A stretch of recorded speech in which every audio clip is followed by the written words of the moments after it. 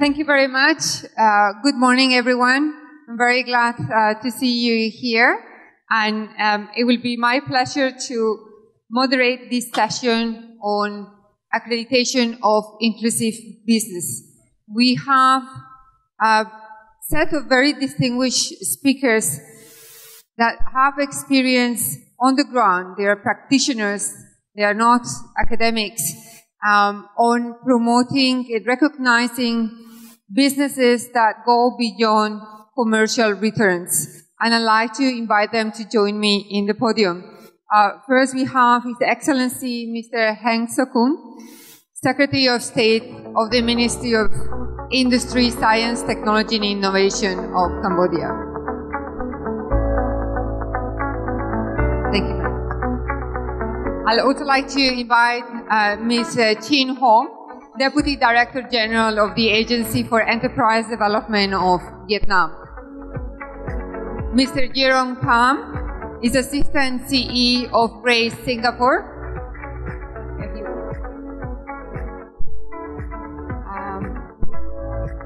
We also have Mr. Tony Widanarso, Urban Transformation Lead from the World Benchmarking Alliance.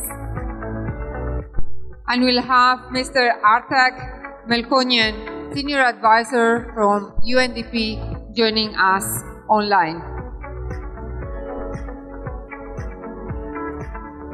Can you hear us, Artak?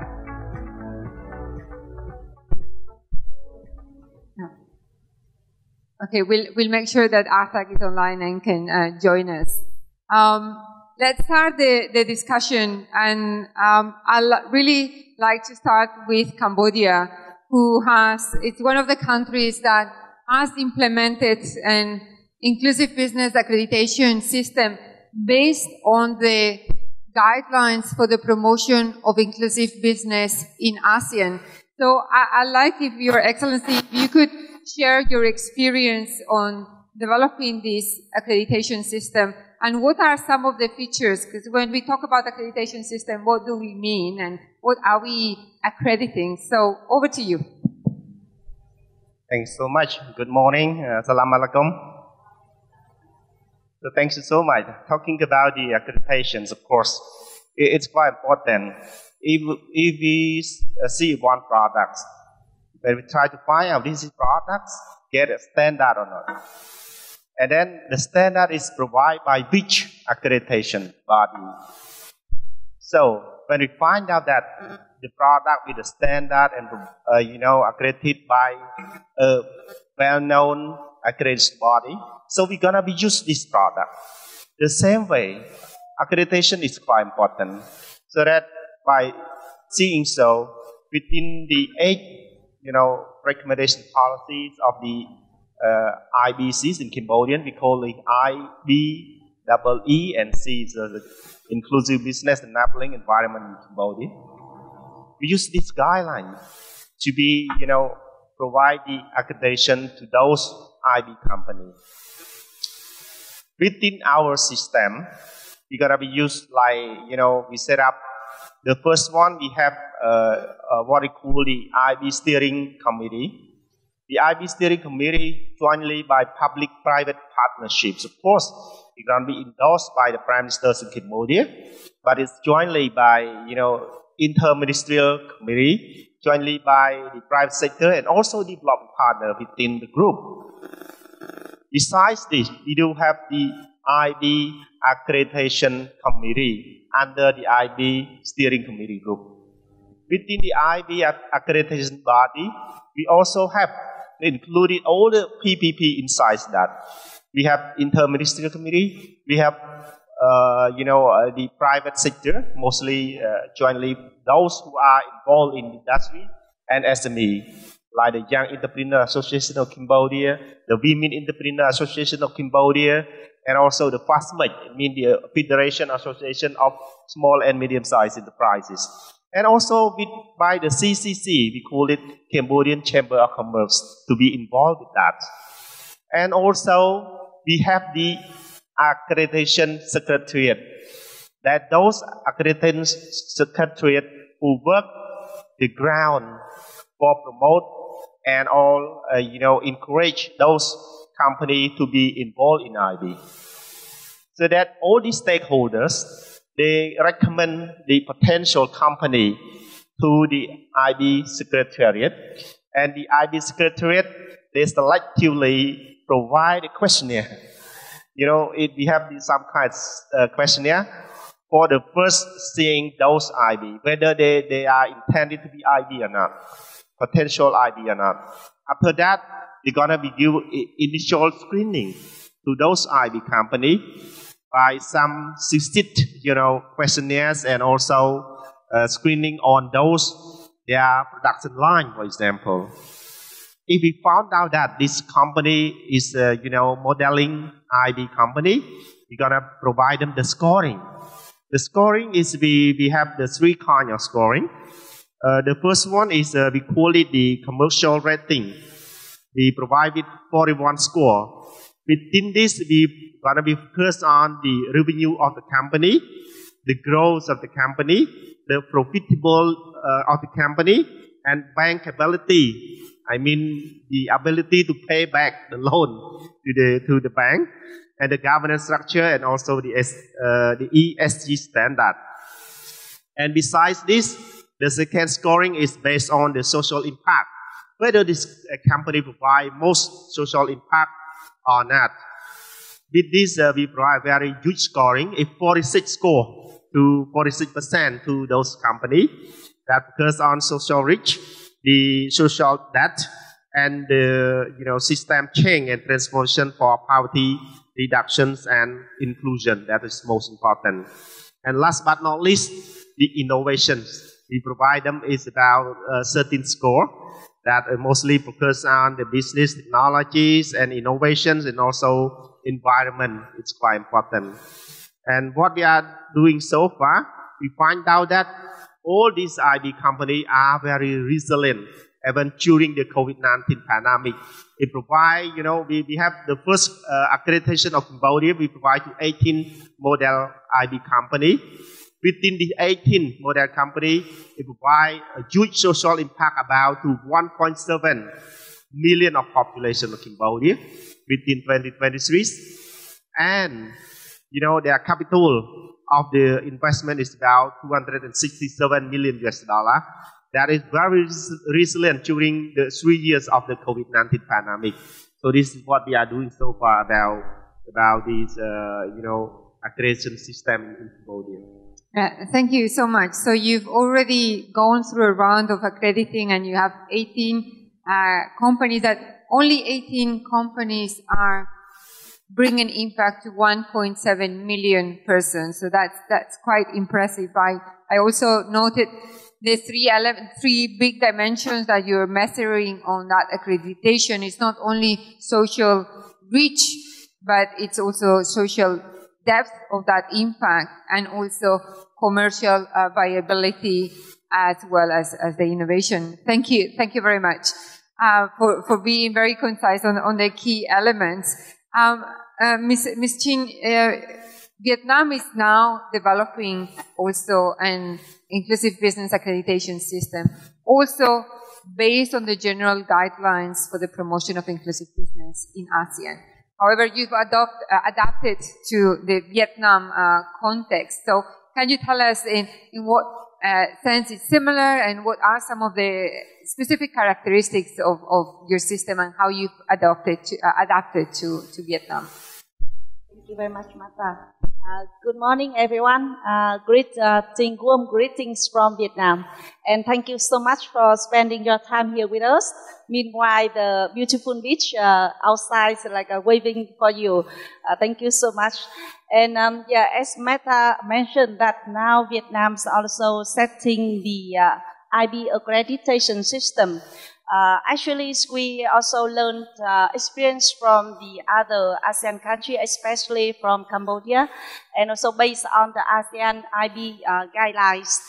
We, with the support from the ESCAP and Millennium Gate Foundation, we setting up the IB accreditation system. Basically, it also follow the IB ASEAN guidelines. There are three main group measures in the IB system, accreditation system. The first one is for the commercial viability, and the second one is social impact. And the third one is about the innovation. Innovation here is not only refer to the technology innovation, but also innovation in environmental protection and also the social impact. We also cooperate with the private sector to implement this IB accreditation system. I think that is very similar with Cambodia. It's a PPP, public and private sector partnership to implement it. But the difference here is I think that in Vietnam we decentralized the IB accreditation system. We have 60 provinces level authorities at the 60 provinces. So we decentralized to the provincial, and we also let the business association to use the accreditation system to screen the IB first, and then we can send the result to the center level for the final review and accredit for the IB inclusive. And now we also developing the IB toolkit so can help the inclusive business themselves can evaluate by themselves, and also have the other business support association to have the toolkit to measures for their members and to join the IB accreditation system with the government sector. Yeah. Thank you. And can you tell us a bit about what are your next steps to implement the IB accreditation system? This IB toolkit and also the IB accreditation system now is finalizing, and we are planning to conduct the IB accredited pilots in the fourth quarter of this year. And hopefully that end of this year we can have the final result for the first batch of the IB accreditation. Yeah. Okay, excellent. So good to see that there will be a pilot to test the system before expanding it more. And a big difference is on how decentralized your approach is. So there's a first layer of screening by business associations at the local level. Thanks very much. I'll now ask Jerome. You work on the promotion of social enterprises in Singapore. So maybe tell us a bit, what's the role that accreditation plays and registration of social enterprises plays within the broader work that you do on promoting social enterprises? Because I imagine accreditation is or registration is only one element, and maybe which is the framework that you use at RAISE to measure impact. Over to you. Thank you, Marta. Thank you, Marta. So I think first to start off, I think at RAISE, right, we do not have an accreditation framework per se. It's more like a registration or qualifying framework for social enterprises, because I think right from the onset, we decided to take a more bottoms-up approach to how we assess and measure impact, to understand what the social enterprises, what kind of impact do they do, and do a broad survey of it, and from there create a framework out from the bottoms up instead of a top-down approach. But having said that, once we create the framework, I agree with you, a qualifying framework sets the foundation for the rest of the work of RAISE in terms of, say, impact investors, working with corporates, and so on and so forth. But the framework itself, right, we adopt something called the IAP approach, whereby talk about intentionality, I for intentionality, that the social enterprise founder needs to be has to be intentional about the impact he creates. So this should be embedded into the mission and values of the business. A for additionality, that beyond just financial reporting, there has to be reporting on the social matrices. So this is to ensure traceability for accountability.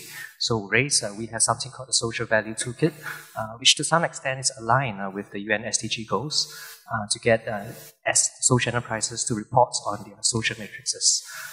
And finally, beyond additionality, is about proportionality. It's not just the fact that you're doing impact, but how much impact you're doing. So at RAISE, right, our impact matrix qualifying matrix is that you should do at least 20% to qualify as a full member of RAISE. Beyond that, I mean, we can work towards those targets. So the framework, or the qualifying framework, sets the foundation, and subsequently allows RAISE, right, to extend our networks to these social enterprise. If a corporate wants to do good, they want to go beyond CSR to be more intentional about their impact. For instance, to procure from a social enterprise, because this could be scope 3 of the ESG reporting. I can actually say, hey, I have this social enterprise in my membership framework. They're doing this is the impact they're reporting, and you could actually work with them. I may have an impact investor who's interested in follow-on financing and wants to support, say, wants to invest in social enterprises. You are part of my qualifying framework. I have previously funded you. I could actually link you up with an impact investor. In fact, that's what happened yesterday. I mean, Marta, you told us to identify a couple of social enterprises in the agriculture sector, and they, in fact, met up with quite a few investors yesterday. So this is one of the advantages of a qualifying or accreditation framework. It sets the foundation to grow and promote IBs or impact enterprises in general. Yeah. Thanks very much, Jurong, in highlighting how accreditation is one of the elements measuring is one of the elements to support the growth and development of these impact businesses. I'll now like to go back to Artak, who is joining us online. And accreditation is very much linked with measuring impact. And Artak and the UNDP has strong wide experience in supporting firms to measure and manage impact, and on encouraging more broadly the measuring and managing of impact. So, Artak, I'd like to, if you could share with us some of the tools that are available for firms to measure their impact and some of the work that UNDP has been doing in this area. Over to you. Thank you, Marta. Yes, UNDP has been looking at the area of impact measurement and management in the context of SDGs, because this is the context of how we look at and interpret the impact of the private sector as well. A couple of issues vis-a-vis that. Well, first of all, what is available? We have developed impact standards, so-called SDG impact standards for asset clusters. Because when we talk about the enterprises, there are several clusters of that. We deal with startups, we deal with co-ops, we deal with SMEs, we deal with companies, corporates, multinationals, listed companies. So each of those clusters are usually or is operating in a specific area of finance, right? And use different financial tools and different types of investments. So what we try to do, we try to come up with standards for each type of what we call asset classes. So we have developed impact standards for the enterprises, for investors, from private equity, from VC funds. We develop standards for both as well. So that's one aspect. Those standards are available online. People are seeing it not only investors, which are those players which are classified as impact features or even inclusive, but also the best of the players which try to implement in their strategies, in their missions. We do have a special platform available to the enterprises. It's called Impact Lab of Business Compassion. That is our ecosystem initiative, global one. And in that platform, any enterprise can go register itself and go through a set of questions, set of analysis, for example, AI behind it. And the platform serves the purpose of helping the enterprises to basically do some assessment of their impact in the context of SDGs, how much they contribute towards it. So what we try to do, we try to sort of move away from this concept of, I'll say that, SDG tagging, saying, okay, I'm this or that SDG, just showing those nice colorful tiles, towards the understanding how much is that contribution, sort of what the efforts are producing, so what good is generated, and parameterize the impact, and then start measuring progress towards achieving that parameterized impact, which becomes one of the corporate targets. We have a special course developed jointly with Duke University, and the course is available through Coursera website. It's free, so everybody can go and take an introductory course on impact measurement and management. Now, for more sort of advanced we do have a special offer called Impact Advice, through which we engage with enterprises and help them to integrate impact at each business processes. Now, according to our standards, the impact element is to be integrated at the level of strategy, the level of governance, at the level of operations and management, and only then at the level of transparency and reporting. So this is one of the key elements and key points that we are, advocating, and that is also the major distinguishing sort of feature between what UNDP's UN system is proposing vis-a-vis the rest of the system. So reporting comes only at the end. And the last point is that we do have also a special effort, which we are helping to train the business service providers who can work with enterprises in scaling up this concept. So we have a special accreditation program for business consultants and business auditors who are there not only advise on how to implement the impact model, how to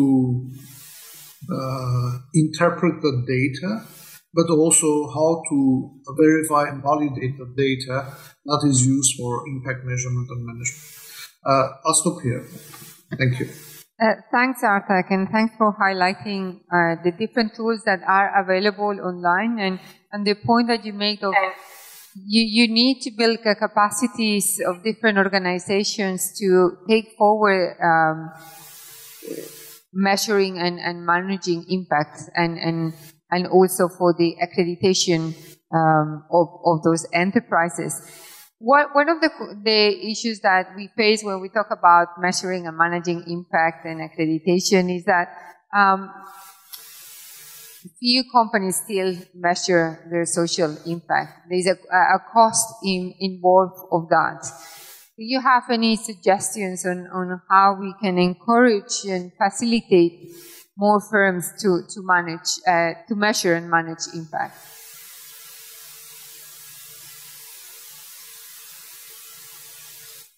Sorry, to Artak. Sorry, please.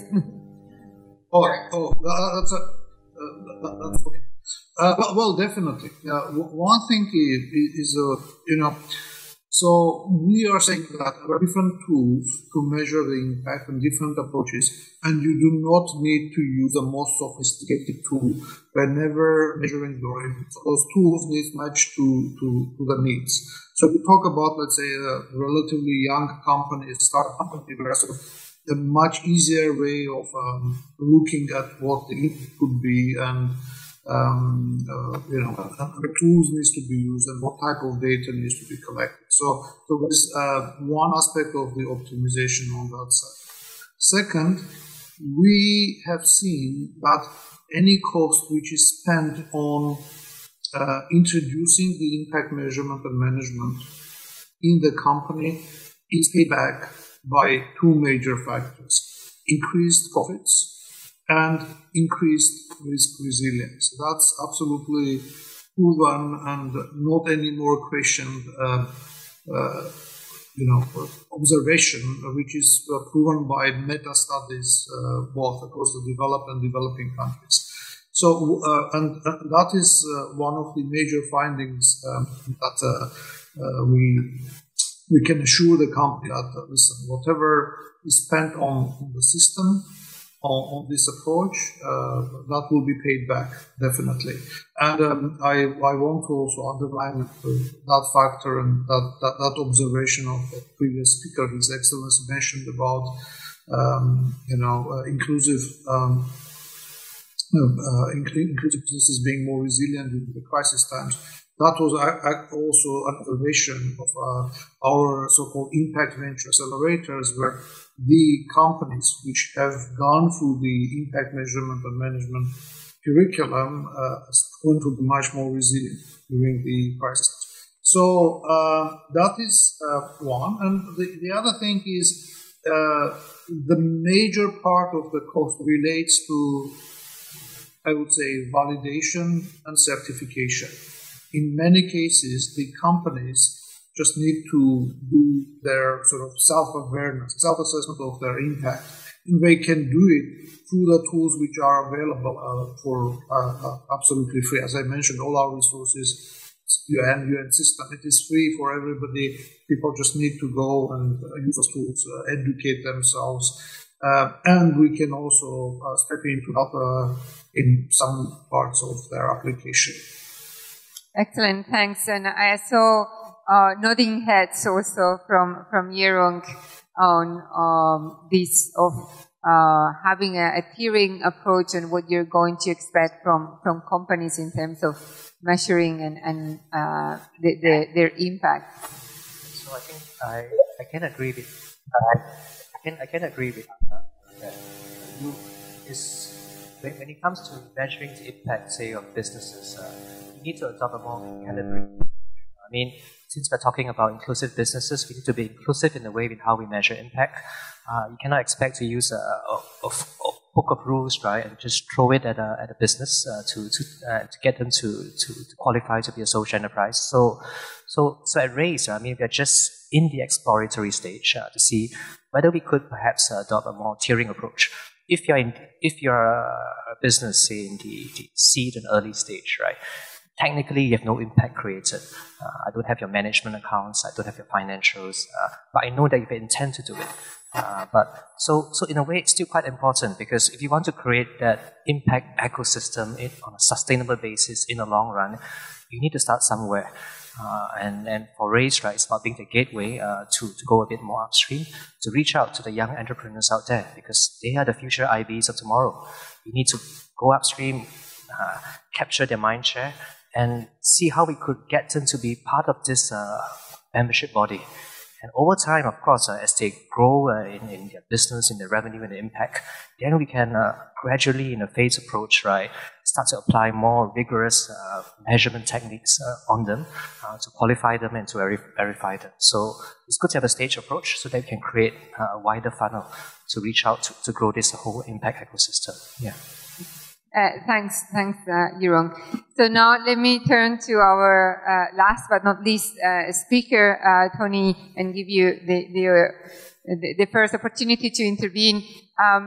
So the World Benchmarking Alliance developed benchmarks that compare companies' performance against the SDGs. So maybe if you can share exactly what that means and how you encourage then companies to measure and manage their impact as well.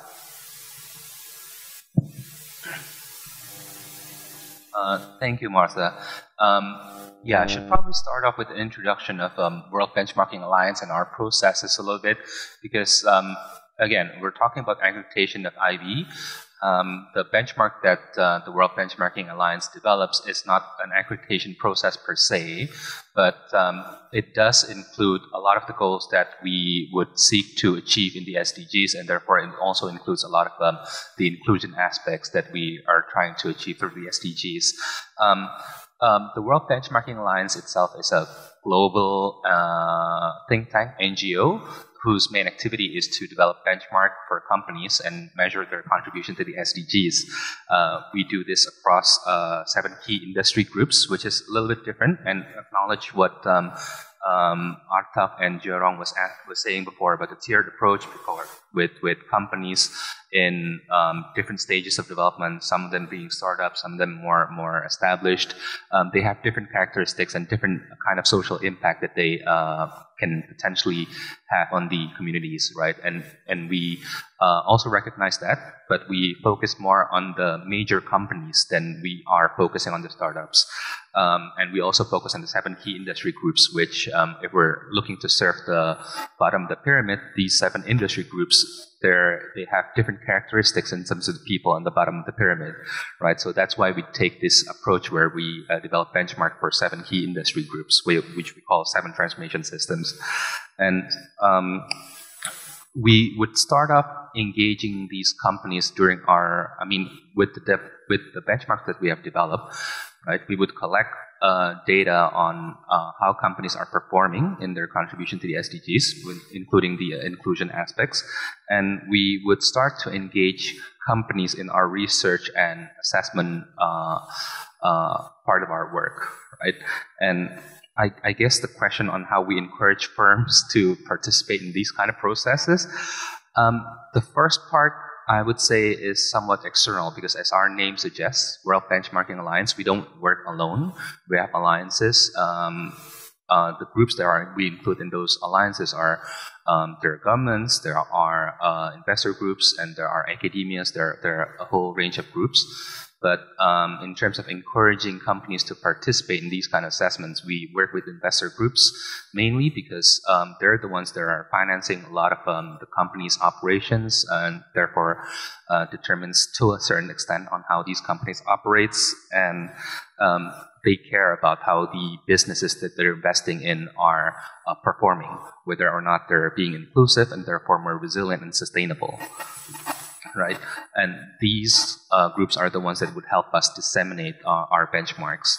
The second one is that once we are done with our benchmarking exercise, right, we would publish the results of our benchmark in the form of scorecards and rankings, right? And what we found is that to incentivize companies to participate in these kind of processes, the companies that have already participated in the first round of assessment actually plays a very important role, right? Because once companies see that their peers are performing well in one of these assessments, for example, in this case, the IB assessment, right? There's this incentive, I wouldn't say incentive per se because it's not monetary, it's more recognition, right? When companies see that their competitors are doing well in certain respects, they would actually try to follow suit in the next round of assessments, right? In that sense, the benchmarking process and the assessment, the accreditation process itself has the potential to incentivize companies to compete for the good, for the betterment of social impact achievements.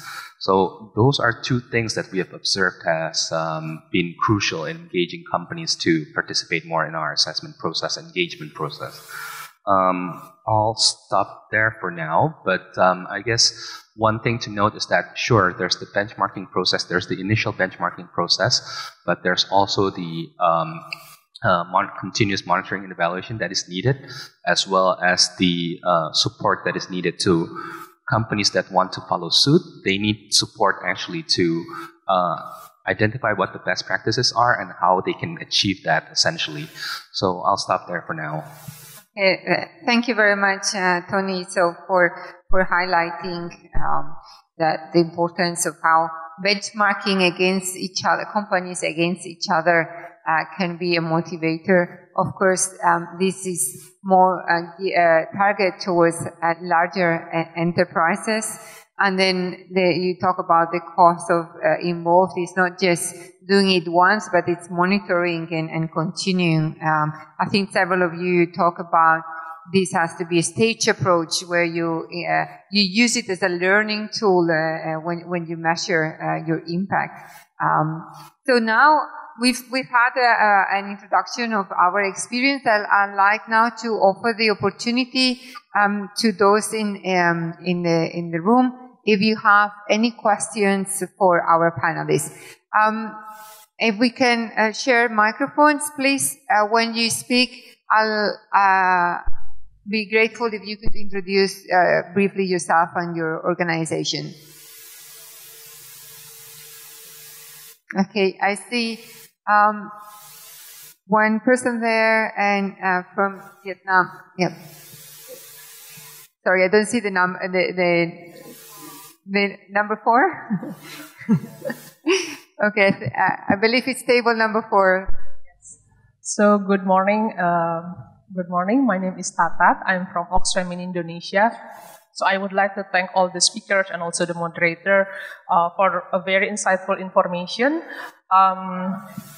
Also, my first question is on the about that IB accreditation system is indeed a one step forward, especially toward the implementation of more inclusive, responsible, and also sustainable business in Southeast Asia.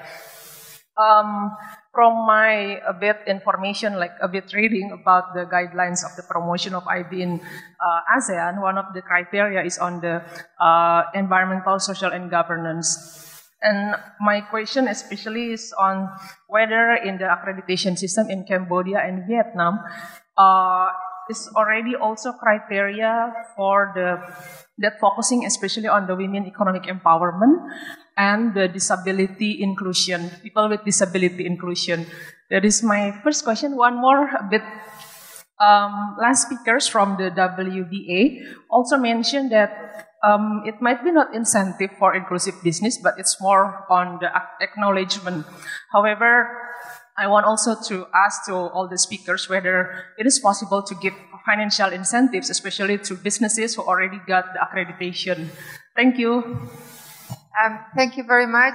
I'll take one more question and then we'll ask the speakers.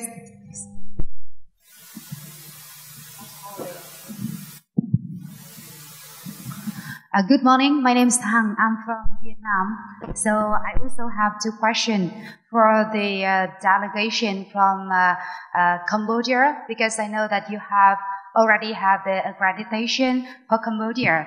So can you share with us that when you run the system, so who will support for the company that got the certification from the accreditation from Cambodia government? And after that, when they got the certification, so what is the support from the government for their IB companies? Yeah, so this is the first question for the representative from Cambodia. So I also have another question for the delegation from Singapore. So I know that you come from a company that conduct for the company, the IB company in Singapore. So can you share with us that how you will support and accompany with the IB company in Singapore so that they can be more inclusive? And maybe I'm not sure that you have the accreditation in Singapore, but do you have any of the service regarding to this? So thank you. Okay, so we have several questions related, and I'm also going to read a question that we have received from online participants from Bantu Chon. Good morning, Bantu, from Cambodia, and who works also in the Ministry of Industry, Science, Technology, and Innovation. To be brief, it's the key question is there any government to consider offering a unique tax incentives to encourage more inclusive businesses once an inclusive business is qualified or accredited? And how such kind as that offer of tax incentives could attract more businesses? So those are very good sets of questions. Let's start by the first one of how you, within the IB accreditation system, you include women economic empowerment. You introduce that in the assessment of the inclusivity of the business, and how you also include persons with disability.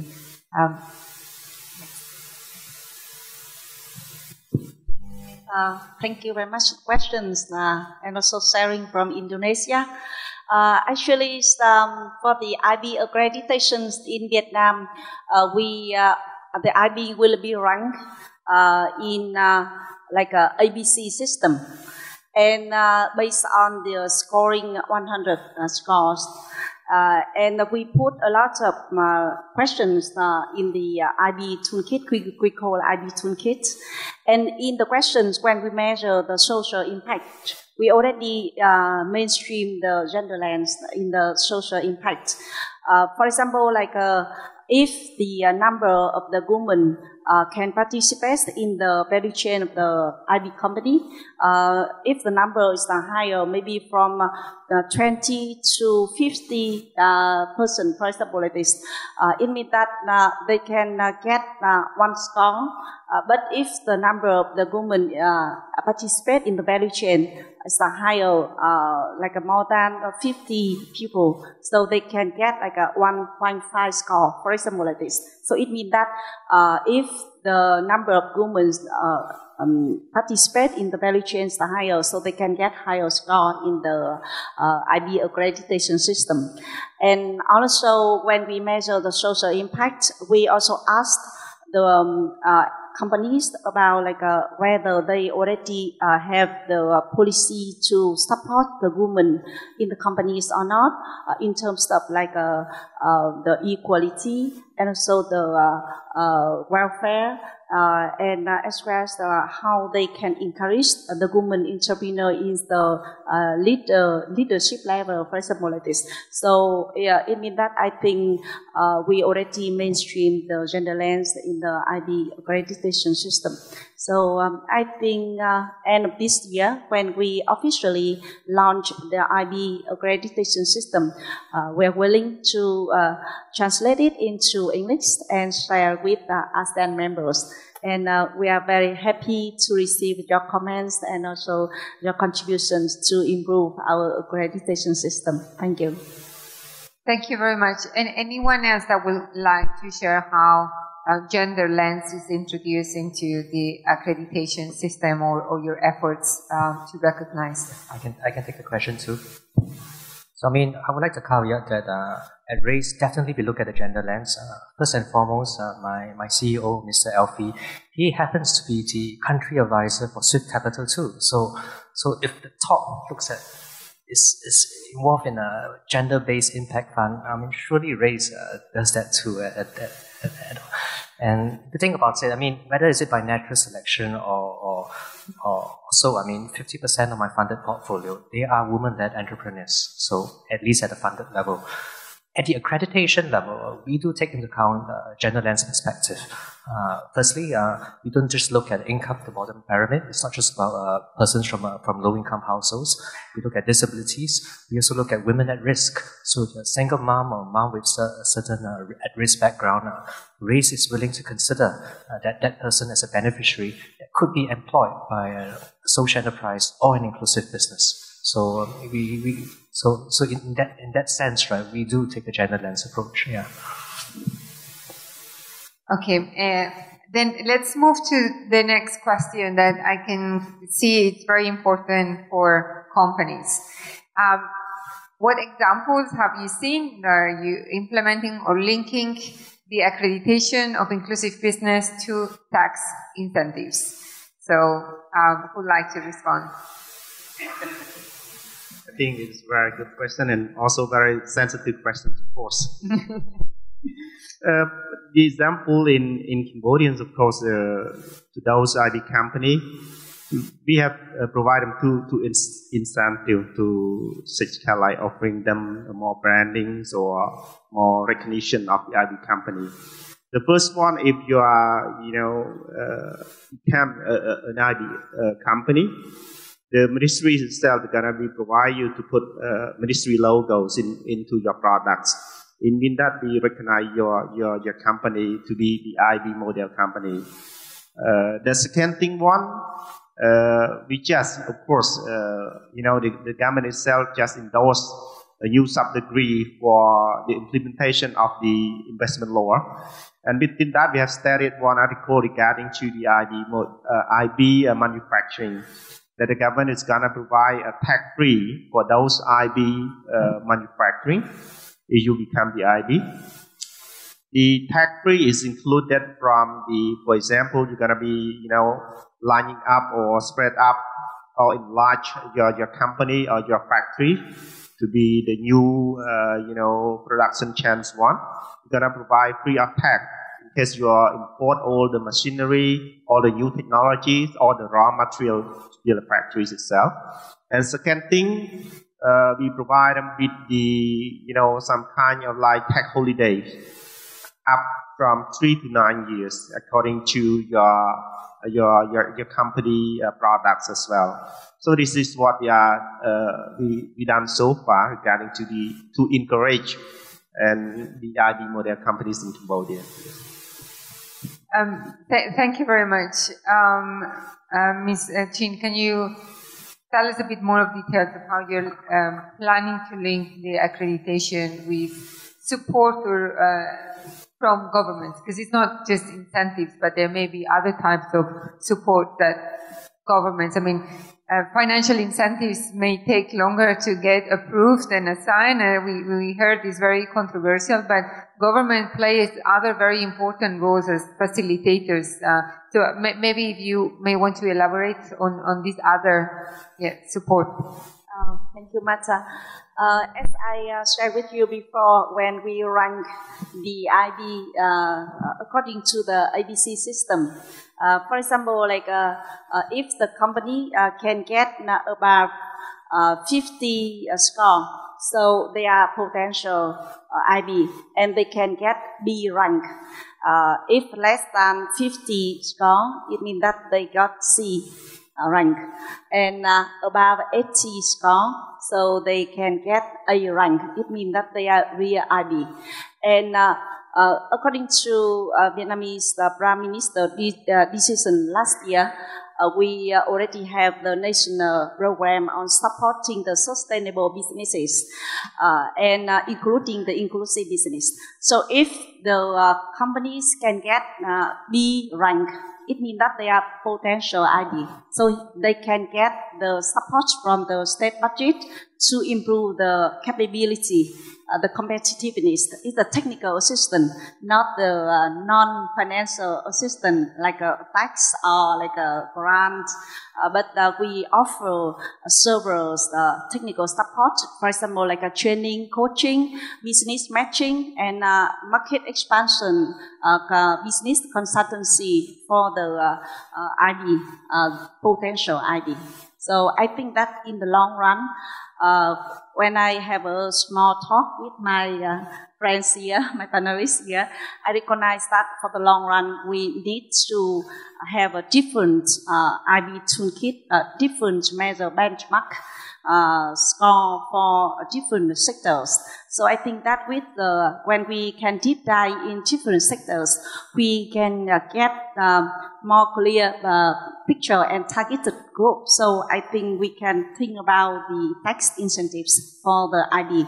I think that is more easier and more convenient for the government when we can regulate the IB incentives policies in the aligning with the investment law. Because in the investment law, we already regulate several tax incentives for different sectors we want to encourage the people to invest in. Thank you. Excellent. Thanks very much. So, when it comes to tax incentives, right, you can look at it from both the demand side and supply side. So I think right now, my fellow panelists have talked about incentives from the demand side, basically companies, IB companies enjoying tax incentives. I think in Singapore, the Monetary Authority of Singapore just announced, in July, on tax incentives on the supply side of capital. How to catalyze private sector financing into IB businesses or impact businesses. So I think for every $1 of concessionary capital that's being deployed to a potentially impactful, perhaps organization, it's considered as $2 of investment capital that's been deployed. So this is something we can consider. Over demand and supply side. Yeah. Okay, thank you very much. So there's a different support. The governments may not just be strictly tax incentives or direct. The last question that I had is for Singapore, for Jerome. How is RAISE supporting those companies that are recognized in your case as social enterprises? So I think it goes back to the whole basis of the qualifying and registration framework. So once a company is considered a member of RAISE, right, then we can extend a range of support and services to these social enterprises or IBs. For instance, funding is one lever that we have. That we do provide, say, first loss capital or grants to these social enterprises. The intent is not too dissimilar from tax incentives, but to help them with the initial cash flow runway and to help them to scale both their business and the impact. So funding is one lever that we have. Other levers including capacity building. Most of these businesses are good at their business. We don't teach them the business 101. But what we do is to help them to improve on their measurements of impact. How can you integrate impact more tightly into your business model to do workplace redesign and so on and so forth. And beyond just capacity building and fundings, of course, it's the networks that we extend to these social enterprises and IBs, connecting them to impact investors, connecting them to corporates who may be interested to integrate an IB into their overall supply chain, and even linking them up to other government bodies who may be interested in working with social enterprises. So it's about creating this whole ecosystem beyond just qualifying a social enterprise. Yeah. Okay, thank you. Yes, again, remarking the importance of creating an enabling ecosystem. Accreditation is only one element, but you need access to finance. You need to understand how you can fine-tune your operations to bring more social impact. You need to understand what are social needs in your location and what is the commercial opportunities there. Artak has shared some also additional pointers of examples of tax incentives provided to firms that have an impact that support several of the SDGs. Artak, I'll pass the floor over to you so you can share. Thanks, Marta. See, the key point, again, resonating with the previous speaker, we can provide those incentives, and government do that, not waiting for having accreditation scheme. Separate, discrete elements of inclusivity could be encouraged and incentivized, and we've seen that both in developed countries and developing countries. So, some examples that I just put in the chat. India provides tax incentives for salaries and other aspects related to employment of women. The same approach is there in Kenya. Or let's say Brazil or South Africa, we provide incentives whenever employment or engagement, meaning supply is coming from vulnerable groups or previously disadvantaged communities, amongst the stakeholders of any particular business. So. Specific elements could be incentivized without waiting until the fully fledged and certified accreditation does happen. So that is the main message, and there are many examples of doing that. The most, on the other hand, the most extreme case is then governments come up with even special legal forms for inclusive businesses. Like in the US, We were talking about for-profits, we were talking about non-for-profits. So we established a new concept of for-benefit company, which is a new type of legal entity, which is like a form of accreditation, if you wish, but it's not an accreditation. It's actually right from the registration. Your business is positioned as a for-benefit company. So that's probably the other extreme case of the accreditation concept. Over. Thanks very much for those nuances and examples of other countries beyond ASEAN and how they're discreetly providing incentives to very specific, powerful areas to support the SDGs. Let me check with the floor if we have any more questions before I move to a second round. Yes, the gentleman, Oscar. Thank you. My name is Oscar. I'm from Oxfam, Cambodia. I just had a question for the delegation from Vietnam. In the beginning, you mentioned you were already putting together a decentralization process for the accreditation. So I'm just wondering how you're doing that, and do you see that being challenging in terms of maintaining the quality and of the assessment, etc. I'm not sure if the question makes sense, but I'm happy to.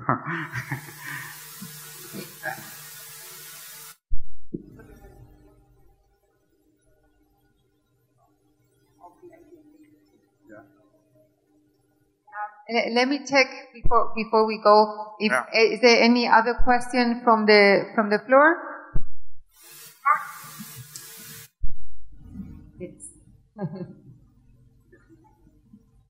I'm here in the front table.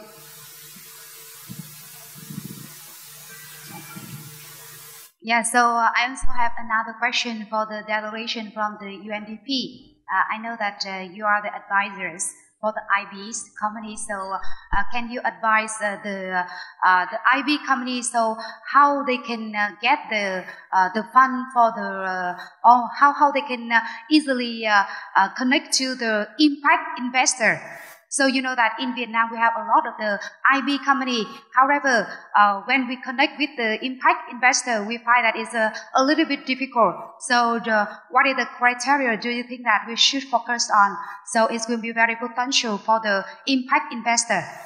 Thank you. Okay, thanks very much. Two very good questions. So the first, Ms. Chin, if you could elaborate a bit more on your decentralization process and how you're going to go about that. Thank you very much. The question from Cambodia. Why we have to decentralize the IB accreditation system in Vietnam? Why? Because nationwide now we have more than 800,000 SMEs. And among them, I'm sure that many of them are IB. So how, and also potential IB. So how we can support them? And the questions already put us to find the answer. So we think that if we conduct the IB accreditation system at the central level only, we cannot reach out for many IB. So that's the reason why we need to decentralize it. To decentralize it, it means that we, the central level, my agency, we with the technical support, actually with the technical support from ESCAP and Bill Melinda Gates Foundation, we develop an IB toolkit. And that IB toolkit will be put into the e-version, and we upload it on the portal of my ministry. And others, key stakeholders in the ecosystem, for example, the IB support business organization, or the provincial authorities, they can download and they can use it to measure the enterprises, the companies in Vietnam, around Vietnam.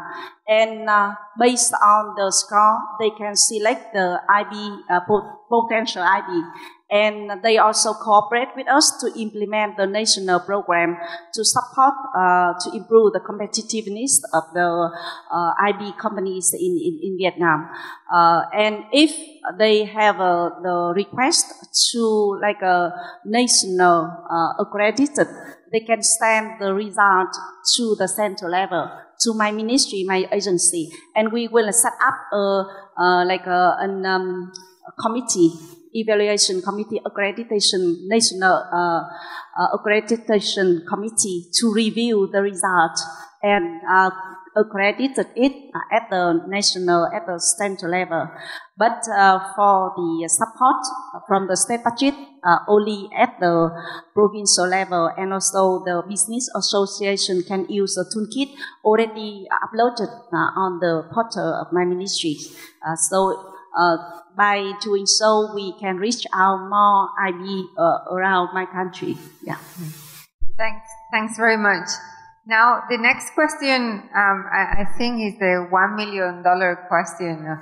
Which are the key benchmark indicators to focus on to get more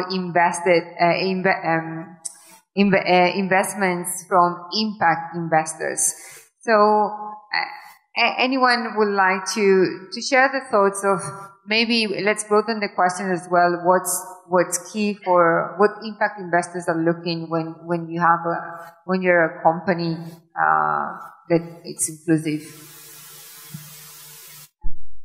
Jerome, you have a lot of experience on the ground on matching companies and investors. I think that this is really like a matchmaking game, and it's not something you cannot take a very cookie cutter approach to this things, definitely, because every impact investor comes in different form and shape and size.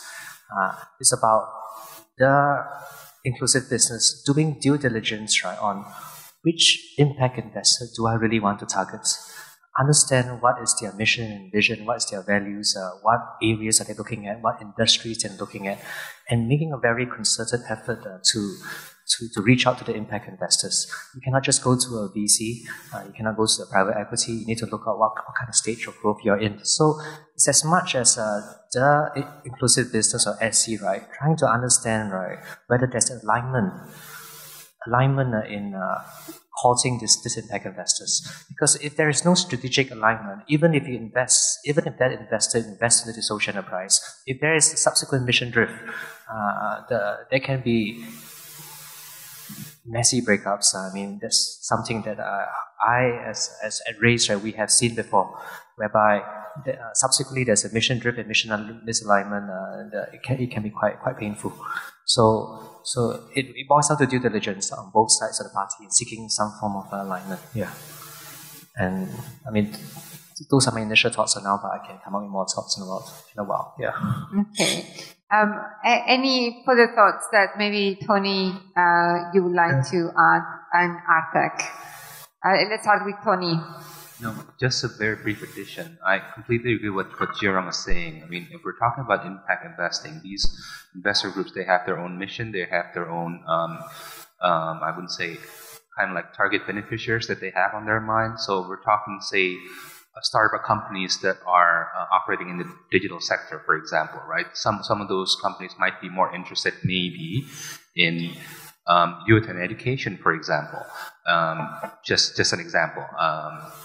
Or some of the impact investing investors that are more interested in agricultural products, for example. So agree. It's very much about matchmaking. It's about identifying the benefit, the impact that the impact investors themselves want to achieve, and then matching it to the appropriate business by sector, by scale, by stakeholders, by many other factors, I imagine.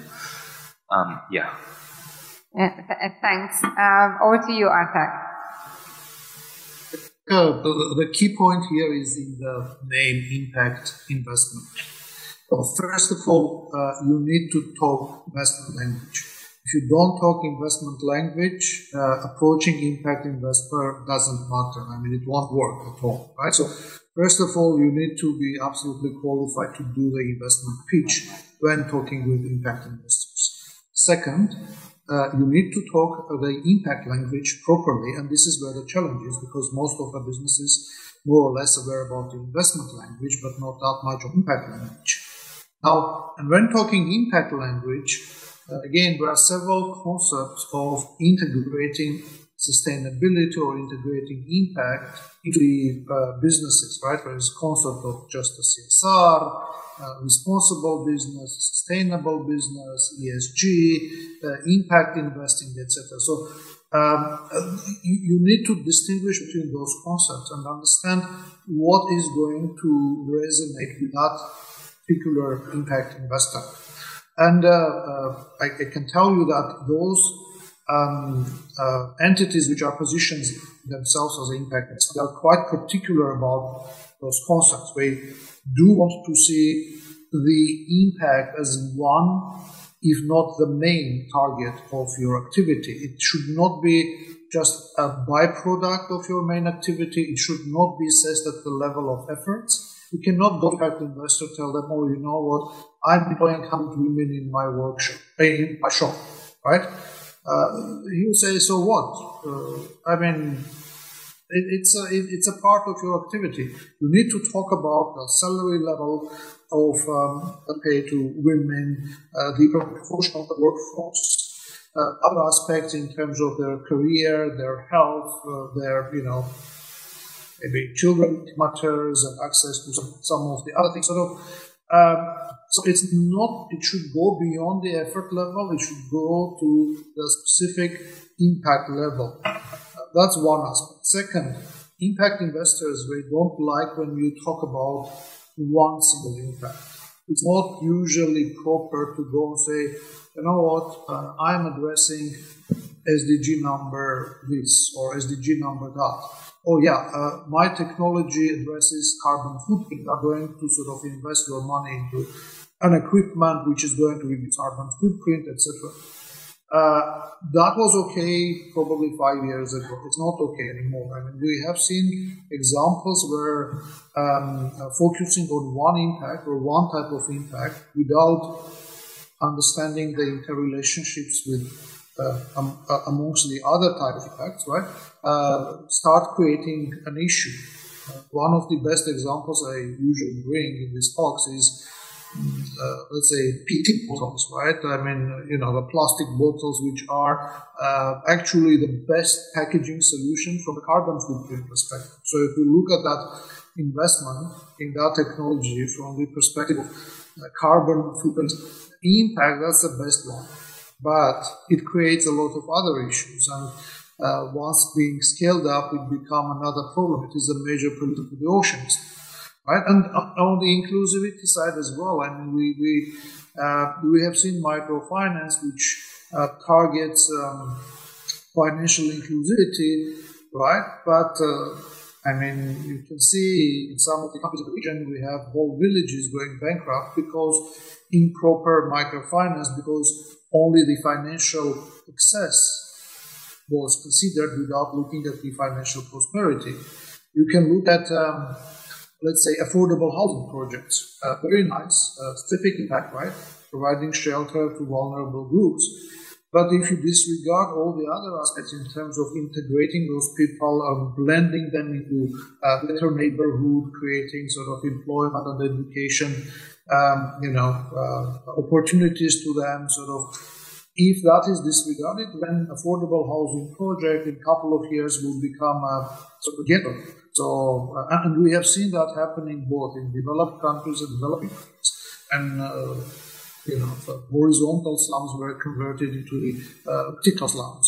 So this is the type of things that you need to understand about impact when talking impact, because most probably impact investors will be sort of looking at those things, how much you as an enterprise understand those aspects, or it's just you decided to label you as impact or each business and to just approach them. Right? So, and those aspects are there. I mean, there are a lot of materials around that, both NDP, as I said, all the materials are available online. There is a special course in Coursera, free, and it takes about 10 sessions to go through that. There are online platforms, again, from UNDP and from other providers, from UNGC, which are helping enterprises to come to that understanding and properly pitch the enablement to the impact investors. Well. Thanks very much. And I think this is a very comprehensive and holistic answer. You need to know your investor and know how you build impact. And I think this is, for me, one of the reasons why inclusive business coaching is so important, because it's different from business coaching. It brings the dimension that you need to understand how you create impact, how you create development. So it comes a more of a developmental perspective into the operations of a business, and that often is not in the mainstream business operations or business advisors. It's a different set of knowledge that requires that is needed to understand how to create impact. Jeroen, you wanted to complement this? Yeah. So I mean, just adding on to that point, I mean, the term impact investing, right, is actually one spectrum of the whole continuum of impact financing. So it's also important for the IB to think about the different pools of capital out there.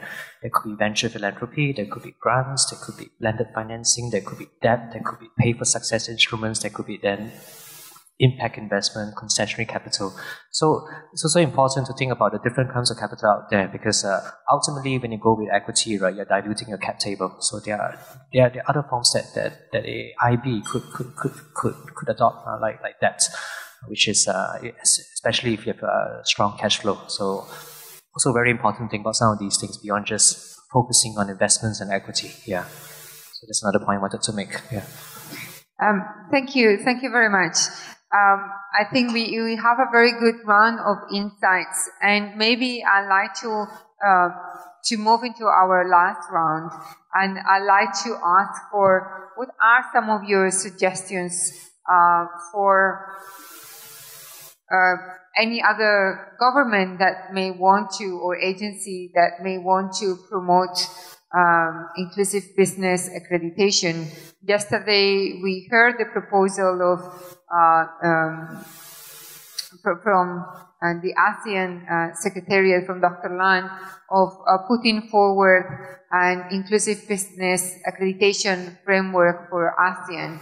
It is clear that a number of governments are recognizing the importance that these mechanisms bring for promoting inclusive business. So if we are going to move into that direction from Cambodia and from Vietnam, that you've already taken steps very clearly on setting and accrediting inclusive business models, and from Singapore, where you're registering social enterprises, what will be, from your experience and your lessons learned, what would you like to share with your fellow government officials and representatives?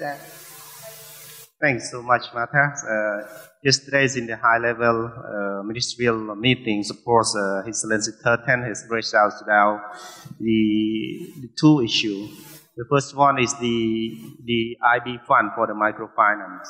That is also quite useful as what is some kind of like incentive or whatever like that we can provide for those IB model company.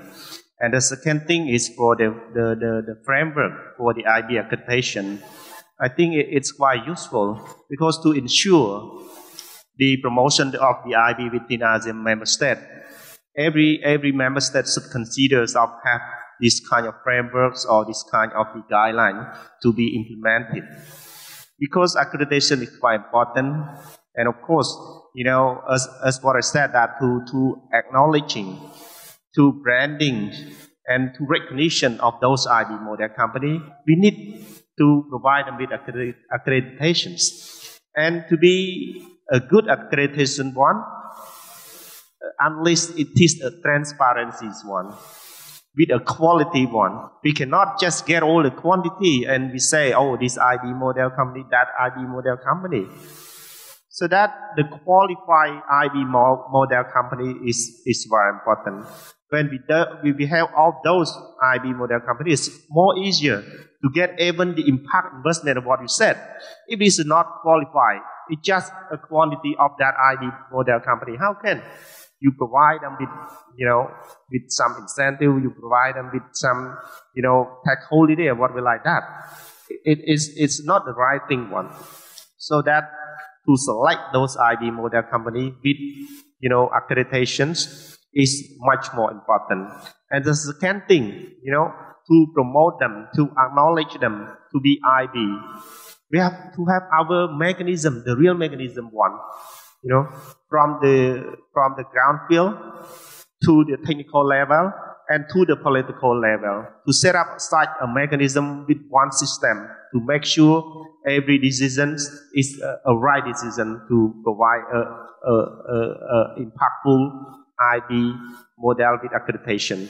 And second thing, we also should consider about the green economy, into the accreditation system, because to ensure, especially to make them sustainable or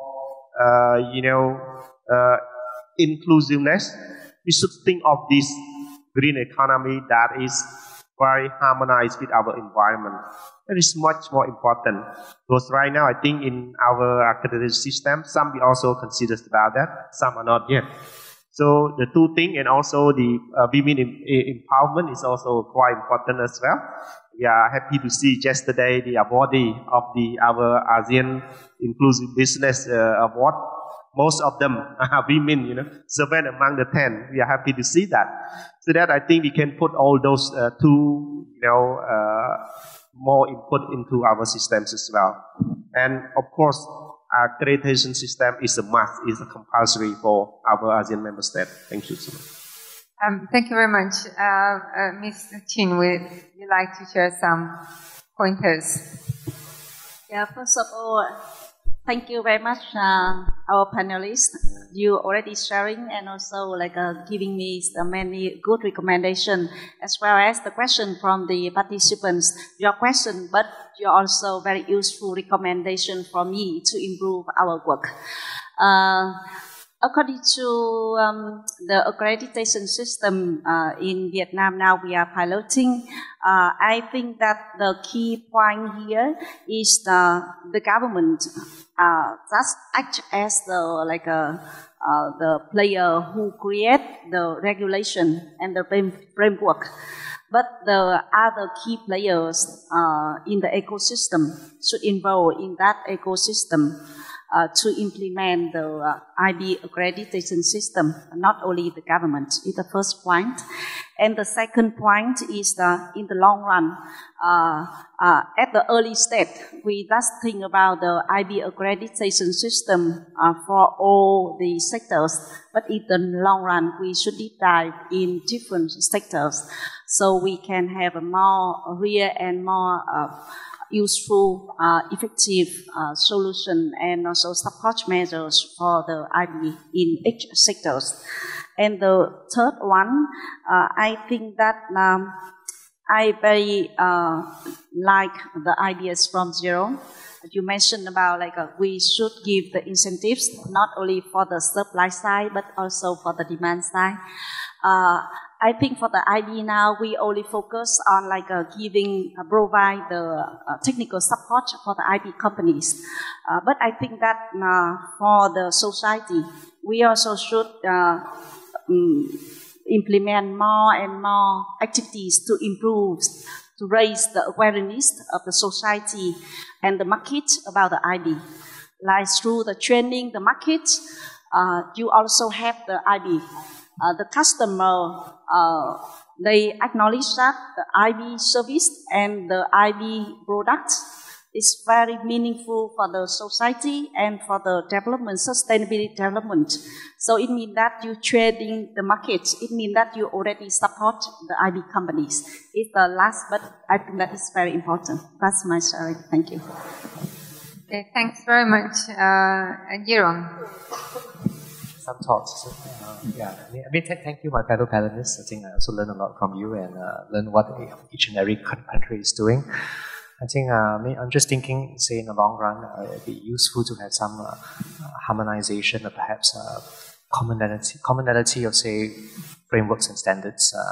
I think each respective country, it should have their own internal frameworks, but at the end of the day, at the regional level, some form of harmonization would be useful, so that, because at the end of the day, it's one ASEAN common market. How can we speak to each other in an interoperable manner, whether it's impact investors, whether it's governments, or whether it's the companies themselves. I think that'd be useful. Yeah. Thank you. Thank you. Tani.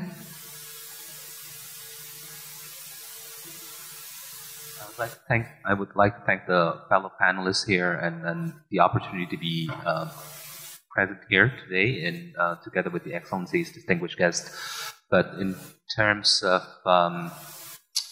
a message, I guess, for governments that are thinking about implementing IBs, I'd just like to re-emphasize my point before on about establishing the assessment. The initial assessment is one thing, right? But then supporting them through technical capacity building, through providing them with better access to markets, investments, with and financial incentive was also mentioned, but we've also all learned today that that's not the only incentives that is available for us to push for more businesses to accredit themselves. But it's those processes that would contribute essentially to the learning that is needed to actually implement this in a more sustainable manner. Thank you. Thank you very much. And Artak, if you have a final word, I know that you have other commitments. Thank you so much for staying here. Any one recommendation you'd like to share? Sorry, we cannot hear you. We don't have the audio from Artak. Yeah, now. Go ahead. Oh, you hear me now? Yes. Okay. So as I mentioned during the presentation, one aspect is, again, we can support inclusive businesses through accreditation, but we can support them even, some elements of that, even if the accreditation is not fully deployed yet. When we talk about accreditation, as I mentioned, it is very important that it is a robust system. And the information provided, data provided by the companies are totally verified and valid. And the companies are guided by players like advisors, UN agencies, etc., regarding the understanding of impact and how to elevate the impact element in their strategies and operations. Third point is that necessarily we need to stick to one concept of what we call impact or businesses. There are several approaches towards that, as was mentioned by me and also different other speakers. There are different concepts here: blended finance, impact investment, venture philanthropy, ESG concept, etc. So there should be a clear understanding of which concept, which approach is applicable to what case, and not necessarily we need to push young companies into encompassing very sophisticated, IB or the impact integration concepts. Thank you. Thank you very much. You've all given a long list of recommendations to take forward, focus on transparency and robust systems, link to other mechanisms to help create the ecosystem. Let's start linking also the environmental sustainability dimension. Bring other players. It's not only the government. I mean, of course, businesses play a fundamental role. NGOs also play experts as well. Maybe a need to raise awareness beyond the converted ones to really mainstream this. And for the future, we may want to aim for more elaborate systems for a harmonization of accreditation and recognition using a common language, and also, of course, very important, the need to have a tiered approach that it's relevant for different stages of development and resources of firms. So with this, I would like to conclude our session with a very, very big applause to our distinguished panelists. It's been a great pleasure to have you here. Thank you for all your practical insights, and thank you very much.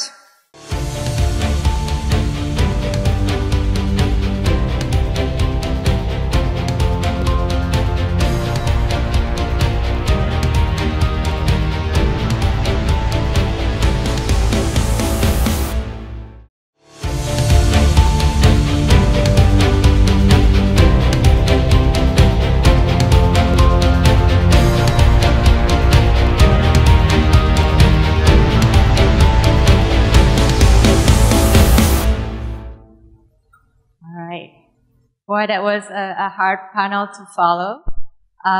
Good morning, assalamu alaikum, and sawadee ka. Welcome all of you today to the panel discussion on sustainability and access to finance. My name is Fai Wechayachai, and I am the head of market development for the Global Steering Group for Impact Investment, or for short, the GSG. At the GSG, our goal is to accelerate impact economies and mobilize capital towards impactful and inclusive businesses. One of our key priorities is to involve stakeholders and impact leaders from around the world to try to push the norm and to move capital from traditional investments towards investments that are intentional, impact-driven, and inclusive. So it is my pleasure today to invite you all and invite the speakers that are coming here to share their experiences. So if you don't mind, if you're the speakers for today's session, if you can join me on the stage, I'd like to invite Mr. Royston Braganza, the CEO of Grameen Capital India, Mr. David Sukasing, the Managing Director of Angin in Indonesia, Ms. Ken Sawari Maharani, the Regional Manager for Sustainable Investment Croatia, and last but not the least, Dr. Julius, the Deputy of Micro Business Affairs, Ministry of Cooperatives and Small and Medium Enterprises, Indonesia. Please.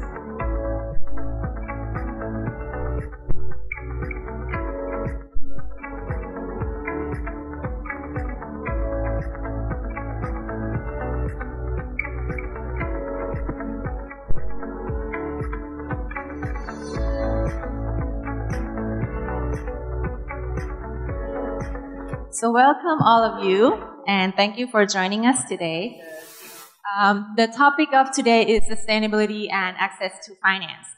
So access to finance, as all of you know or have heard, has been sort of repeatedly identified as one of the main constraints for business to grow. This is especially true for businesses that are trying to innovate or trying to address challenges, especially address challenges in the non-traditional markets, such as those in marginalized communities and in the base of the pyramid. So the session today, we will discuss the link between sustainability and opportunities to receive financing to grow businesses. And it will feature experiences from the esteemed experts here today, from impact investors and funding agencies, on what criteria of financing they provide, what kind of products they have, and their inclusivity and sustainability objectives. So, thank you for joining us. I'd like to actually start, because I know some of us may have to leave and catch the flight, so we won't take too much of your time, and we're kind of in the middle between you and lunch as well. So Royston, maybe if I could start with you. You're from India, and I know that India is one of the inclusive, like the largest inclusive business market in the world. And it's also very mature and very developed in terms of impact investment ecosystem. And you come from Grameen Impact. And Grameen Capital in India is kind of known as the first of its kind in terms of being a financial advisory firm.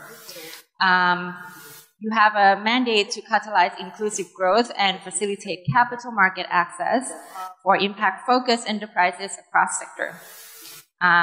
Royston here co-founded Grameen Impact, which is a unique debt vehicle for providing inclusive businesses access to working capital. And correct me if I'm wrong here, but I think the data has shown that microfinance in India has reached about 70 million households since you've launched Grameen Capital. It's a very impressive number. So I think we have a lot to learn from you here.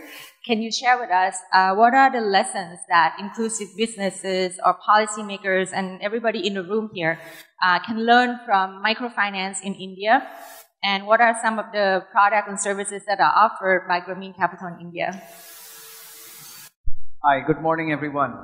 It's interesting to be on the same stage where last night we were singing and dancing. So it's a welcome change, but we needed that energy. Hopefully this bright yellow color will add to some of that this morning. So I think the key point really is getting access to finance. And sometimes it's easier to land on the moon than to be able to have access to finance. Yesterday, the Indians in the room, congratulations to all of us. We had the first moon landing yesterday that India did, and we're delighted. So that's quite an achievement. At 1/4 of the cost of making the movie of the last few movie releases, Mission Impossible costed 4 times more than we did to land on the moon. But nevertheless, I think one of the key things I think that we are learning from landing on the moon to access from finance is to create the right ecosystem. If you put the right pieces in place, we can achieve every mission. And so, the point you made about microfinance, when we launched Grameen Capital in India, there was less than $1 billion of microfinance, and today it's $50 billion. So what's really created that path forward, and what are the lessons that we could use for IB to be able to access finance? I think the earlier panel was so very good in talking about the broad range of financial products. I think that is really critical. How do we look at the wide range of financial products? How do we marry that with an enabling policy regulation that enables access to finance? So for example, in India, we created a new microfinance non-bank license. We then created the first small finance bank regulation. So there were very focused institutions lending for microfinance. How do we build something similar for IB? How do we create an organization? Not just one of the many things they do is access to finance for in small and medium enterprises, but a very focused institution that is looking at access to finance. So maybe I would just start with that comment saying build the right ecosystem. It's worked with microfinance. We've been able to reach 70 million customers, and I'm the chair of the microfinance network in India when we reached that 70 million number, and also the chair of the Indian Impact Investors Council that is really focused on bringing investments into real impact. So creating policy, marrying that with access to capital. I think that's the opening comment, and then maybe, I can double click if you want. Thank you very much. So the importance is in the create the right ecosystem from the beginning. That's very great. So maybe the second follow-up question for you. You've also been the head of HSBC Impact SME business previously. And now you work to finance the sustainability-focused inclusive business through Grameen Impact. So in your experience, if you could share with us what specific investment needs that does the market have, and are these needs being met? And if you could share some gaps or opportunities that you have observed in the India market, would be great. Wow, that's a loaded question. Now we're diving straight in. Okay, so let me do this with the word ASEAN. Okay, ASEAN. And I will leave with you 5 points that I think could really marry the needs and opportunities that there is. So let's look at the A. And that A I would put as affordable access. I met with some of our wonderful colleagues from Vietnam yesterday, some of the SMEs, and I can see one of them in the room, and some of the other SMEs as well. And their biggest challenge is affordable finance. It's not so much access to finance. Some of them said we could get finance, but it's too expensive for us, we don't want it. Or we just plow in the profits that we make and we build out expansion. But they're constrained. How do we find affordable finance for the SMEs? And is there a way to, and that's what I'm building now in Grameen through Grameen Impact. Is there a way to monetize that impact? Is there a way that someone else pays for the impact, which reduces your cost of borrowing? Because a lot of the conversation seems to be around equity, but the social entrepreneur does not want to dilute. They would rather get working capital finance to be able to scale up and access debt. So can we bring down the cost of debt by monetizing impact? Can I sell my carbon credits? That's sort of at least a market that's being talked about. But can I sell an increase in water table because of better agriculture practices? Can I sell reduction in maternal mortality rates because of some social enterprise that is working in healthcare? Can I sell livelihood credits when I've created X number of jobs? So how do I monetize impact that as an SME I'm creating? And that is something that's going to be very difficult at an individual level. So someone like us, or David or someone else on the panel, through your institutions, aggregate that impact and then sell it. So the pay-for-performance model that the early panel talked about, is there a way to build affordability by building a pay-for-success? So that's the A. The next is S. And that I would want to focus on the SDGs. I think, many people talked about yesterday, we are at the midpoint of Agenda 2030. And a lot of the conversation at the G7 a couple of months ago in Japan, and at the G20, which is meeting next week in India, is going to be around ESG. Everybody is getting ESG. $4 trillion have been committed by pension funds on ESG. And to my mind, the SDG is the base of the ESG pyramid. So one way of looking at it is the trillions needed ESG down. But I'm saying, what about the billions that are needed SDG up? It's the same pyramid. So how do we create finance for IBs or SMEs that are in the SDG space, and then really help to catalyze that? And so, maybe at an Indonesia or an ASEAN level or an Asia level, can we create a fund that is providing guarantees, that's providing liquidity for SDG finance? So that was the A and the S. The third E I've already talked about in the first opening comment, the ecosystem. How do we build policy frameworks that really help finance to flow? In India, we're working on the first ever social stock exchange. That would be dramatic if we can create, completely a new exchange for SMEs that are in impact or IBs that are working in the SDG space. So we build a tool to access market rather than depend on multiple intermediaries. Today, one of the biggest challenges of SMEs who I was talking to yesterday is to pay the fees of people like us on the panel. It's not that we're doing, something bad, but the fact is for them, every rupee, every dollar, every rupiah counts. So how do we help for them to cut us out as long as they can access capital? So that was the E. The other A, anyone remembers the first A? Affordability. Thank you. The S, SDGs. E is ecosystem. The other A is really assessment and measurement. And I think the person on the earlier panel talked about, greenwashing and impact washing that we are seeing. So how do we really measure the impact that is being done, and then, create pay-for-success instruments based on that? So Grameen has launched the world's first SDG micro bond, focused on small ticket finance to SMEs or to IBs. Right, we did microfinance 30 years ago. We're looking at micro bonds now. So how do we create those as financing tools for SMEs to be able to raise finance and then assess them based on impact measurement practices? And finally, the N, I think, is what we all are here for. No one left behind. How do we make sure that every single micro-entrepreneur, every single woman entrepreneur, the ones who are having a much more difficult time, are part of that ecosystem of fundraising. So I hope that sort of helps in some ways where we can guide finance to the IBs. Thank you. Wow, very insightful. Thank you, Royston. So I catched the ASEAN alphabets. I love that. A is for affordability. S is for SDG, Sustainable Development Goals. E for the ecosystem. A for assessment and measurement. And N for no one left behind. Thank you for all of your comment. And actually, it was very nice because for me at the GSG, a couple of things that we do is also to work with interventions such as policy intervention, which you've mentioned, market sizing, market building, and also sort of innovative mechanism for new models, which you've also addressed a lot in that area. And Royston's also here work in the advisory board for the India Advisory Board for Impact Investment as well.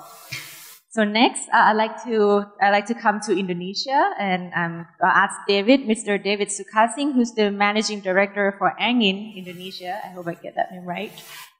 So Angin is the largest investment network in Indonesia, and Angin seeks to invest in the next generation of entrepreneurs by bringing the best in-class practices to Indonesian early-stage investment. So, David, just a few questions for you. I'll start with the first one. Can you share and give us a brief overview of the financing service and investment tools that Angin provides in Indonesia? Selamat pagi. Can you hear me well? Yeah, so actually, to be exact, we never invest, actually. Everybody will say Angin invest, but actually, no, we help investor to invest. We realize that actually investing, it's a difficult journey. It requires a lot of skill set, a lot of, competencies that some investors, especially angel investors, individual investors don't have. Or a certain level of knowledge when you are not necessarily locally based, you don't have a local team to help you, then you need a local partner. And this is what we're actually doing at Angin. So helping investors to invest. And obviously by doing this, we actually are also helping entrepreneurs to be closer to investors. So what we do deal sourcing for investors. On a weekly basis, we share investment opportunity to our investors. We help on the due diligence process, going on the field, accompanying our investors, doing their due diligence on their behalf. We help on the transaction. There's a lot of legal documents usually involved, a lot of also local knowledge required. So we help, and we even help on portfolio management. So this is sort of the transaction aspect of the support, but we also realize that transaction requires also knowledge and connection. So we also connect our investors together. There's also gaps sometimes. Angel investors don't know how to talk to institutional investors. So we have right now more than 150 investors. So we create a platform, event for them to connect and engage. Some institutional investors saw our angel investors as potential LPs, co-investors, etc. Right? And knowledge is a lot of, resources we share, training we organize. So we hope that basically this will actually help this ecosystem to grow. Yeah. Thank you very much. So maybe a follow-up question to that. You sort of represent the perspective of investors, and you work with a lot of investors.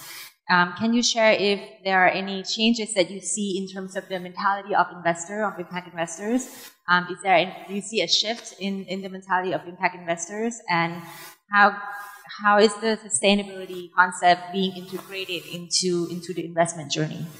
Yeah, so I started my journey as an investor in Indonesia almost 11 years ago. And at that time, when we were organizing like impact investor summit or event or workshop, it was a very niche market, I would say. It was the same crowd all the time, usual suspect. And we were sometimes honestly seen as sort of a bit hippie, thinking, okay, there's the cool club, which are the VC, private equity, and sort of the more social aspects, soft investment, sometimes they call it, doing impact investment, or venture philanthropy, whatever you call it. But I think over the last few years, I think even mainstream or traditional investors realize they cannot just focus on financial metrics, they have to go beyond. So I think the whole topic of impact investment, ESG, have been more mainstream. So right now, if you see actually events, again, impact investment events, you will see actually a broader range of investors. So the agenda is actually moving to the mainstream market. Yeah. That's great. I like that. The mentality seems to be go beyond the financial returns. That's great. So with regards to impact, how, in your opinion, what is the best way to try to enforce impact requirements among the investees? Do you have any experience that you could share around that? I mean, I don't think you can necessarily enforce. I think you cannot force entrepreneurs. I think just being clear on your intention. And I think it's not necessarily the role of, to me, to investor to say, look, you should do this, you should do this. I think what we are trying to align is expectation on both sides. There's some investors who expect an impact, some entrepreneurs think they can get the money. So I think it's probably in that range, yeah. Thank you. So maybe in a very similar question to what I asked Royston earlier, but maybe from your opinion and from the Indonesian market experience, what are some of the specific investment needs that the market in Indonesia have? Are there any needs that are being met at the moment? I mean, I was actually listing down, there's quite a lot actually. I mean, the first one I wrote down, it was diversity of capital. I think there is still a concentration of money which is around equity, convertible loan, or loan denominated in US dollar. And I think the market is in need for a diversity of capital. As we mentioned, I think working capital, not always equity. Equity is an instrument that is not for everyone, that sometimes investors overuse to finance things they shouldn't do. It's a very expensive type of money, doesn't fit all the entrepreneurs. I think that's the type of, the first need, diversity of money across, I think someone mentioned the continuum of capital. I'm a strong believer of, local money has to be unlocked more. There is still, a lot of capital coming from overseas, which is a good thing, but it has also limitations sometimes. This money is, for instance, in terms of debt, is denominated in US dollar, and some companies cannot necessarily get it, or it will be very expensive or very risky from a forex point of view. So more like local money, which I think we are trying to work on, with family offices, traditional businesses who want to jump into early stage investment. And I think because I think you mentioned quite a lot, it's success stories. I think we need more exits. Right now we see that the dialogue is a lot on disbursing and channeling capital, but at the end of the day, whatever you are, impact first or not, you still expect a return, right? And we see still a lack of success stories around exit that fit actually the expectation of investors and actually align with the achievement of the entrepreneurs' strategy. So exit, I think, will be the thing we need to actually have sort of proof of concept that this work. Combining as well that this exit come back with also a level of data and evidence that actually show that the exit actually did achieve a certain level of impact. Yeah. Thank you. So the diversity of capital, more convertible loans, and working capital in the market, right? And also more exits, and also the needs for building the community and sort of building the markets as well. Great. So I'll come back to you guys later. Maybe I'll pass on to our next panelist, Ms. Ken Swari Maharani. She's a regional manager for sustainable investments from Grow Asia. And Grow Asia is a multi-stakeholder platform established by the World Economic Forum in collaboration with the Association of Southeast Asian Nations, ASEAN, to bring together governments, the private sector, non-governmental organizations, and other key stakeholders in the region to convene, facilitate, and scale efforts that promote more inclusive, resilient, and sustainable food systems in Southeast Asia. So Ken, I heard that you have a very interesting model that you will share with us today. Can you please share with us about the public-private impact funds that Grow Asia has recently launched? Sure, thank you very much, Fai. So good morning, selamat pagi. My name is Ken Maharani. I'm the Regional Manager of Sustainable Investment in Croatia.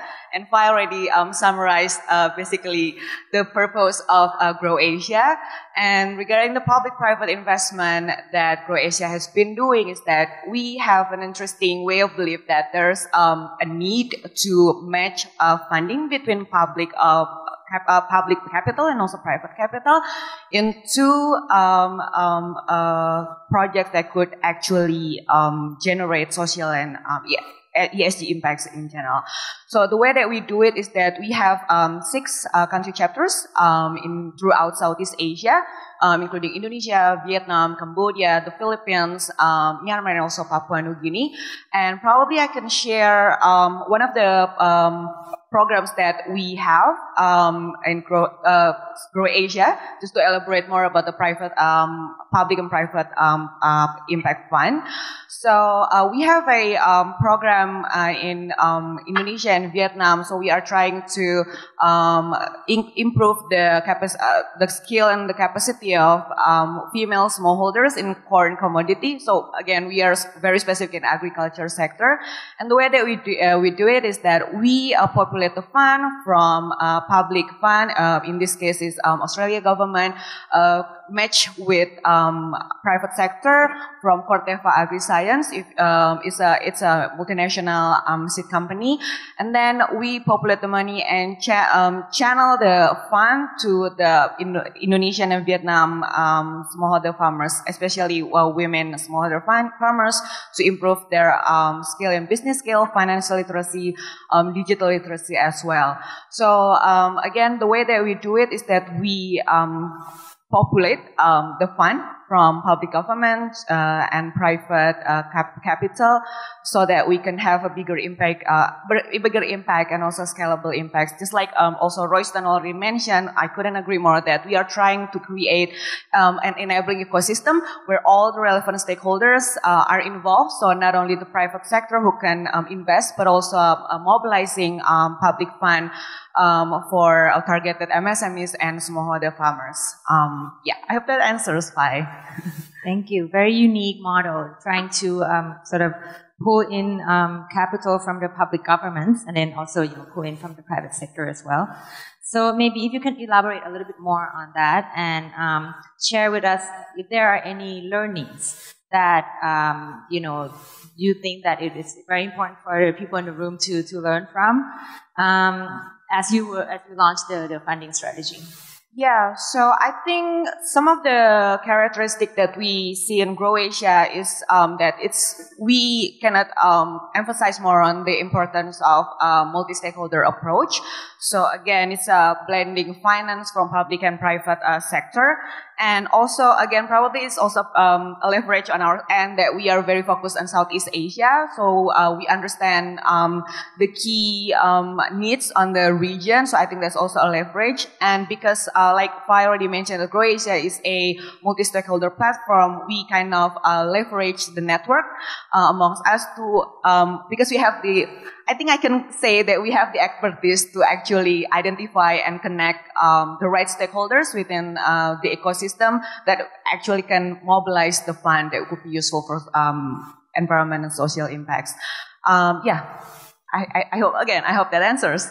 Great. So multi-stakeholder approach, right? And blended finance, which is a very interesting model here, and try to leverage network and partnerships. Yeah, and also if I may add, again, agree with Royston on enabling ecosystem. I think that's also one of the, it's not underrated, but sometimes it's not the priority on moving capital towards ESG impacts. So by having government offtake in agriculture supply chain, government off-takers, smallholders, seeds companies, insurance, and also mobilizing cooperatives. There's also make a full circle of the ecosystem that could actually make a scalable impacts.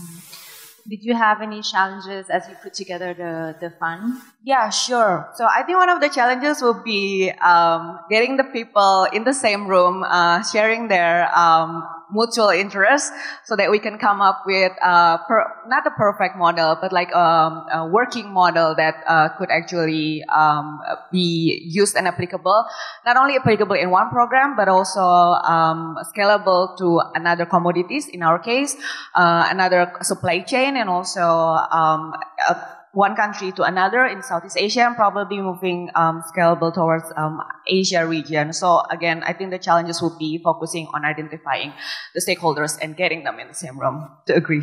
Right, which is a challenge for trying to put together and making collaboration happens, right? Trying to align the interests and there's give and take that is involved.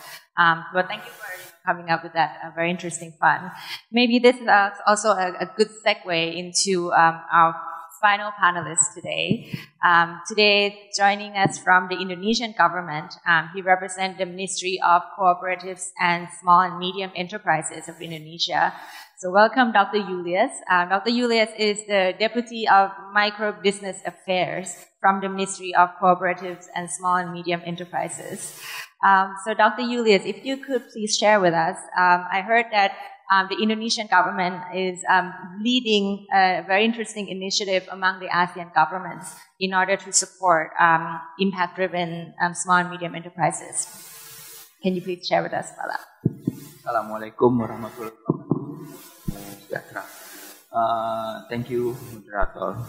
At first, that our government need propose a regional level institution that can deliver service and support impact driver to SME. We are currently pitching the idea of establishing such institution in regional level.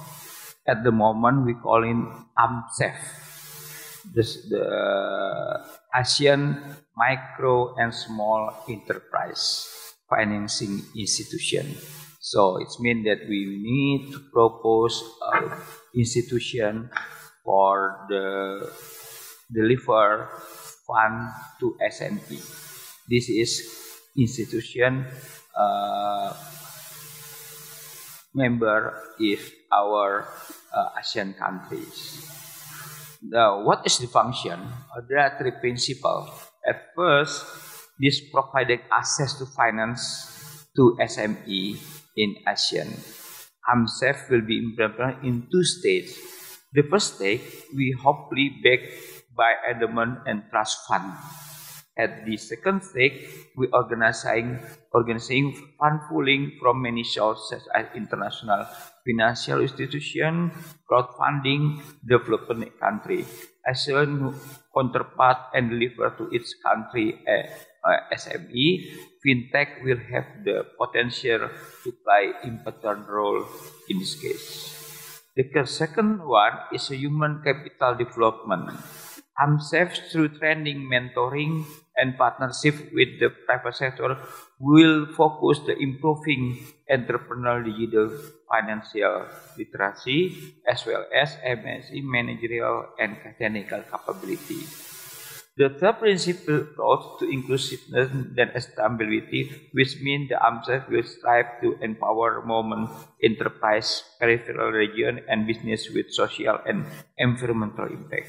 So, these all ideas we have already present in the ASEAN Forum 3 times. At first in Bali, and the second in Thailand, and this third with the OECD, and then the fourth now is in this forum. So I need, we want to discuss more further, not only this forum, and then we want to discuss it in maybe in Singapore in ASEAN committee discussion. So this is what I want to propose the idea. Thank you very much. So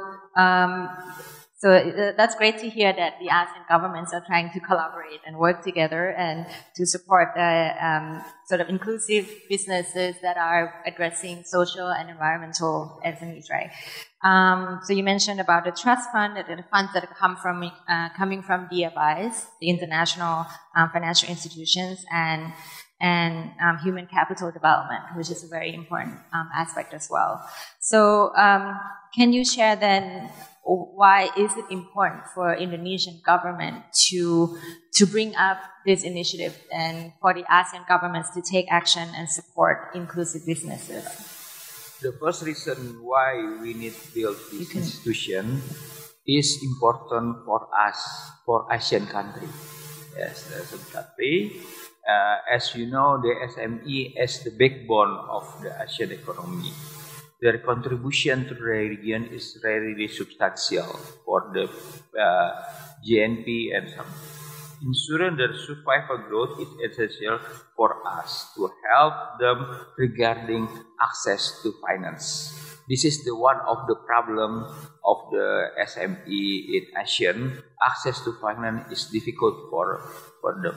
The reason is not because their scarcity of the finance, but SME difficult to access because of their problem like human resource development, because of the how to implement this,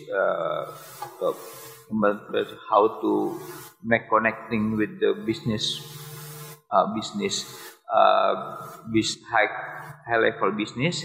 So we need to think about to finance it to the government in ASEAN.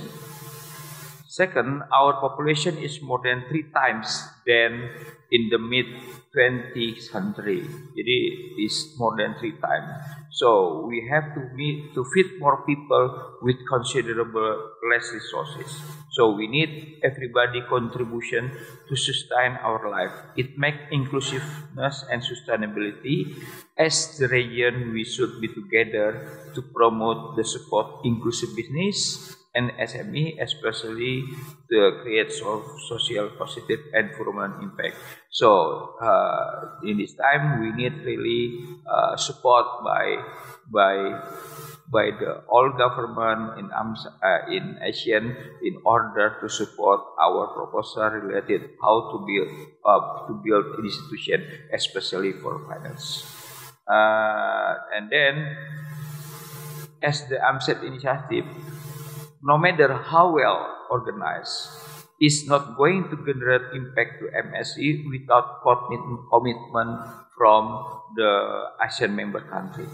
The commitment is very important. So, side commitments as funding allocation, policy or harmonization, and infrastructure support. So, AMSEF to relate to MS must commit to this action in order we can encourage the SME to be have higher action, higher contribute to the GNP. Thank you. So I mean, I guess we kind of can imagine that it's when we say access to financing, the problem is not necessarily the scarcity of capital. It's not that we don't have enough capital. It's the lack of network that you mentioned, sort of the connections and how we can help create the channel for access to finance to get to the inclusive businesses. Great. So maybe I'll do one round with the question for all of you in this last question, and then we'll go to the floor and have the Q&A session. So from all of your experiences, what do you think are the key success factors that support the development of an impact investment ecosystem in your countries? Maybe would you like to go first? Okay. To support the impact ecosystem, probably, for example, AMSEF, there have been to be commitment from all stakeholders to build at least 3 things. At first, diversity. Diversity is critical in building and maintaining a favorable impact investment ecosystem. It provides investors with a wide range of social and environmental cause to focus on give them opportunity to build portfolio and investment, both social and environment. The second is coherent. For investors to thrive, there need to be alignment between investor, government, businessmen, and consumer in terms of, for example, market needs, policy culture, human capital, and financing. And then we need also networking is extremely essential for this. A platform that effectively connect investor, entrepreneur, the government, or other stakeholders will be tremendously beneficial for us to ensure that the matchmaking process work seamlessly, that government accommodate the relationship with the most appropriate place. And the third is very important is coordination. There are many actors impact information system. There must be two deliberate, interconnected, and consistent coordination between actors to ensure they'll generate positive social and environmental impact to financial. Coordination is also invisible in the consent tech and also in the government of ASEAN country. So this is what for diversity, coherence, and coordination. Great. So diversity, coherence in terms of platform and connectedness and coordination. Okay, thank you. Royston, what are the key success factors, in your opinion, that will support the impact investment ecosystem? I just want to pick on one specific aspect, and I want to talk about the use of guarantees that have been able to de-risk. And I want to come back to the point that there is sufficient capital, there is sufficient finance. If we start with that premise, then we think with a different mindset. I think a lot of the people in the room feel we need finance. I don't think there is a shortage of finance, there is adequate finance. How do we create the right instrument that that finance understands? How do we create the right risk mitigation that that finance can get attracted to? And how do we create the right incentives and returns that motivate more of that finance to come in? So how, and I come back from, my journey is very different from David and Ken and others and Julius. Everyone, all of them have gone up the corporate ladder. My journey has been coming down. Corporate bank, investment bank, mid-market, SME, micro, and rock bottom. So my journey has been the other way around. But I think what's common is the ability for us to create products that are needed at the base of the pyramid. So guarantees have been able to be used very effectively. Whether it's a guarantee from USAID or a guarantee from the British government, why can't ASEAN or the broader Asia region create a guarantee capacity for SMEs or IBs that are focused on the SDGs? We've talked so much about the SDGs. All the micro entrepreneurs, SMEs that are demonstrating their products outside are contributing to the SDGs in a very positive manner. Whether it is sustainable agriculture, whether it is handicrafts, whether it is carbon solutions and solar. But they're so tiny that Wall Street is not excited by them, or Tokyo is not excited by them. But if we bring them all together, there is suddenly $1 billion demand or a $500 billion demand. So how do we build the aggregation at a financing tool level? How do we de-risk it by providing those guarantees? And then how do we reduce the cost to the SME by monetizing impact? If we are able to create, therefore, a product which is de-risking guarantees, I think what Julius talked about, a fund, is a fabulous idea. If that fund can then have a guarantee capacity and a guarantee layer, then in his second phase, if I understood you right, Julius, you're talking about bringing in multilaterals, bringing in other pools of capital. Pension funds, for example, are sitting on trillions of dollars, but they don't understand this space and they are risk averse. So if we can, and I'm happy to work with you, Julius, if you think that it makes sense, but building a de-risking structure that then can crowd in more capital, and then creating an outcomes pot of funds that can that can reprice the incentive. I think that's really the mechanics. So when Grameen won the Nobel Peace Prize, it was because it thought of something crazy. Okay, everyone said this is never going to work. Why will you give a loan without collateral, without credit track record, without credit history for poorest of the poor? And the rest is history. Why can't we do something crazy now? We are in crazy times anyway. I was just watching the US presidential debate a few minutes ago that has already started. So the next 12 months, we're going to see a lot more crazy stuff happening. So why don't we do something crazy, but in a positive crazy sense? That's going to work for the SMEs. I addressed the UN General Assembly on how do we bridge the $30 trillion gap for SDGs. That number post-COVID is 40 trillion. It's not small. The impact that we can create, the lives we can touch is dramatically different. Is really something that probably, if we can do something at an Asia level or an ASEAN level, we may get a Nobel Prize. Who knows? Awesome. So be crazy and try to bridge the financing gap. I really like that. Try to think with a different mindset.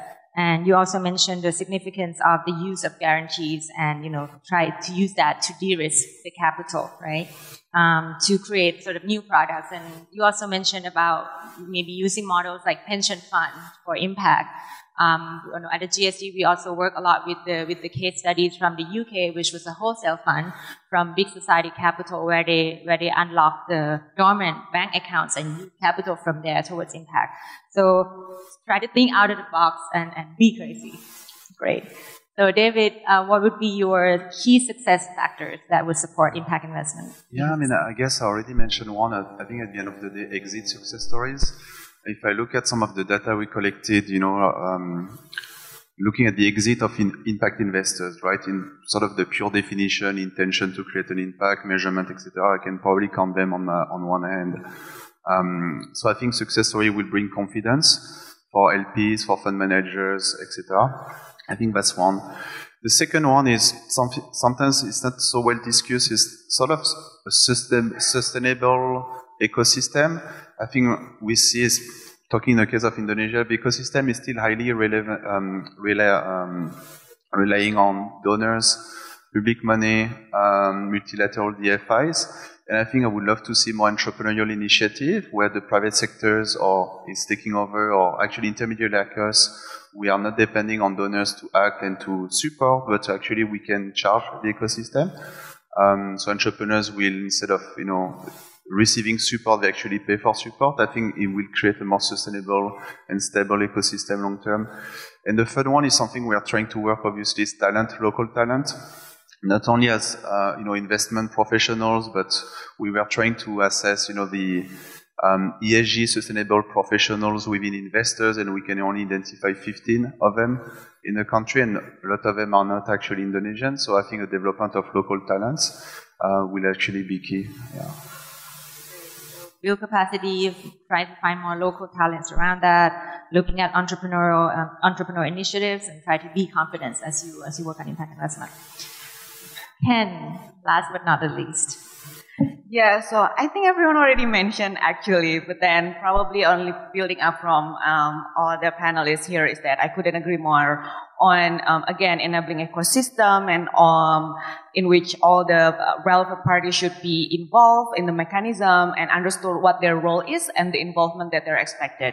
Also, there's another aspect. Again, Royston also already mentioned about identification of the right product for, in our case for MSMEs in agriculture sector or for the smallholder farmers, and also in our case, sometimes our beneficiary is not only the business side, but also from the professionals, from governments, also from civil society, and also from multinational companies as well.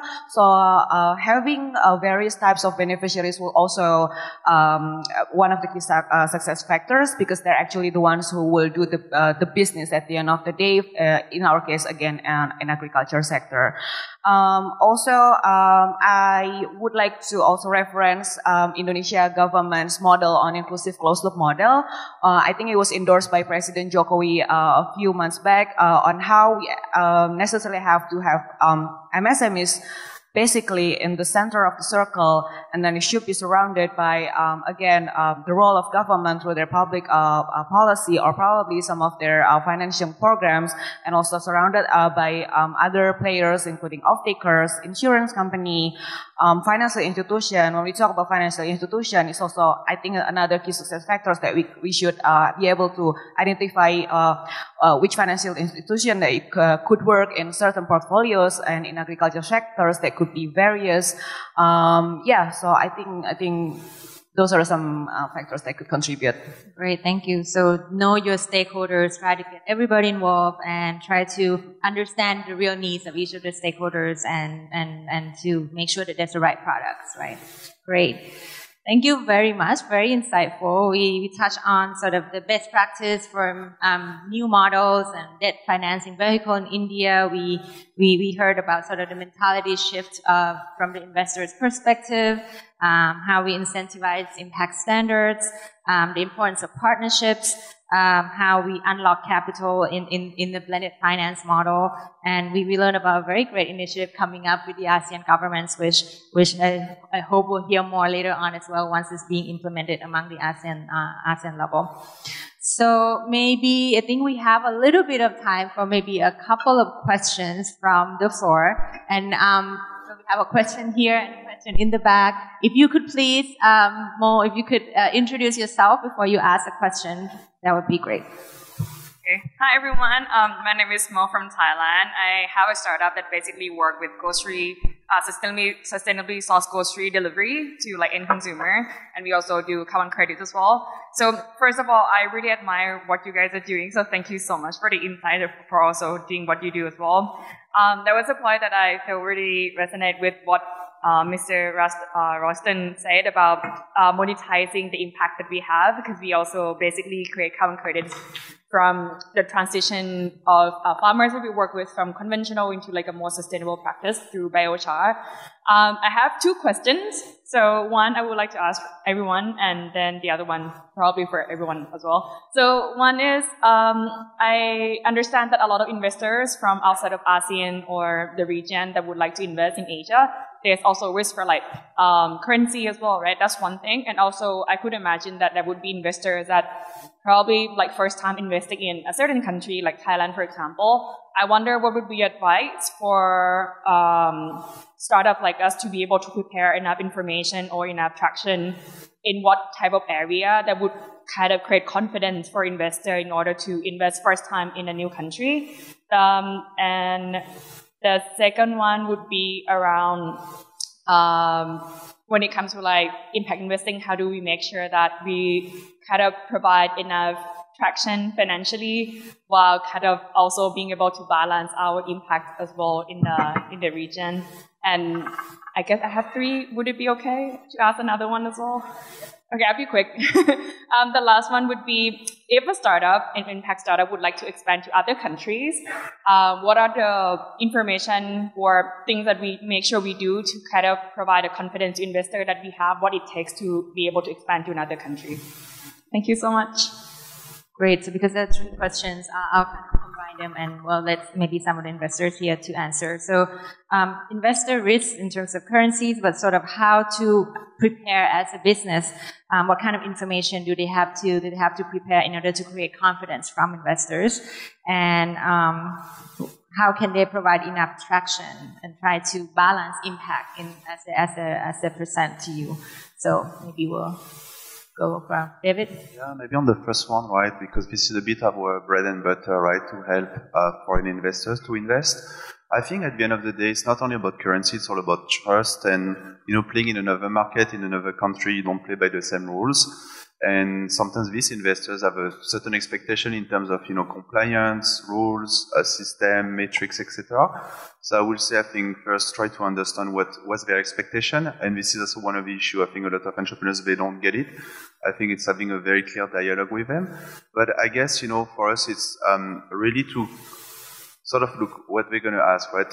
A certain level of clarity on financials, a bit of transparency about all your process, etc.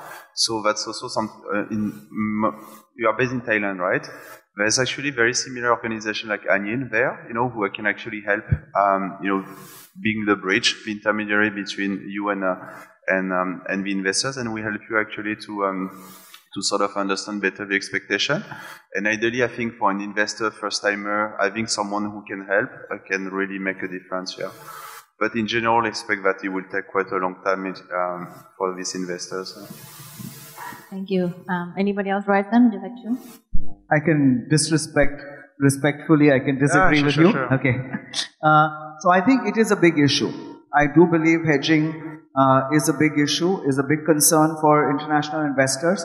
And, while transparency and accountability and governance are important aspects, it is impossible for a small enterprise to be able to manage risk perception from a forex or a hedging matter. And I think, therefore, something like what you're doing, Julius, or governments who are really putting SMEs at the center should really stand up and say, we will take the currency risk.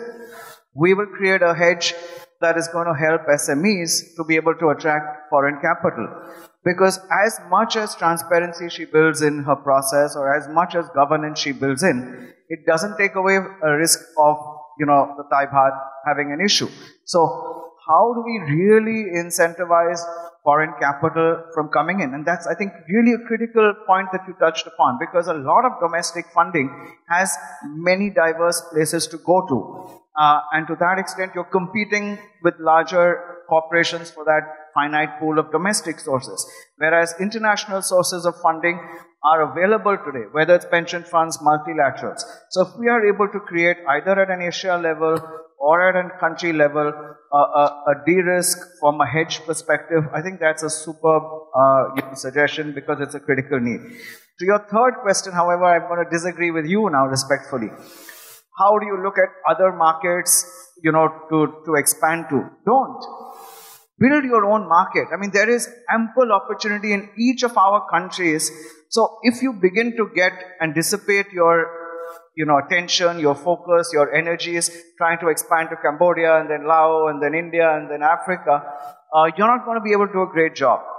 With all due respect, you need to create a really solid local presence, build out profitability, build out governance, build out accountability, build all of those out, and then automatically you will have investors who say, why don't you expand this somewhere else? Whereas if you take the bull by the tail and you say, let's expand everywhere, you may probably fail. So you want to guard against that. Thank you. Thank you. So there are some comments about understanding the expectation, transparency, being transparent, and being accountable in terms of the financial terms that the business prepare. And you mentioned about the de-risk capital between public and private, which we've kind of heard all over with the hedge, right? And then, in terms of scaling, maybe just try to be the best in your market first, right? Try to stand out and have a local presence. Great, thank you. Another question. There was one in the back, and then there's one in the front. Sure, you can go front first. Sorry, Hassan. We'll go in the front first. We'll go to you. Apologies for queue jumping. My name's Matt Leggett. I run a company called Teratai. We're a venture builder for nature, focusing on nature-based companies in Indonesia specifically. My question is for Julius and also for Royston. This idea of a facility, a guarantee of some kind for impact SDG-focused businesses, I think is great. I guess my question relates to scale. What kind of scale does that need to be at to be impactful? Because I think one of the challenges that we see is, and you talked about many of them, but one of the challenges that we see is building pipeline. Money can flow when things get to a certain scale, but often the scale is out of reach of many of these small businesses. So how big does a facility need to be viable, number one? And do you have a sense of kind of what the ticket size should be to kind of have these companies really kind of be pulled through the system? I think I'd be interested to hear that. So Royston and yes. So Dr. Julius, the question is around sort of scale and what kind of scale that it needs to be in order to be impactful, and what are the ticket size, like an ideal ticket size. So did I get that correctly? Okay. Related with impact. Related with the impact, the skill that we need about the SME is how to access the finance. This is the important. And the second is how to build with the SME and a big company with the relationship with them. Which is we need to improve them with this skill.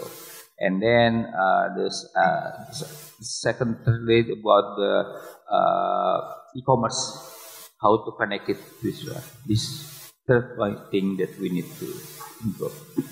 So I think the point on what scale, what type of guarantee, maybe we are looking in the range of about 15% FLDG. So if you can look at a fund that is able to at least provide 10 to 15% first loss guarantee, you will be able to attract new pools of capital. In some cases, you may need a higher risk cover, but the granularity of the portfolio is important. So I would not look at a guarantee at an individual level.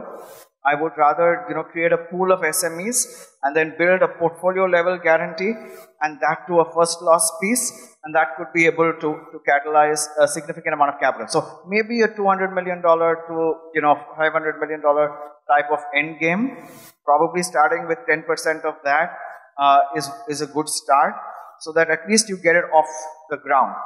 To your point of where does that come from, I would say India has been quite pioneering in creating this 2% of all corporate profits for CSR.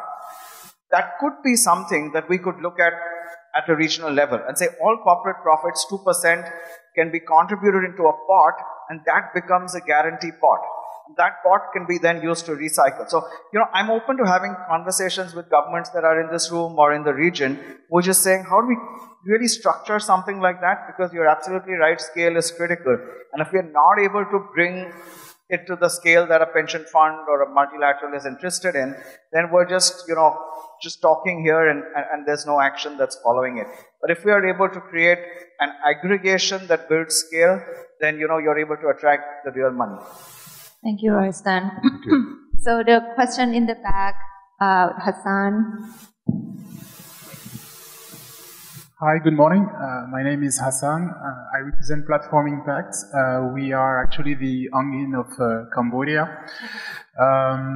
So my question is around monetizing impact. I do believe it's also the future of our sector to thrive and to accelerate its growth. So my question is, could you please share a concrete case study where monetizing impact succeed? And basically the working principle, the stakeholder that were part of the mechanism, and the role of each of them. Thank you. If you don't have one, you can also imagine one. Thank you. Do you want any panelists to answer to that in particular, or just anybody? Anyone, yeah, exactly. Okay, great, thank you. So the question about monetizing impact, and he would like to know about the success case stories, in terms of the working principles and the role of stakeholders that involves. So I'll just take one quick example. We worked with 2,000 tribal women to make them poultry farmers in a province in India which is a very hilly terrain with forests and tribals. And I think, what we were able to do there was to say, if we were able to create 2,000 women entrepreneurs, then there was a large multilateral bank whose focus was women's empowerment. And we were able to sell the impact, which is 2,000 new women entrepreneurs being made in the forest land without compromising on the forest cover, but creating a livelihood that is drawing from the ecosystem. And they were able to then pay the interest rate that those women would have normally paid on the loans that we provided to them. So that's one quick example. Great. Anybody else? No? Okay. So then maybe we're kind of at time as well. So maybe a few things that I'd like to leave you with after the discussion today. I think we need to step up for more collaboration, more knowledge sharing, and more partnerships building, as you've all mentioned. Partnerships between stakeholders, partnerships at the local level, at the national level, at the regional ASEAN level, right? We should engage with more financial institutions like DFIs, like banks or development banks, try to challenge them and try to ask them to do more in terms of, building better access to financing, exactly. We should look at the new model, innovative model like blended finance, public and private partnerships, try to think out of the box for different ways that you can get capital, make the right capital, the right tool for people that are in need of capital. And we should work with governments and trying to ask them to think in terms of impact economies and things in terms of access to finance, inclusive business, making sure that they have that at the right, in the middle, at the core of their strategy. And I think it was His Excellency Minister Tetten from the Ministry of Corporate and Small and Medium Enterprises yesterday at the morning session that he said, inclusive business should not be just a strategy, right? So we need to come together and collaborate and try to make inclusive business a norm, in order to drive impact investment ecosystem in our region. So with that, I'd like to thank all of our panelists today, Ken, David, Royston, and Dr. Julius, for your time today, and thanking all the questions and all the audience for being such a great audience. And I think it's lunchtime now, so I'll close and conclude this panel today. Thank you very much. Thank you, and let's give a round of applause to all moderators, finalists, which has comprehensively sharing.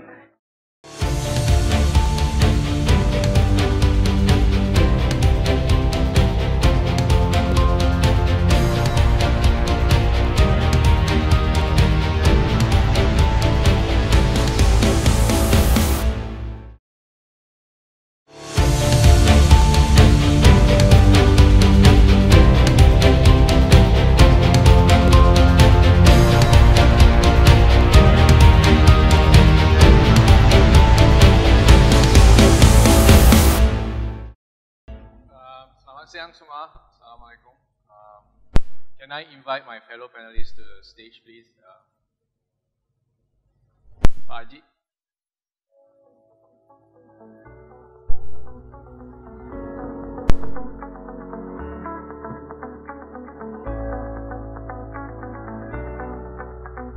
Pak, sini Pak.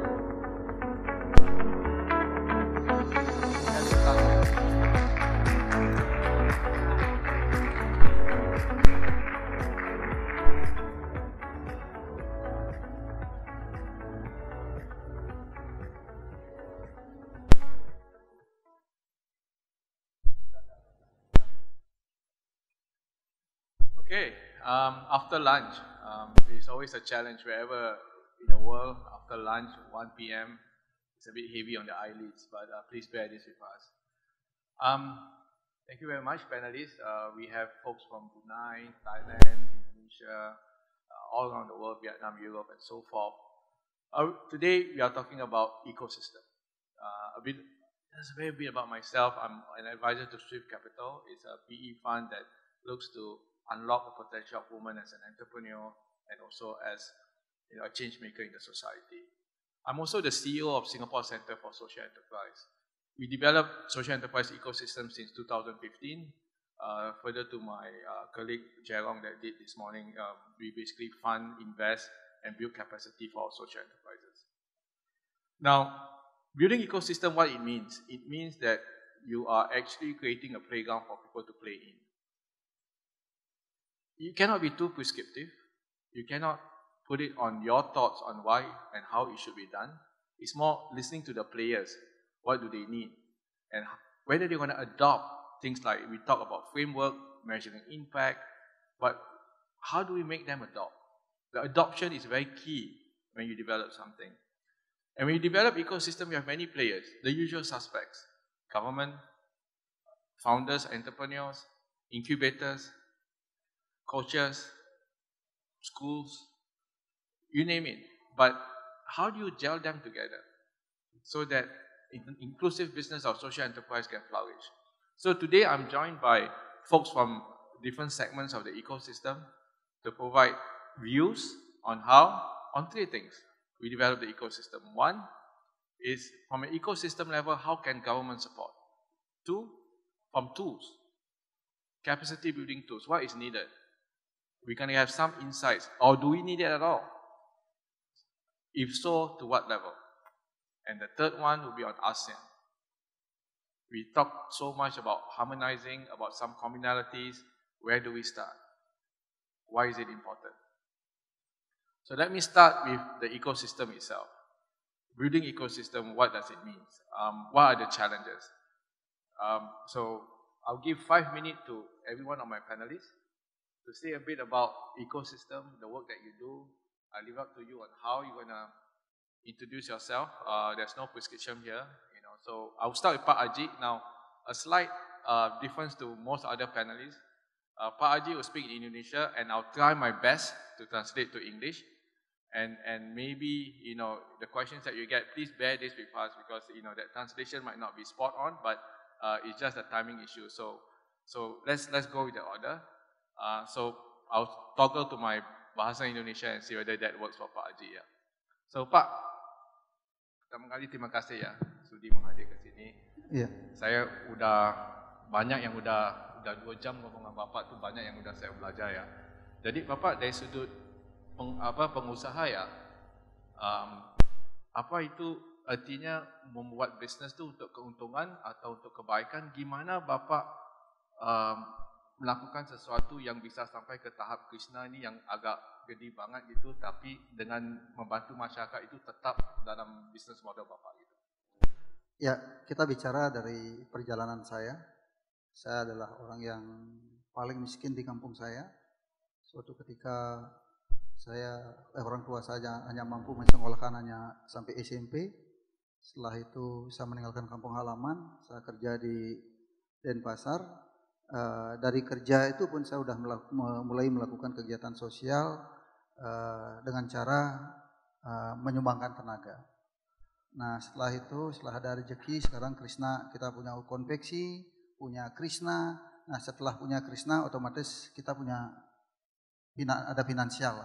Saya di situ menyumbangkan tenaga dan finansial kita. Artinya kalau mau sukses, kalau menurut saya, tentunya karena saya latar belakang dari sangat miskin. Nah begitu saya mulai punya usaha, merintis usaha, saya tentunya menyumbangkan tenaga. Setelah ada rezeki, setelah ada finansial, di situ saya tetap melakukan aksi sosial dengan cara menyumbangkan tenaga dan finansial. Begitu. So I asked Pak Haji how he started his journey and how can he include inclusiveness or impact within his business model.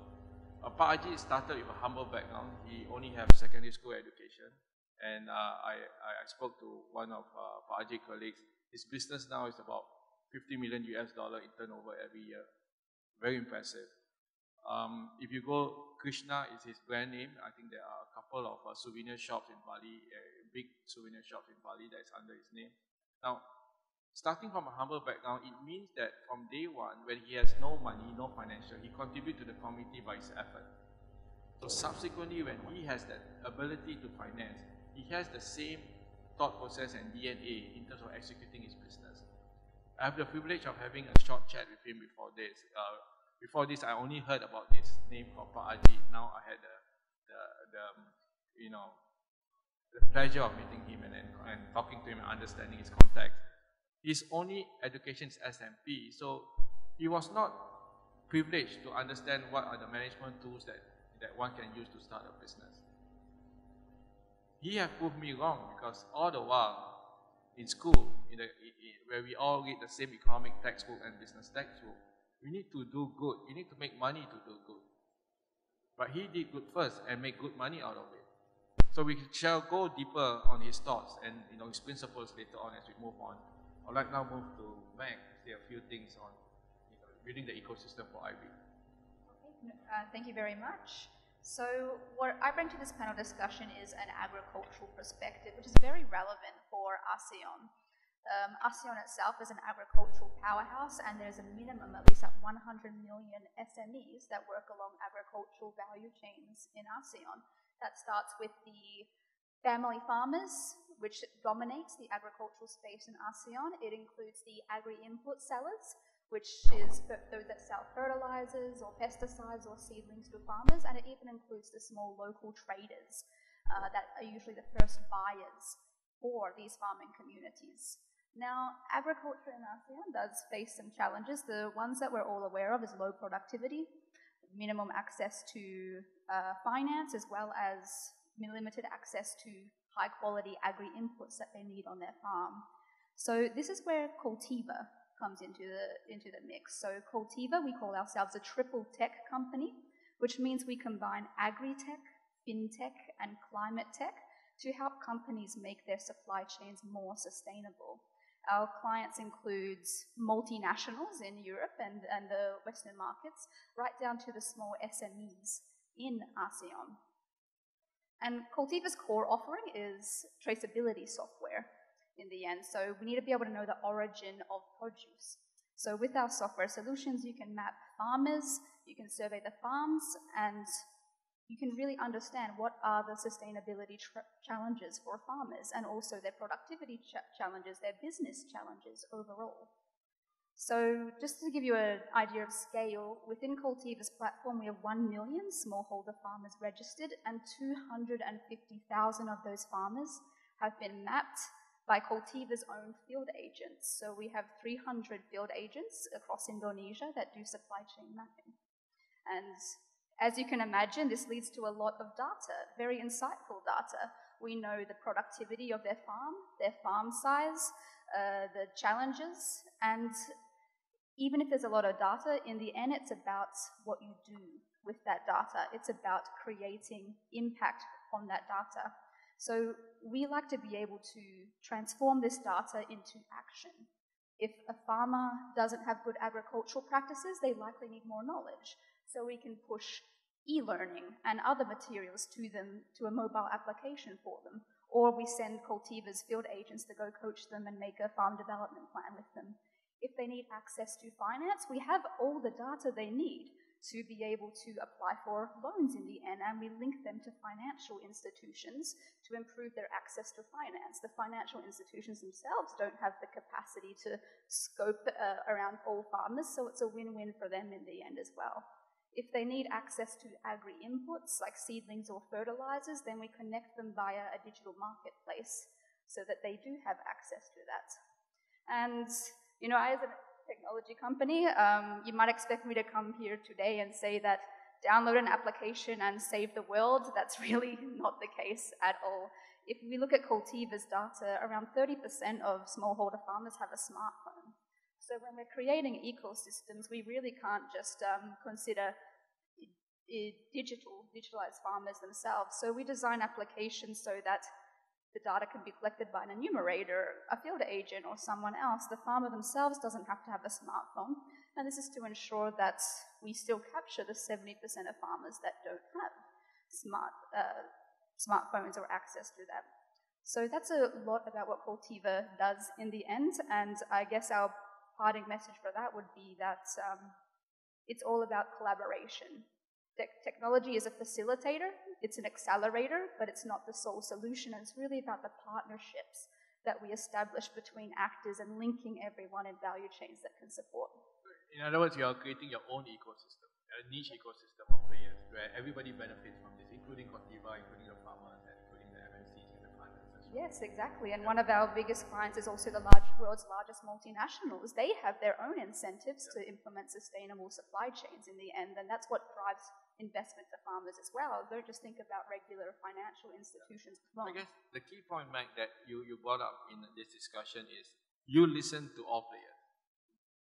You listen to the farmers, what they want, you listen to the funders, what they expect, and also from enablers at the MNCs as well. I think that's very key when you develop ecosystem, not to be too prescriptive, not to be top-down, but instead, let's join together and see how we can win this thing.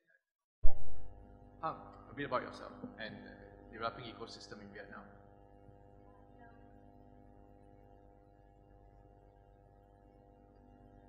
First of all, I'd like to say good afternoon, everyone. My name is Hằng. I'm from Vietnam. I come from FTU innovation and incubation space. So we are a incubation, belong to the Foreign Trade University. So we are the incubation in the university. So we have a function to support and accompany with the startup, the SME, and also the enterprises. And almost of the company that we are support, they apply the impact, the social impact business model. And also more recently, there are a lot of the company go with the inclusive business. And because we are the incubation in the university, so we also designed and conduct a lot of the activities. We will start with the activity that can attract a lot of the pupils, the youth, and also the young entrepreneurs. So we will organize the webinar, the conference. So we want to inspire for the young entrepreneurs and also for the students and the youth to start up and mostly focus on the social impact business idea.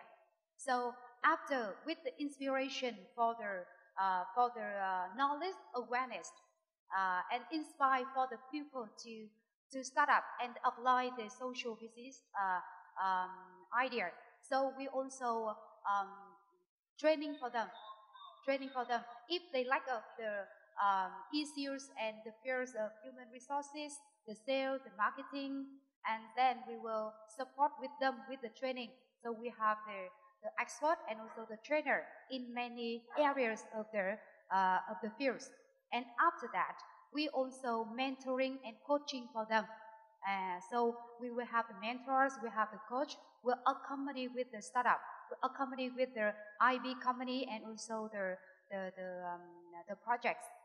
Yeah, and we also have the incubation program.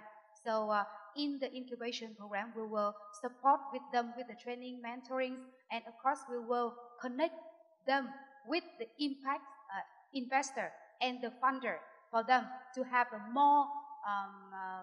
more resources, including the financial resources and also the other resources for them to develop. And we also, after the incubation, we also have the acceleration program. So we will support to accelerate their business.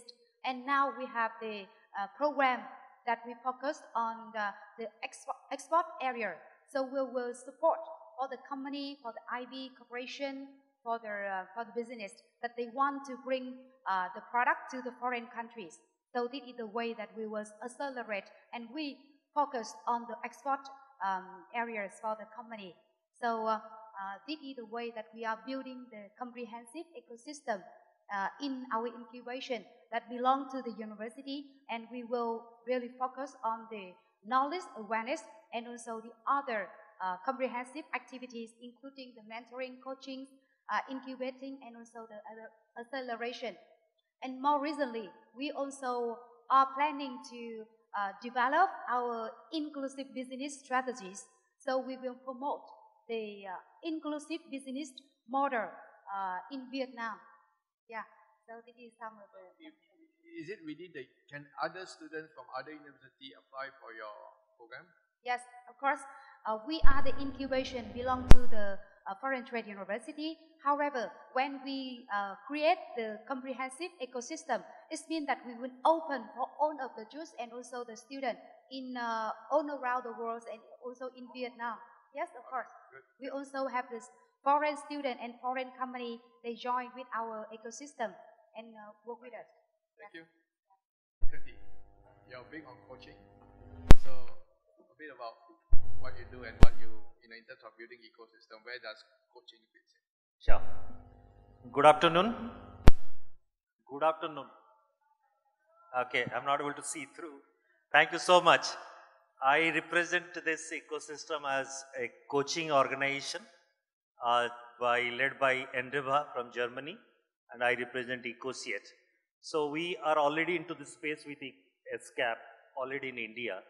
Very briefly, we have created a bit of awareness about inclusive business in the ecosystem. What is this and who can be part of this initiative? and we have now got 20 organizations as part of this IB cohort, and we have trained them a little bit by using some tools on IB framework, and from there we have started kind of engaging them with taking this IB journey now for next 9 months or so. So this is what we are doing. But if I look at what actually as a coach in this ecosystem can contribute, I find 4 areas to really look at. One is the coaching organizations should have good amount of understanding about IB models, looking at inclusion from the farmer's point of view, from the gender point of view, and other unprivileged or not so the mainstream community. We need to know in terms of business model how to include them. That's first knowledge or system we need to have within. Second, you have to have tools and methods and approaches really to engage these companies into this model, which I mean, if it is like agriculture and food system, you need to have a framework of giving coaching to your coachees in a very systematic way. For example, how you analyze your stakeholders, how to map them, how to really understand which part of the value chain you are operating and with whom you are connected, both financial, non-financial. You need to know all these things, so you need to have the tools ready with you. Third component, you need to have enough understanding about the ecosystem, what's happening. For example, I come from India. When you look at inclusive business, 2 major policy interventions happened recently. One is promoting 10,000 farmer organizations in India, and second is creating a mission around natural farming, agroecology based farming. So if I know about these schemes, how it operates, then it is actually giving a lot of benefits to the organizations, to the companies who are wanting to become part of this kind of model. So there's the third one, your in-depth understanding of ecosystem, not just policy, but also stakeholders. In this game, I find a lot of these companies need to really work with similar organizations. You shouldn't compete, but you need to collaborate. Who are those as a company, but also you need to work with many national level or state level players. For example, in India, we have a initiative called National Rural Livelihood Mission, and they have huge social capital. They are dealing with some millions, like morning somebody talked about this whole microfinance. So they have a direct connect with those, and with them, they have some 1 million last mile workers. The moment I know this ecosystem understanding, I know about them, then as an inclusive business, I can leverage this better. So hence, ecosystem understanding is something very important for us to really move.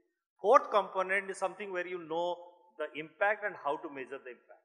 So from a coaching point of view, it is not just giving training. I think it's much beyond training, where you understand where the IB comes from, how it really can be designed, till take a roadmap up to the level of measuring the impact. That means you know how really you can create impact. So all these 2 insights we got while dealing with these 20 companies. Most of the companies, I would say most, not everyone, most of the companies were dealing with farmers as if they are doing transactions. Now with this coaching map or coaching roadmap being created, I found there is a shift now how to take farmers as your partners. So from transactions, many companies are looking them as their partners, and it is more of empowerment. That's a shift. Second, I found many companies perhaps were competing with each other. Now in our cohort, we have 5 different sub-cohorts: technology cohort, FPO-centric, farmer-centric cohort. We have a finance cohort. We have somebody who is coming from carbon. So now they have started seeing each other's strength and collaborating internally. So this collaboration internally between the cohort members and with the external agencies becoming major. So 2 insights, if you want to be a good coach, perhaps you need to see how your companies look beyond transaction and beyond competition. If you do that, we are going to create this ecosystem better. Thank you. Thank you, Coach. So, yeah, coaching is needed in a way, especially for managers as well, not just founders and entrepreneurs, isn't it? To kind of convert thinking of becoming an IB. So, yeah, I think that's part of the ecosystem development. Now, Krisha, who just landed in like 2 hours ago, your flight got delayed and cancelled. So, thank you for rushing and being here. But Brunei, she's from Brunei, everybody, so you know Brunei. Clap, please. So the population is 450,000, and I thought she was making a fast one on it, but it is 450,000. Yeah, and but there are challenges, and creating ecosystem for inclusive business still needed. I saw your CV, and if I were to spell out what you have done, I think we're gonna finish quite late today. But a bit about the challenges and the thing that's close to you that kind of contribute to the ecosystem of inclusive business. Right. Okay. Bismillahirrahmanirrahim. Assalamualaikum warahmatullahi wabarakatuh. Thank you, everyone. Yes, thank you for highlighting that I was just here 2 hours ago. It was quite a journey getting here from Vientiane. However, so I've been doing Big Bagawan project for the last 8 years, where we created it to basically give more economic opportunities to empower the local communities, the youth, the entrepreneurs, and the women with its many national initiatives and campaigns that we've been doing. And over the years, our mission has been to empower and to transform communities through youth development, capacity building, digital literacy, and entrepreneurship, while promoting environmental awareness and women empowerment. I know that sounds like it's a lot, but we have been working within different kinds of communities where we've been seeing a lot of the gaps come out. And, I think a lot of us have mentioned the same things, equal partnerships, collaboration with the agencies and stuff. And yeah, we've been doing just that. We've been partnering up with a lot of these agencies to basically give all sorts of opportunities for them to be inclusive, not only to women per se, but also in terms of marginalized communities, people who are from underserved communities. I actually run a community development center in the Wata village in Brunei. So a lot of people, I think just kind of a bit of an overview, a lot of people are usually, how would I say this in the right way? A lot of them are usually thinking that Brunei is a very rich country, that Bruneians are relatively rich, so we don't have any poverty. So that is not the case. Working in the grassroots level over the many, many years that I've been working within the communities, so we've been seeing poverty come up more often than not. So, just establishing the Community Development Center in the Wata village, in giving support to the women basically in the community. So the women are actually the breadwinners in this Wata village. So they're the ones who are more optimistic, they're the ones who are more empowered to make changes in all their lives. So what we did was we created different kinds of programs in terms of capacity building, where a lot of coaching came in as well. And I think for Brunei especially, a lot of it had to do with mindset change as well, because, Brunei still comes from, we're still very much conservative in a lot of ways, in a lot of thinking. And so, first things first, it had to be mindset change. And then our ecosystem was consisting of, doing all this programming with them, providing them with mentorship, providing them with access to opportunities, providing them with the right kind of support that they could establish their businesses. And as a result, over time, as of today, we've already registered 50 women-owned businesses within the community, and they're still sustaining, though they're only focused on very, very small industries. But I feel, having been 3 years running the center and having these kind of women come out and doing different kinds of businesses and being empowered is just something on its own. So yeah. So the ecosystem is within the Water Community Center. Yes, okay. Yes. And also, our ecosystem also goes out to our partners. Say, for example, the agencies that we work with or the other stakeholders who actually come in with us to provide the right kind of programs, because we can't do everything alone. Yep. So we do engage with the other agencies or the other stakeholders to come in to deliver the programs. Okay, thank you. Stephanie, it's been years. Last I met you was, I can't remember, but one thing we have common that we don't age well. We age well. Oh, I hope so. Thank you. I mean, it's a compliment, Stephanie. But yeah, so what are you up to? What are you cooking these days? It's wonderful to be here and great to hear so many different perspectives from different countries in ASEAN. And I suppose I'm bringing a bit of a regional perspective. So I'm with the Impact Hub, which is a global network of physical spaces, incubators, accelerators, and really communities around the world that are working towards a just and inclusive transition. We have 110 impact hubs across 60 different countries. So very, very global. But I think what makes it quite unique is all of our hubs are locally owned and operated as well. So it's really about elevating what entrepreneurship and ecosystem building can look like locally. But we work deeply, deeply collaboratively as well. And I think, looking at a regional perspective, when we think about inclusion, there's a lot of opportunities for this. One of the programs that I think has been very transformative for us as a network, we've been around for over 10 years in this practice of entrepreneurship support and ecosystem building, but we're always learning. And one thing we noticed was we're seeing the same types of entrepreneurs that are succeeding, and maybe that's because we borrowed models, particularly in Asia. We may have borrowed models outside of our context for entrepreneurship, and it doesn't always serve everyone. So we had to take this look at, okay, what's broken in this system, and why aren't we more inclusive? Why isn't everyone able to be an entrepreneur? And one of the programs that we launched in collaboration with the European Union at a regional level and EVPA was this program called Better Incubation, and it was a multi-year program to learn with other incubators, accelerators, entrepreneurs who come from underrepresented backgrounds, and to speak with them as part of a community of practice and understand, what are your barriers to entrepreneurship? How can our ecosystem actually change the way we do things so entrepreneurship support is more accessible to you? And within the European context, we focused on a few target groups. We focused on youth, seniors who want to enter entrepreneurship, entrepreneurs with disabilities, migrants and refugees as well, and women. So we learned a lot through that program because it helped us transform the way that we approach our program design. Everything from how you recruit and promote your programs to entrepreneurs, all the way through to how you design and actually run it. And we made these learnings accessible to everyone, and it brought our region in Europe together because we were able to understand, wow, there are a lot of unique differences, which I do believe here in ASEAN even more so, right? There's so much diversity, and that can be an incredible strength. But there's also a lot of learning that we can do together. So that was an example of how, we as a network, we're still on our journey of learning. I think all of us are, and I do hope that in this conversation we can really talk about how can we improve? How can we really create an ecosystem that is inclusive for all? Yeah.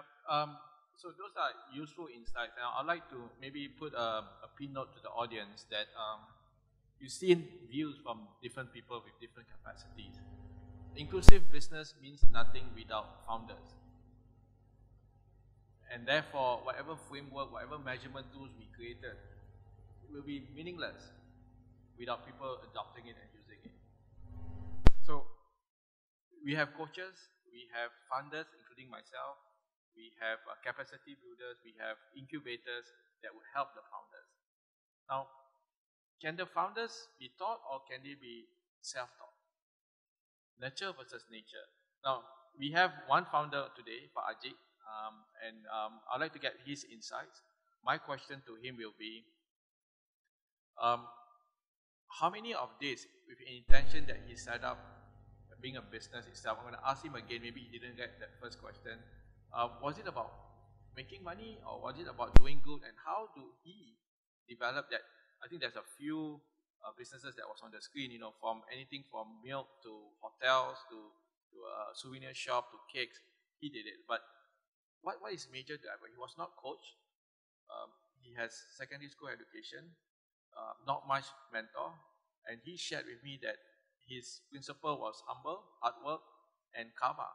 So I'll ask him that question and translate to him, and you give an answer, I'll translate you back. So Pak, tadi di sini tuh banyak yang incubator, yang banyak yang membantu pengusaha-pengusaha yang menjadi pengusaha yang bisa membantu masyarakat gitu, atau inclusive business ya. Tapi Bapak mulanya tuh niatnya tuh langsung terus mau bantu masyarakat dan buat bisnis kan. Tapi bisnis Bapak tuh makin lama makin untung kan, makin membesar kan. Jadi apa yang semangat Bapak tuh, siapa yang cikgu Bapak, guru Bapak yang basically mengikut Bapak itu untuk jadi Bapak besar gini, gede gini. Ya, terima kasih. Kebetulan sebelum saya punya Krishna, saya dulu kerja di konveksi. Kebetulan saya punya owner, namanya Pak Siddhartha. Beliau adalah owner yang sangat bijaksana. Dan beliau selalu ngasih saran, ngasih masukan ke saya. Suatu ketika kalau kalian sukses, jangan lupa berbagi. Jangan lupa punya jiwa mengalah. Dan selalu ingat karma. Apapun yang kamu perbuat, suatu ketika hasilnya juga akan kita menuai. Nah disitulah saya selalu ingat apapun yang saya lakukan dalam bisnis sampai saat ini, saya selalu ingat dengan kata-kata beliau. Kebetulan Pak Siddhartha itu adalah guru spiritual saya untuk di meditasi. Nah disitulah saya banyak dapat pelajaran dari beliau. Sampai saat ini saya selalu melakukan kegiatan sosial, misi kita sosial sambil berbisnis. Nah di sini satu-satunya perusahaan yang tidak punya marketing di seluruh Indonesia hanya Krishna. Krishna nggak ada marketing dari dulu sampai sekarang. Marketingnya itu adalah ada yang di sebelah Bapak ini. Dan Krishna itu tidak pernah beriklan atau mengendorse artis. Cara saya selalu berbagi kepada masyarakat, saya memberi, setelah itu saya lupakan. Dari mulut geramnya masyarakat itulah yang mempromosikan Krishna dan mendoakan Krishna. Intinya itu kita tulus dan ikhlas. Okay. So I'll try my best to translate for non-Bahasa. Who's laughing, man? So this is the first business of that size, a $50 million business a year. There's no marketing budget. No marketing expenses as well. And in a mainstream world, especially in this part of the world where you have to pay artists to endorse your product, he has nobody. He did offer me, I had to turn it down, but he has no one. Zip, no marketing budget. His marketing strategy is to give, to obtain the trust of the community, and therefore, wherever business he sets in that community, you get that full support. It's a paradigm shift, isn't it? So inclusive business, in a way, represent his business. It's still a business cost. Marketing expense is still a business cost. Customer acquisition, customer retainment. He did that by giving. Very refreshing idea. So, Bapak, terima kasih saya sudah menjelaskan. Bapak ada yang mau tambah? Enggak, mengalir aja. Mengalir aja ya, yang Bapak. So let's focus on governments. Yeah. Governments. So, if there's one wish list from your respective government in terms of developing ecosystem IB, just give me one. What would that be? You're not a government, but just share that part about. You are in many places, but what can government do? Well, Cultiva being a digital solution provider, one thing that I guess is key is also infrastructure, because digital, as we mentioned, digital solutions is an accelerator as well as a facilitator in inclusive business. So in ASEAN and in Indonesia in particular, there's such a wide variety of geographies. Some areas you don't get any signal at all, even with the best provider possible.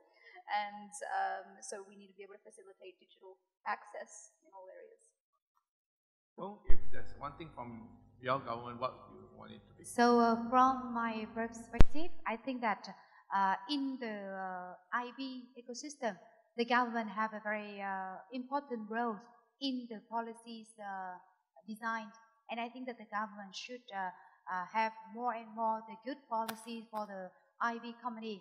And beside that, I think the government can have a very good power in connecting all of the stakeholders in the ecosystem. That's the reason why I think that this also the summit is also a very good example that the government can connect the incubation and also the company and provide a lot of the opportunities for the company to join the events like this. And it's a part of the activity in the ecosystem. The government as a connector is very important. Yes, I think so. Okay. Yeah. Betty?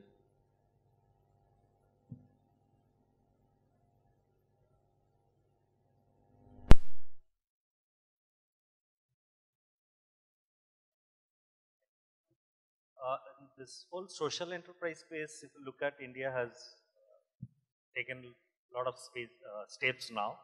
I think in particular to IP, I think couple of things. One would be giving this whole domain recognition within the government setup. Like we have Invest India, which is a partner with us. We have other kind of bodies who are already into this space. Can IP be recognized as one phrase which is important? Second is, can under certain schemes, those companies who are directly working with farmer organizations, women organizations, get special status? I don't know whether India is ready for accreditation, but something to be done in order to leverage the schematic assistance government has. So the schematic assistants are going to the farmer organizations or similar setups. Can IP or these kind of companies also get that kind of inroad into this domain of all kinds of schematic assistance that government has? If we create an ecosystem around that, a lot of this convergence can happen. Sure. Or the family? Well, I think for Brunei it's a bit different because it's unique in its own way. But I think if I was to ask my government for one thing, I think it would be, a lot of it is quite similar to what everybody has said. But I think the most important would be to have some sort of incentive for sustainability for these businesses, because in Brunei, in a nutshell, whenever somebody, I think we have quite a huge turnaround rate for businesses in general. So, you can have businesses which are setting up, but they don't have a reason to sustain more than a certain period of time. So I think that would be a good way to get businesses to sustain in general. Stephanie, you're ASEAN. You're born in Indonesia, you live in Singapore, work in Cambodia. So, I mean, what government you become or belong to is a bit of a regional. So, if there's any, what would that be? I guess the obvious answer would be to say we need more infrastructure, and I completely agree with that. But I would also emphasize we need more social infrastructure. At the end of the day, we can't achieve an inclusive future without all of us working together. There's no one social enterprise in this room, organization, policymaker who can achieve that on their own. And yet, sometimes we pursue ecosystem building as separate missions. We're not as connected as we can be, and I think governments can play a really strong role in providing the right incentives and aligning the efforts of existing actors in much more coordinated ways. Sometimes I just feel that ecosystem building is not treated as its own genuine, I guess, body of work. It's considered as part of all of our jobs, which is true. We need to participate, but to participate, we need those spaces, and we need to be resourced. Those who aren't able to participate are often those that are underrepresented. They don't have the means to maybe join forums like this all of the time, or to be part of different initiatives. So I think we radically need to change the way that we create more inclusive spaces to build that trust, and it's building that trust that leads to collaboration. And that's what really leads to inclusion. So sometimes I think we forget that personal connection, relationship building is what nurtures inclusive ecosystems and helps us really understand what's happening bottom up. I like that bottoms up approach, right? We cannot be too top down, but then we need government endorsement, we need government kind of acknowledgement. In Singapore, I guess we don't start with legislation, we want to bring it from, we need to know what are the sector players' needs and so forth. But the challenge at an ASEAN level is to harmonize this together, I suppose. Right? Kirti, you want to say something? Very quickly, context of India. See, I think we have a lot of good institutions, including Invest India here, who is a partner for ESCAP. Can there be a special program trusting on the capacity of Invest India, a special program, not just 20 cohort members, but maybe 100, 200, so that we create enough noise about IB as a model. Once we create that critical mass, I think a lot of companies would start moving into this way. So that's where I think government can actually create a sub-project within some right institutional structure and channelize this with kind of minimum interest paid, kind of date and other things can be done. But my understanding is they can take it from 20 to 200, they will be doing a great service, and rest would be just then move from there. Well, then you go about the capacity building or coaching. Right? the gentleman beside me has minimal coaching and capacity, and yet he delivers something, right? Now, there are also times where, what's the hit ratio, what's the miss ratio? From an incubator standpoint, maybe Stephanie, I ask you, with all the hardware and the software that you have, and through your experience, and this is no reflection of Impact Hub, right? This is normal for a VC or for fund managers to kind of manage this. But what's the success rate post-coaching, post-capacity building, post-funding, in terms of impact enterprises or inclusive business? What's the success rate for this? I think in our experience, definitely as you're supporting entrepreneurs through their journey, the longer you go, also the more specific those needs are. And identifying those needs, you're actually diagnosing what's needed really well. Honestly, entrepreneurs sometimes don't always have the best perspective of what the business might need. They have a perspective, and you need to get a variety of different perspectives to really understand what's going on and become a lot more targeted. But as you were saying, I think it's all about, we talked about the software and the hardware. As incubators, we provide physical spaces as co-working spaces, but it doesn't really mean anything unless there's deep trust in that space. And that comes down to the art of hosting and supporting one another, and community building, just really coming back to the basics of building that trust. And if you have more trust in the incubation program and the people, the peers in your cohort, you will bring more to the program and you'll grow more, and you'll be able to be more honest about what it is that you need.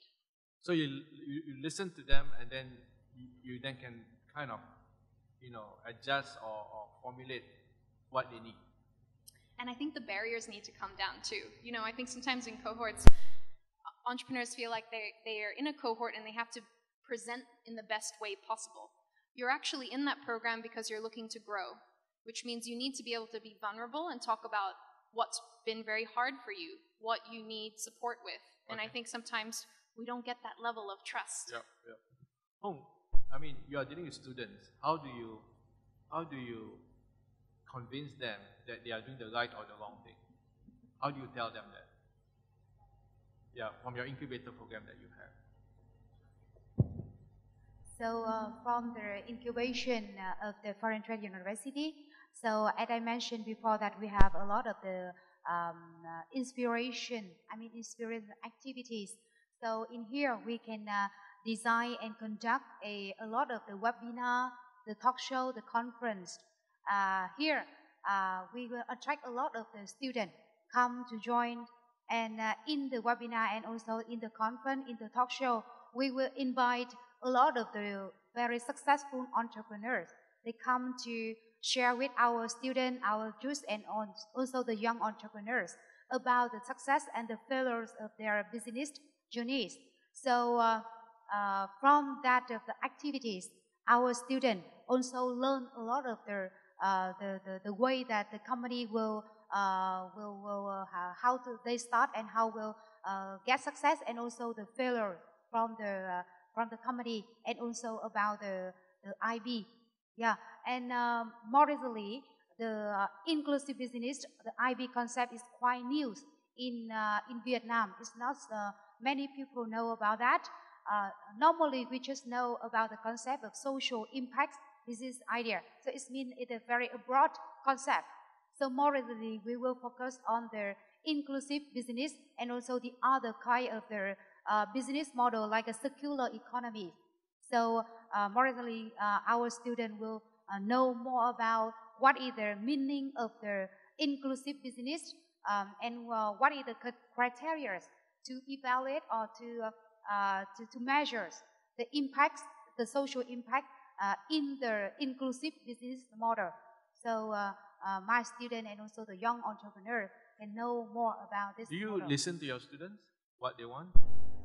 Yes, of course, because we are the university and we have a lot of the interaction with the student. Okay. And of course, through all of our activities and also the program, we also have the connection with the student and to listen to them, to understanding more about their needs and their perspective for the futures, to become the young entrepreneurs. Okay.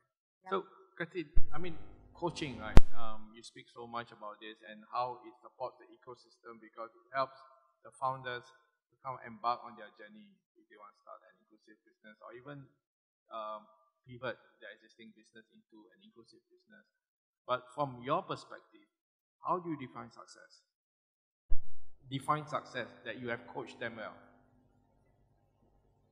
Let me give one example. We have, in this cohort only, we have a company which is having, after 5 years, they have created a equipment which can measure the soil content, soil properties in 90 seconds. And they have done great amount of research with IIT Kanpur, which is a very reputed institution. Now when we made them, I found this equipment, which of course would now evolve further, would go its own journey in terms of it becoming a better equipment. But this utility is too high when you look at this whole transition from conventional agriculture to natural farming and other organic kind of things happening. So we said you have big opportunity because everybody is now talking about natural and organic. So everybody would go and test their soil. But he had very limited understanding, like he was thinking like a typical company will go and sell its equipment to different fertilizer and all those kind of companies.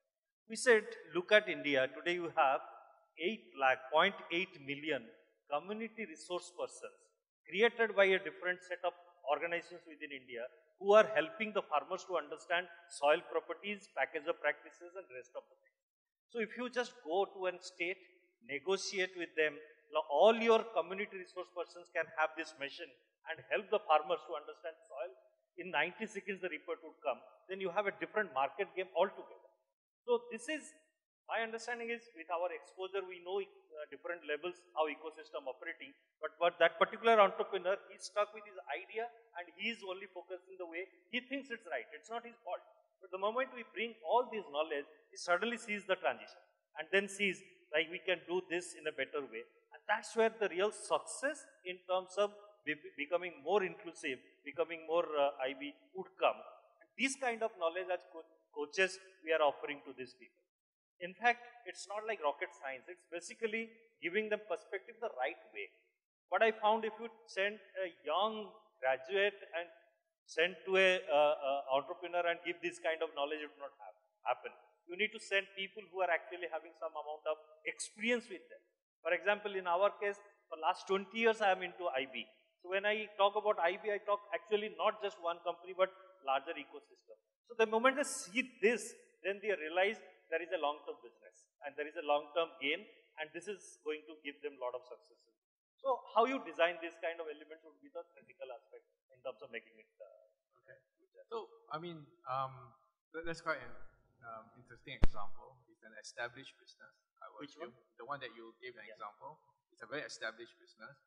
I mean, it's a business that has making money, has started a fair bit. You know, you mentioned about how big their land size is. But what about people who want to start a business or about to scale up?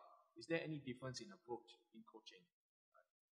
In your mind? Yes, there will be, like there are companies who are already 4, 5, 10 years, but there are companies who are just starting out. For them, I think this whole coaching process starts from defining the business model itself. So we understand them, why they're coming, their passion, their interest to get into this, and then help sitting with them, understand why you think you need to do something which is more impactful. So that takes time, and that's only not just classroom or a meeting, but we then take them to the right examples, right cases, on ground, go and see on your own and see how it's happening, then help them defining a right business model. I think that's where the technicalities come. I was avoiding to get into that discourse, but as a coach, one of our responsibilities also to see, even if they have an idea, how this startup is just coming in can have a good business model, have a good marketing model. In our case, we don't call it go to market. We call it go to ground.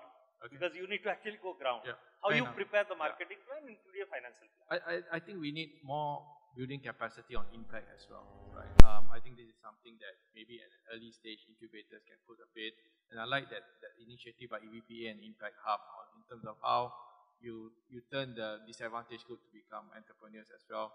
So Fisha, I mean, you are dealing with a bit more smaller enterprise angle, because I would assume the ladies are all home-based businesses. But what's the push? Do they need to become one, or they want to become an entrepreneur? They need to become one more often than not. Yeah, some of them they want to, because they've always thought that, you know, being your own boss is much better than working for somebody else. So there's half of them who really need to, because they want to find a sustainable source of income.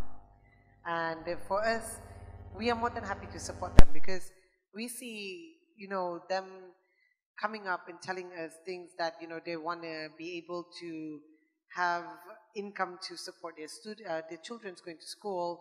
They want to be able to, you know, get out of that shell where they have to borrow money to buy electricity, or, you know, just borrow money in general, time to time. And yeah, so I think that was one of the biggest push for them to wanting to become business owners, because they needed to. Oh. Yeah, because I think also because the climate is kind of changing as well in Brunei, you know. I think, but not only in Brunei, globally, inflation is something that's increasing, and you know, things are generally becoming much more expensive, and people are looking for other opportunities to get income. And you know, some of them have a lot of children. For example, like I know one of the ladies from my community, she's a 34-year-old grandmother, and it's a loop that has been happening for some time. And you know, even her mother was a 34-year-old grandmother, and they come from a community where, you know, the men just focus on getting government benefits, and the women cannot bear to keep on waiting for the government benefit. So they try to get out of that. They try to break that, and they try to, you know, build something for their own selves. They try to become as self-sustainable as possible. And although they are home-based businesses, some of them have actually taken up the initiative to get their products out into smaller supermarkets, their grocery stores. So what they do is they actually send out their products to all these different grocery stores. Some of them do catering. So what I've done also to encourage them to be more sustainable, and also for them to get more income, is I connect them to corporates. So whenever corporates want to get any kind of products, say for example, if they want to do catering, they can just reach out to us to do that. Or even, you know, like they need corporate gifts for their events and stuff. So we actually use that as a way to empower them as well. So we all know now inclusive business comes in different shapes and sizes. There's small, there's medium, there's big, there's also MNCs. But let's focus on the ASEAN level. Right? We know there's a need to harmonize, standardize, whatever verb we're going to use, but that is an aim and an objective that we need to achieve. But because it comes in different sizes, and sometimes a bit of difference in terminologies of what is IB and what is not, but how do we, in our own capacity, like, build that harmonization from your respective work that you do? I'll start with Pak Ajit first.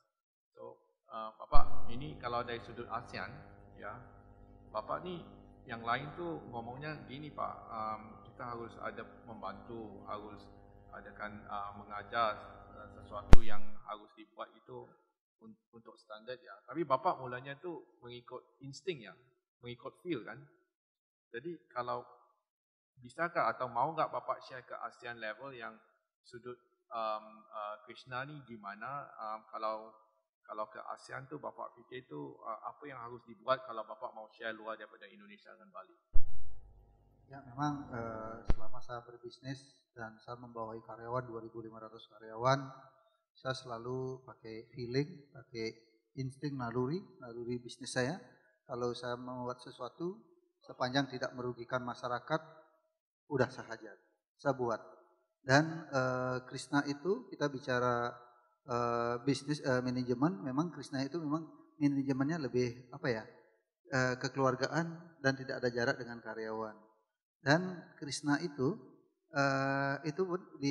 kita baru main online itu di masa pandemi. Sebelumnya itu Krishna itu nggak pernah jualan online. Pas pandemi itulah memaksakan saya buat belajar online. Nah sekarang kita udah mulai ke digital. Harapan saya Krishna harapannya ke depan bisa masuk ke 12 negara ASEAN. Dan begitu juga 10 negara ASEAN bisa masuk gabung bersinergi sama Krishna di Bali. Allow me to translate a bit. So during the pandemic, Krishna is forced or encouraged to go digital. So now they have access to 12 countries outside ASEAN. So in other words, products and services is there already, but the concept of how he runs his business, I hope I can convince him to share more beyond Indonesia at one point of time. So Bapak, hope Bapak bisa share lagi ya dengan nantilah di lain acara ya. Yeah. So again, Mac digital, we spoke about digital, right? On how is it important to kind of build ecosystem, and digital will connect people together in terms of products and services. Your 2 cents worth on the ASEAN level. Yeah, so for sure, and I think really what we need, whether it's governments or at an ASEAN level, is really truly identifying the stakeholders. So I have to bring this back a bit more micro to the Cultiva case, is that everything starts with traceability, identifying who has to be at the table, actually. Even if there's forums and spaces to collaborate, are we getting the right people to the table would be a big question from us. Because if I just use the agriculture value chain example, some of the multinational clients we work with have no idea what their supply chain looks like, and it's not till you go to the ground, you speak to people, you find out their problems, what is when you can identify where to make interventions. So that would just be an example of what to apply at an ASEAN level, is just understand the players and make sure all the right people have a seat at the table when we do discuss, whether that be definitions or roadmaps or anything else. Yes, from my individual perspective, I think that when we build up the ecosystem for Vietnam, and now when I join the summit, I can learn the ecosystem from the other country in ASEAN, and I can see that we have a lot of the common things. We also in the coaching or in the ecosystem of the IB, we think that almost of the ecosystem of every country also need the mentoring, need the training, need the coaching. Yeah.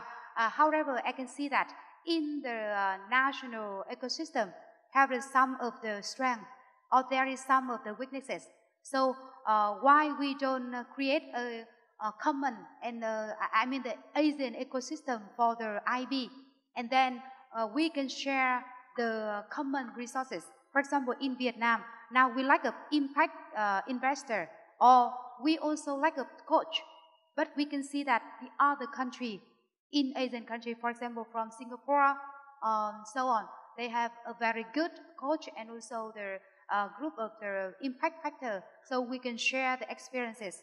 So I think that we should create a common ecosystem for all of the Asian country. Here, the country in Asian country can share the resources together, and even here the common ecosystem here is also including the platform.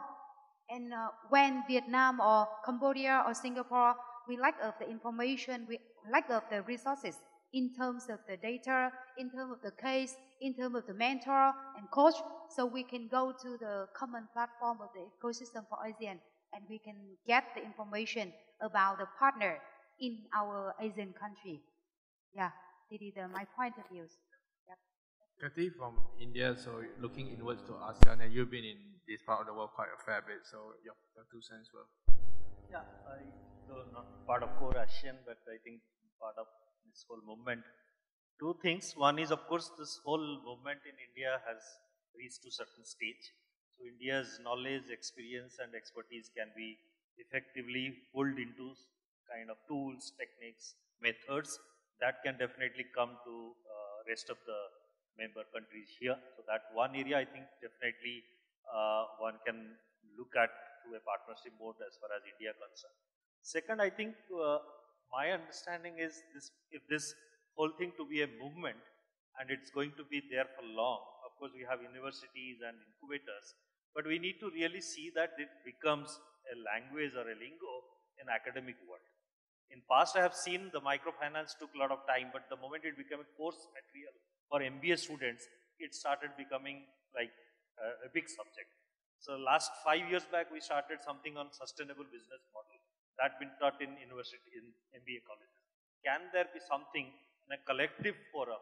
We do something in partnership with some good universities or MBA colleges to come out with modules which would teach what is IP. So that we have enough experience in this room also.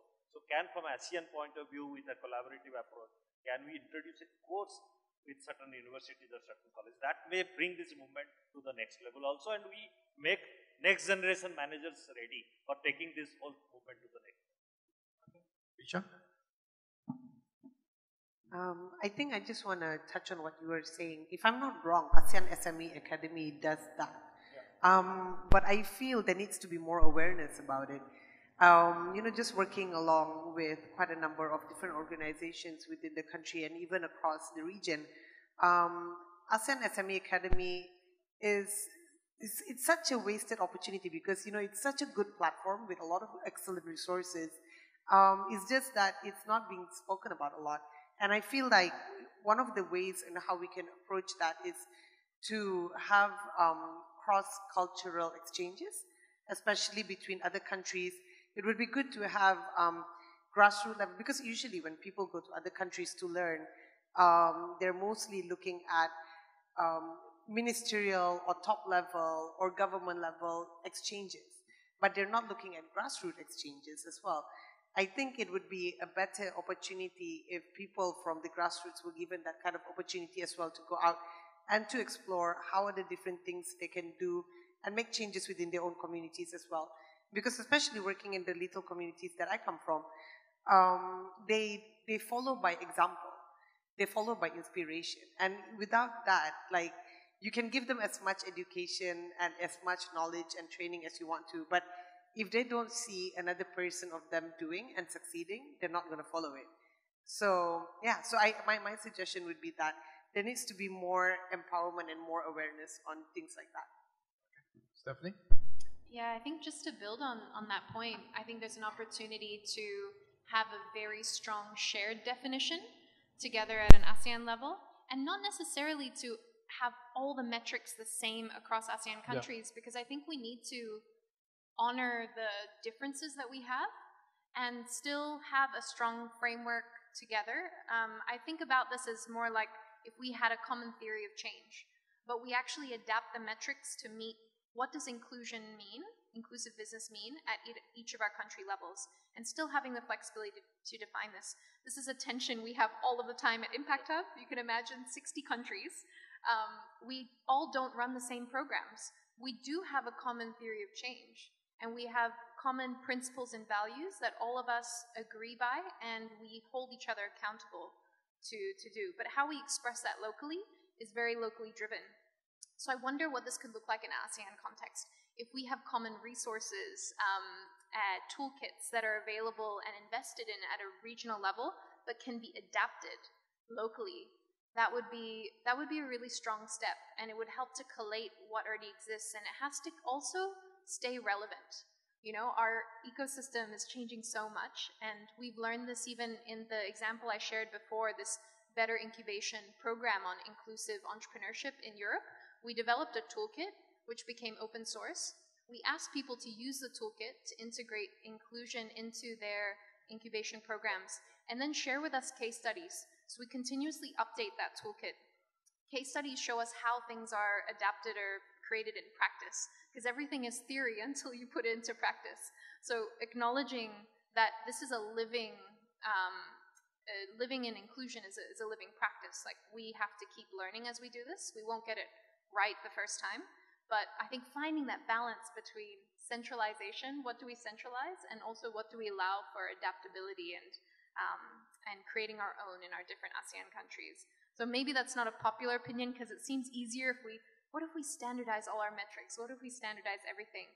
But I don't think that necessarily serves the uniqueness of all of the contexts that we're operating in, the sizes and cultural nuances. In other words, the big picture is the same, but how we draw that big picture has to have some local. Yeah, so you can create tools and frameworks that don't tell you this are the metrics you need to follow, but this is how you create your own metrics that can fit into our common theory of change and our common definition of inclusive business. So, do you think we should have an ASEAN equivalent to an impact hub and ASEAN fund that invests in, I think that would help, isn't it? And I think the next evolution is Impact Hub, when it started, was an experiment, more of a closed experiment of how do we start these impact hubs locally that are connected together. Yep. The next evolution that we're exploring is an Impact Hub plus plus. Yep. It's not just about being an impact hub. There are many values-aligned ecosystem partners doing incredible work on the ground. It doesn't have to look like an impact hub necessarily, but we do need to work together, and we do need to have a common infrastructure for us to collaborate together. You speak like two ASEAN diplomats. So, anyway, I would like to turn to the floor for questions, and our members online as well. As you can see, we have different aspects. For once, we have actually a founder on stage. Although albeit he has a very unique way of how he looks at business with impact. Something that stuck to me, that a business without marketing expenses, I'll lose sleep tonight in terms of how he can do that. But it shows that it works. Who to say is wrong? I mean, if maybe you type ChatGPT, if this works, I don't think so. They'll know about this. But then again, maybe he's an exception and not a norm. But how do we then put that as an ecosystem? How do we make this a multiplier effect? How do we learn from each other? How do we engage each other? How do we learn from mistakes as well? So the floor, if there are any questions, please raise up your hand, identify yourself, and maybe you have like to attention to a particular panelist, please let me know.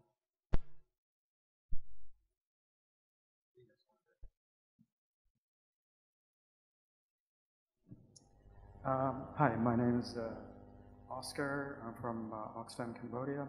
I had two questions for two of the panelists. First, maybe Ms. Tu Hung from Foreign Trade University and Incubation. I'm just wondering, when you bring in the cohort to the FTU incubation, the cohorts are geared towards trade and export. I'm not sure. My question is, when do you integrate the IB in that process, in the journey? Is it voluntary? Is it something you present to them? I'm not sure, so it'd be good to learn. And the second question was for Cultiva. Cultiva, you mentioned that 70% of the farmers, you have to deploy enumerators to actually collect the data. So I'm just wondering, what challenges do you face in collecting this data? Yeah, thank you. Yeah, thank you for your question. So may I check again with the question?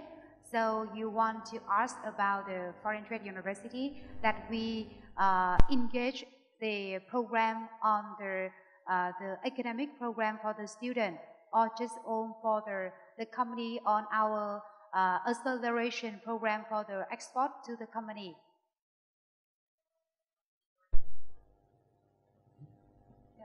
In the incubation program. Yeah. Okay. So for the incubation program, that I share with you before, that we have the acceleration program for the company that they want to export, to bring the Vietnamese product to the foreign countries. So when we run the acceleration, we also including many activity in the acceleration. We also have the training for them. We have the training for them. So we have the module, we have the course on import and export areas. So a lot of the information and also the module and the course on the import and export can be training to the company. And after that, we also have the coach for them. So the coach will accompany with the company that they want to import and export, and they will guide to the company. Maybe I can help. When do you put the IB principles to the students? When they start, or when they already, when they scale up? Actually, I tell you that the IB is very new in Vietnam. So at the present, we didn't have any of the course for the student here. And that I showed you before that we are planning to have the IB strategies to promote the IB in Vietnam. So in my strategies, we also will include the IB program and training and materials in the academics program for our students, and also for the incubation program and also for the acceleration program. So it is our wish, and I really hope that we can learn from the other partner experiences, so we can develop our strategy. So a lot of the young entrepreneur, the student, and also the company in Vietnam, they will know more about the IB, and they will adopt with their business model, and also they start the IB project for themselves. Okay. Yeah. Meg? So thank you very much for the question. And so the question, just to reiterate, the question was, what are the key challenges when it comes to mapping farmers? And I think something that has to be done very sensitively is establishing trust with the farming communities. We don't want to be outsiders just showing up, hey, we want to collect some data, or anything like that. So we actually already have to work with the entire value chain actors, and we do very intensive socialization. If we take the palm oil value chain as an example, we've already talked to the mills, we've talked to the dealers, and we try to engage various levels all at once. If we go to approach a farmer, we bring their local trader with them to help explain and socialize the project. And what's important to reiterate is that Cultiva is a private business. We're not an NGO here to write a nasty report about them if we find child labor or deforestation or anything like this, and really emphasizing that we want to identify the problems to help you, to keep you integrated into global value chains and make sure you're visible in these global value chains. Okay. Any other questions, please? Yes.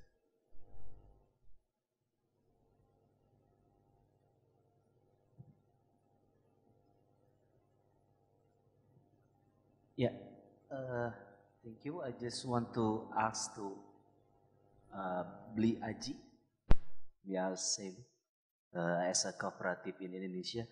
I just want to know what kind of value from Beli Aji that you bring to your team or your employee. Pak, bisa bahasa Indonesia juga ya? Ya, bahasa Indonesia aja ya.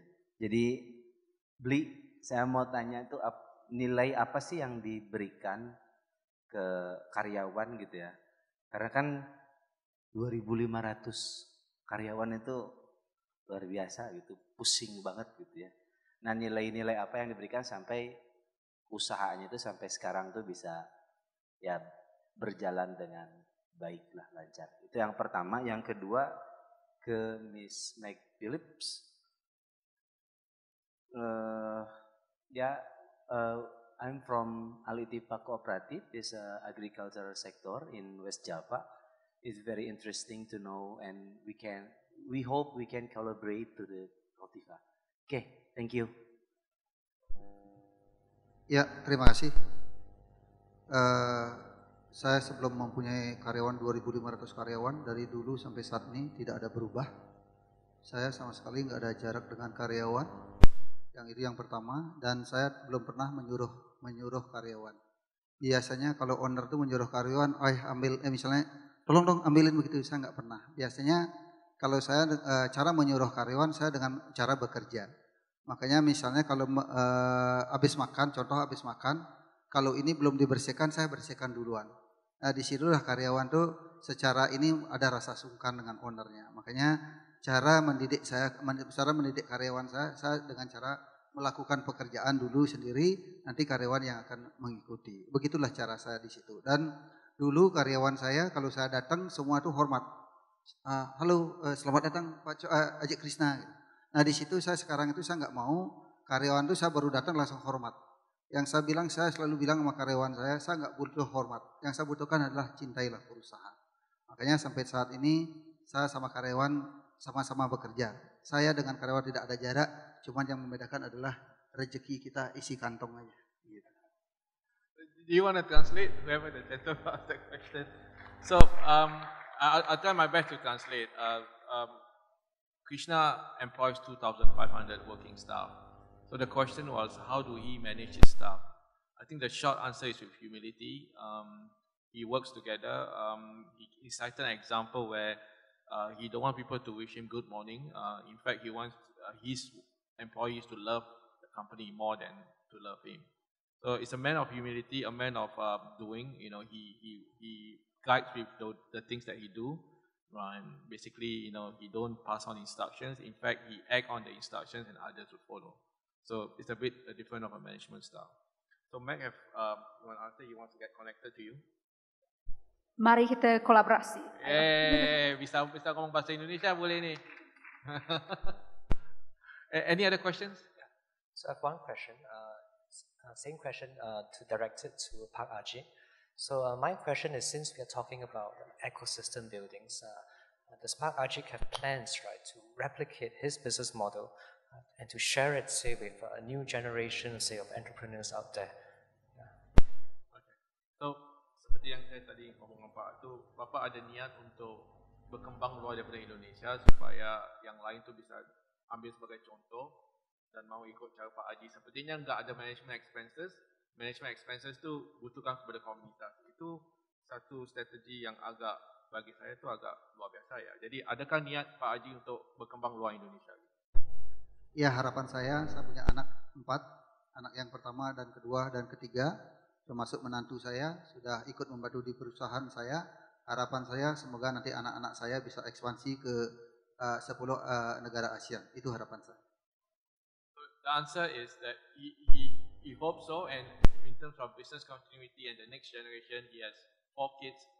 He has a good daughter-in-law somewhere there in Asia, and his hope is they can continue this beyond Indonesia, and this is a bit more welcoming to kind of share that business model, the inclusive business model that he has to other parts of ASEAN. Any other questions?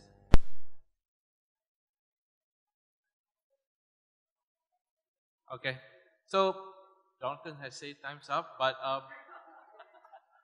before we end, ya, udah disiapkan. Ani yang nanya tadi, kasih goodie bag-nya. So for other panels who don't have gifts, tough, but for this panel, Pak Haji has kindly to give the goodies of Bali to other panelists. So we are consider ourselves lucky. Yeah. So with that, I end the panel, and thank you very much, panelists, for being here, for being very candid, being very open. I'm sure we are in the usual social circles that we are in. So let's keep connected. Thank you very much. Well, let's give a round of applause once again to all the panelists who has been sharing the value and the success story of best practice of exclusive business support program they have in their organizations and in their countries. Thanks.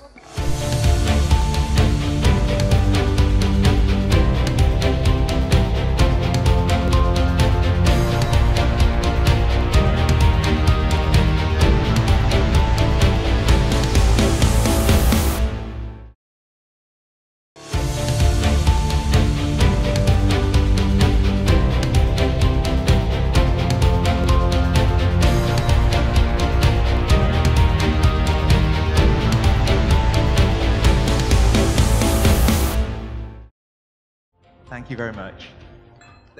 Firstly, my apologies to the panel before and Alfie. I think doing this wasn't the best way to say wrap up, so my apologies for not being so subtle. And by the way, that light's very bright, but I think it's fine. Could I firstly invite the panelists who are with us up onto the stage? So that's Gaurav, Tilaka, Srivali, and John. If you're here, do come up now. Sorry, I can't see you because that light is right there.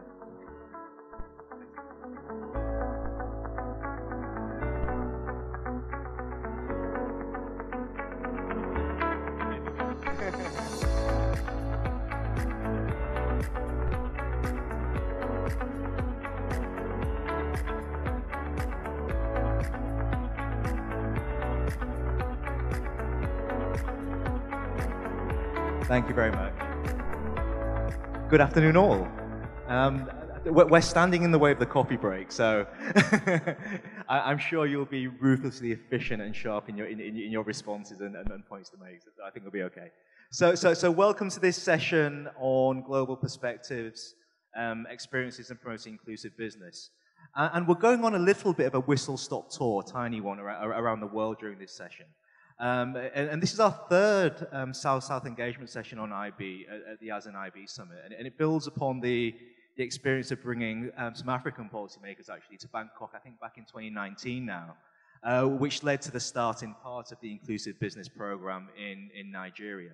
And indeed, Nigeria hosted their first IB Summit only a few days ago, and we are very happy to have with us online today representatives from Nigeria, and indeed Sri Lanka and India as well.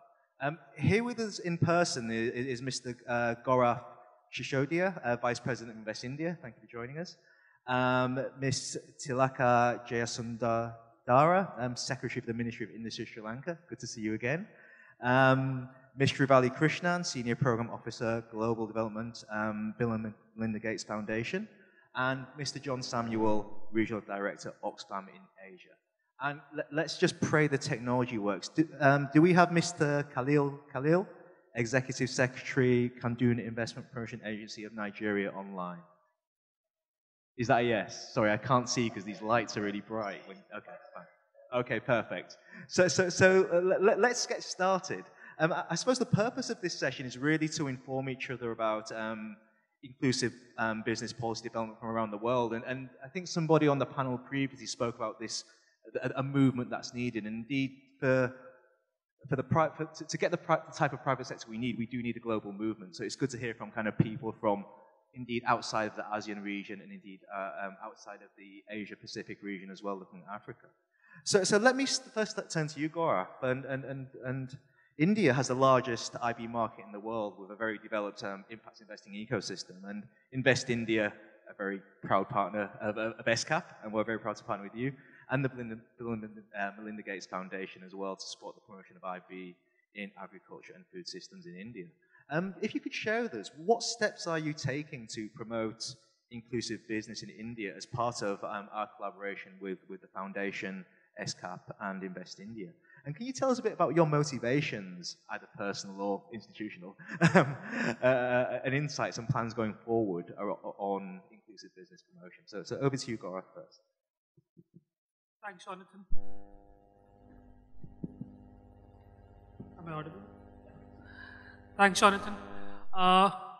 So before I start with what we are doing, I think it's more important to understand the background on the motivation behind us working on inclusive business and our partnership with ESCAP as well as the Bill and Melinda Gates Foundation.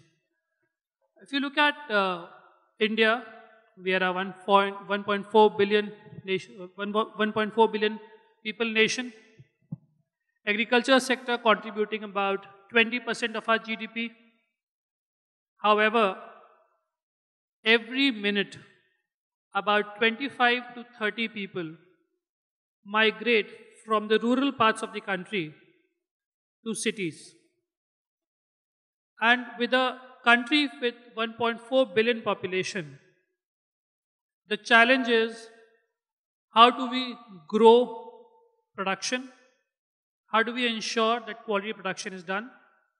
While the agriculture sector faces a lot of issues because of which this migration was happening. If we look at the key challenges which the agriculture sector faces in India, number one, majorly being the small land holdings. Land as an asset is passed on from generations to generations and then being divided amongst various siblings. So the portion of land which is owned by individuals gets on decreasing year by year. So majority of Indian farmers are small landholders. So working with the small landholders towards, coming up with a solution is very difficult. Number two, farmers face issues in terms of weather unpredictability, issues with inputs, the right quality inputs at the right pricing, issues with getting funding, the working capital, and of course, with the right kind of production techniques. And that is where, the government has a lot of focus on. The government was trying to do something. However, the government came up with a lot of initiatives, including, giving them credit cards, giving subsidies to companies for setting up of infrastructure, creation of startup funds for startups to come up with unique solutions to the challenges which are faced by the agriculture sector. But we still feel that there's a lot that needs to be done by the industry. Inclusive business as a concept was not new to India. Large companies were already doing it. But the majority of business in India is owned by MSMEs, unlike many other countries. And these are the MSMEs which need to become more inclusive.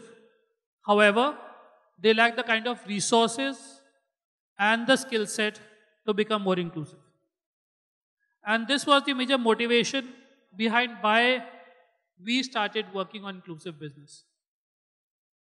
So we have partnered with United Nations ESCAP and the Bill and Melinda Gates Foundation on the initiative of inclusive business in agri and food sector. As a part of this initiative, we have organized several sensitization workshops with various stakeholders, including the government, the central government, the state government, industry, academia, research, and also farmers, majorly farmer producer organizations, to understand the needs and also sensitize them why inclusive business is very important. As a next step, we shortlisted 2 states in India, the major ones which are leading in agriculture sector, Haryana and Telangana, where the team has shortlisted about 20 companies in each state and providing them customized coaching and mentorship on how they can become more inclusive. We are also conducting a landscape study with ESCAP to understand, what has been happening in India in inclusive business, and specifically in this sector, what can be further done, and how further accreditation measures can be, supported. While we look at the Indian inclusive business scenario, there is no regulatory framework or a compulsion from the government for businesses to become more inclusive. However, any schemes and programs that are created or developed by the government are created for the masses.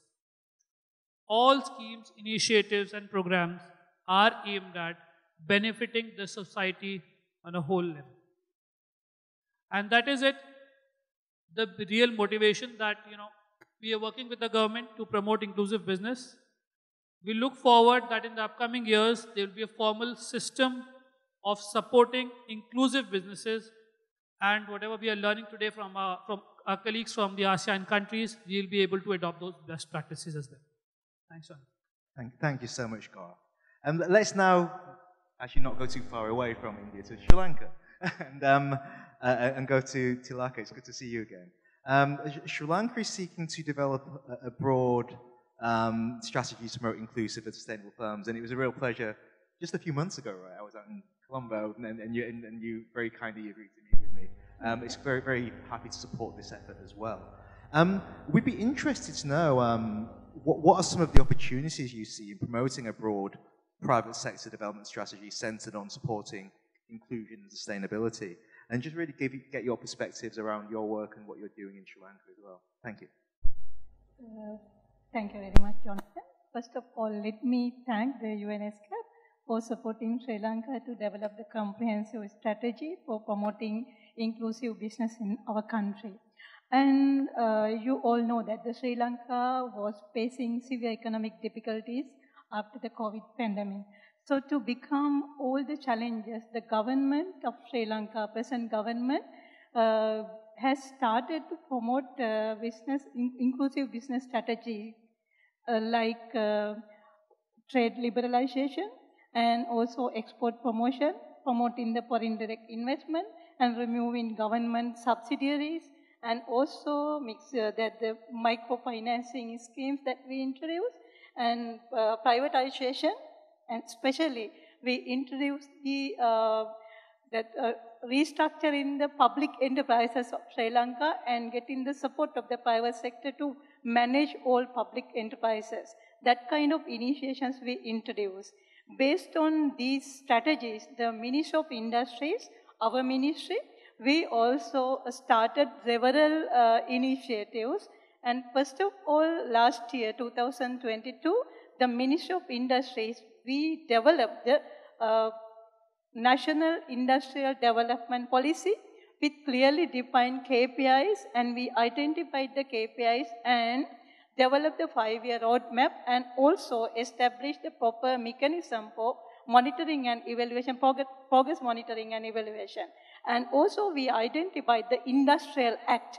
That was the outdated act. We started to renew and revamp the Industrial Act. And sometimes, and based on the economic activities that we identified 20 industrial sectors in Sri Lanka and developed the sector advisory committees with the leadership of the private sector. And also for promoting the industrial sector that we identified to promote the investment in Sri Lanka, there are many barriers. Number 1 is land, and number 2 is licensing, and number 3 is liquidity. So to address these 3 L's, we established separate export processing zones for each and every industries, especially for promoting the automobile industry and the component manufacturing, and also the mineral industry in Sri Lanka, and the spices and food-based industry, and the IT and computer-based industry. Likewise, we identified the emerging sectors, and also to focus promoting export revenue, that we want to expand the export basket of our country. Therefore, we really try to get the support of all the research institutions, academias, universities, and the private sector. That the private sector, that they are working separately, and for the research and innovation, universities and research institutions, they are working separately. We try to bridge the gap. So we introduce networking forum for commercialization, those research and innovation. And also for supporting the SME sector, especially for the young and female entrepreneurs, that we started some special program by providing financial supports, that we introduced loan scheme for the SME sector, and also we introduced another separate loan scheme for the e-pen, that the eco-friendly production systems. And also we know that there are so many barriers in promoting the technology, that the green technology. We started to promote green technologies, and so many that knowledge sharing and all the best practices. That a problem that we are identifying, that when we are promoting the social entrepreneurs in the country, we invited many the non-governmental organizations and the larger industries, extra larger industries, to develop the startup concept and also to develop and network the social enterprises. So entrepreneurs, that Sri Lanka, the Industry Ministry, we started so many things, and we are waiting until ESCAP and all the other members, that we want to share the experiences in promoting inclusive business in Sri Lanka. Thank you so much for sharing. You know, it's fascinating going to Colombo a few months ago, and I went during quite a bad week, I think, because it was the week of the IMF negotiations. So the ministers were all very, very busy, but they still found time to meet. And I was actually quite embarrassed, saying, look, you don't have to meet me. You know, you have other bigger things to deal with. But they were also passionate about this agenda. And as you mentioned, although inclusive business wasn't a concept that was so well known in Sri Lanka, when I met the young entrepreneurs, social entrepreneurs, the women entrepreneurs, the startups, they were. They were inclusive business. So I think this is a question of terminology and language that I don't care too much for. But I saw so much opportunity for inclusivity in business with Sri Lanka, and we very much look forward to supporting you further. And I know some of the team are going back later this month. So thank you so much for sharing those initiatives and for your support as well. Let's now go online, and Khalil, hopefully you can hear me. Let's hope the technology doesn't fail. Yes, I can. Oh, perfect. So thank you so much for joining us, and apologies for the delay in the session. And greetings from Bali as well. It'd be great to share your insights, actually. You have established an inclusive business policy development program, and indeed had your first inclusive business forum as well. How did your program go, and what are your plans for the future on IB promotion? So over to you, Khalil. And there you are on the screen. Perfect. Thank you. So I'll give a quick background on the initiatives in Nigeria. Nigeria is the largest black nation in the world. We are a population of about 211 million people. What we embarked to do, because we have about 60% of multidimensionally poor people in Nigeria, and that's quite a lot. It's alarming to say the least. So what we've embarked on is every single subnational government in Nigeria has embarked on a government-enabled private sector-led economic strategy. So what that entails is of all developed state development plans. For example, in my state, we're about 10 million people. In Kaduna State, we have embarked on becoming a knowledge-based economy within the next 5 years. The vision here, of course, is for us to focus on value-added economic activities, the digital economy, and of course, providing the necessary infrastructure. Now, my agency, the Kaduna Investment Promotion Agency, was created so that we can facilitate private sector investment and so on to create jobs and alleviate poverty in the state.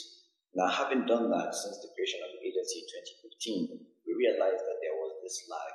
The lag was, we're not really getting the type of unemployment rates, reducing at the rate that we predicted.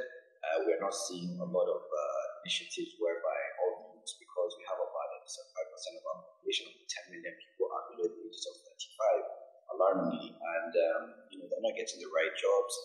These companies were facilitating the economic growth is not really inclusive. Now, we were approached by GIZ, and this is further to the commitment that Nigeria made at the Inclusive Business Summit. We embarked on a landscape study financed by GIZ. Lagos State and Kaduna State championed this. This landscape study, tried to understand if there were any type of inclusive businesses in Nigeria. Funny enough, there were. So once this was established, we had about 11 companies in Nigeria that had about turnover about $200 million or so. But it actually impacted about 5.6 million people. So that's quite significant. If you look at the socioeconomic impact, this will be the number. You then begin to realize that, look, if you scale this up, and actually try and sensitize a lot of other businesses to become more business inclusive, then we will actually have the type of numbers that we are looking for and predicting. So Kaduna State then took on the big task of piloting this in the whole of Nigeria. Now where we're at is we have contacted the Investment Climate Reform. This is an initiative financed by the EU government and the German government. They're going to embark on developing a very coherent, inclusive business strategy. This would institutionalize inclusive business initiatives in the state, an inclusive business policy. So it's going to look at the types of incentives that we're going to give these accredited businesses in Kaduna State, and then of course an upscaling report. Once we pilot this, starting in January 2024, and in the year, once we begin to scale it up nationally across Nigeria, what would that entail? Then what would that entail if we scale it up to ECOWAS, that's the Economic Community of West African States, all the way to the African Union? So I'd say so far so good. We've sensitized a lot of businesses in Kaduna State. We feel once we institutionalize this is going to go a long way in terms of giving us the type of job numbers that we predicted initially, having embarked on this private sector-led economic growth. Once we get those job numbers, once we get the poverty rates reduced, I think Kaduna State will have at least shown within the African context that inclusive businesses or inclusive business initiatives are the way to go once you try to embark on inclusive economic growth going forward. So that has been our experience in Kaduna State. Thank you very much. Thank you so much for sharing those perspectives from Africa, Khalil. Very, very much appreciated, and thank you again for joining us today. Shrivali, let me now turn to you. And the Bill and Melinda Gates Foundation is supporting the promotion of inclusive business in agriculture and food systems in India, Thailand, and Vietnam. What opportunities do you see for inclusive business in the agriculture and food systems? particularly in India, actually, given that's where the foundation has had a lot of experience. So over to you to share some perspectives. Thanks so much, Jonathan. I think Gaurav covered a lot on where are the opportunities and where are the pain points. So I would actually take a step further in terms of what can we foster in terms of partnerships. And I think if we just look at the room today and over the last couple of days, what we have engaged a lot of private sector and a lot of communities who are part of the matchmaking session who are here today. I think one of the things that we don't value enough is the peer learning. And I think particularly for the space where inclusive businesses are, it's important that we create an environment and a platform to facilitate more and more peer learning among the businesses who are in that space. Agriculture and food systems is a core sector in most of the countries in South and Southeast Asia. It contributes to a significant proportion of economic livelihood, but it also an interconnected sector. It is not a sector that functions in isolation. So whether we talk about farm, off-farm, supply chain, transport, logistics, social sectors, economic sectors, it is an interconnected play. And inclusive business is not a new concept, particularly when we talk about agriculture and food systems, because it actually flourishes because the bottom of the pyramid, the real vulnerable, marginalized communities contribute for the system to run. However, we often neglect the concept that the biggest private sector that we have to deal with is the farm. Is the farmer himself who is the biggest private sector. But when we talk about agriculture that has moved over the economic agenda in some of the developed economies, the reason that has happened is agriculture transforms itself into a business. So looking at agriculture and food systems, it is critical that we understand that for agriculture to become profitable, it has to be a business. And taking a leaf from the book on a lot of lessons that we are seeing and a lot of investments that we are seeing in the agri-tech ecosystem in South and Southeast Asia, looking at the funding that is coming into the sector, it's not by chance. There is a reason behind it because that is a sector that will need more and more efficiency. There is a pain point around access to finance that is affordable and timely, but at the same time bringing in efficiency in the system while being inclusive. And when we talk about inclusivity, it is a point that it is not ignoring the smaller players in the market. When we look at micro, small and medium enterprises that are in both farm and off-farm sectors, which to an extent are also connected to the primary sector, which is the production-linked sector. There is a lot of learning that we can generate by looking at the cooperative models in India, or that we can look at the agri-tech sector in South and Southeast Asia. We can look at where we are going towards biotechnology and technology-oriented sectors in, say, Singapore and Thailand, where we are looking at post-harvest technologies. So the reason why the Gates Foundation actually got interested was there is an opportunity, a niche opportunity that exists in facilitating peer learning in this area, where not only can we learn from what has worked in India, but also what has worked in other geographies and taking it back to India. It's not a one-way road. It is a two-way highway. And I think that's the mindset that we are really looking at, that how can we learn and at the same time facilitate two-way partnership. The other thing that I also wanted to cover is that ASEAN actually offers us the North Star for what we would like to see South Asia to really reach. And if we would like to look at the action plan that has been endorsed by the ASEAN Secretariat, can we look at an Asia-led action plan, which is both adopted for Southeast Asia, ASEAN, BIMSTEC, SAARC, any other regional body, but basically look at Asia as the growth story for inclusive businesses. I share your ambition, by the way. As a regional organization that covers 62 countries as far west as Turkey, as far down as Pacific Islands, I mean, I think, yeah, absolutely. I think ASEAN could be that model, and then we can grow from there. So, no, I absolutely agree. Thank you for that. John, let me now turn to you, John. Oxfam is promoting inclusive business in several countries in Southeast Asia, such as Cambodia and the Philippines, including through its, I'm going to get this right, Gracia program? Yeah. Thank you. Can you share what are some of the critical areas you are supporting relating to inclusive business at Oxfam? Thank you. Thank you, Jonathan. Oxfam has a history of its very history is in inclusive business.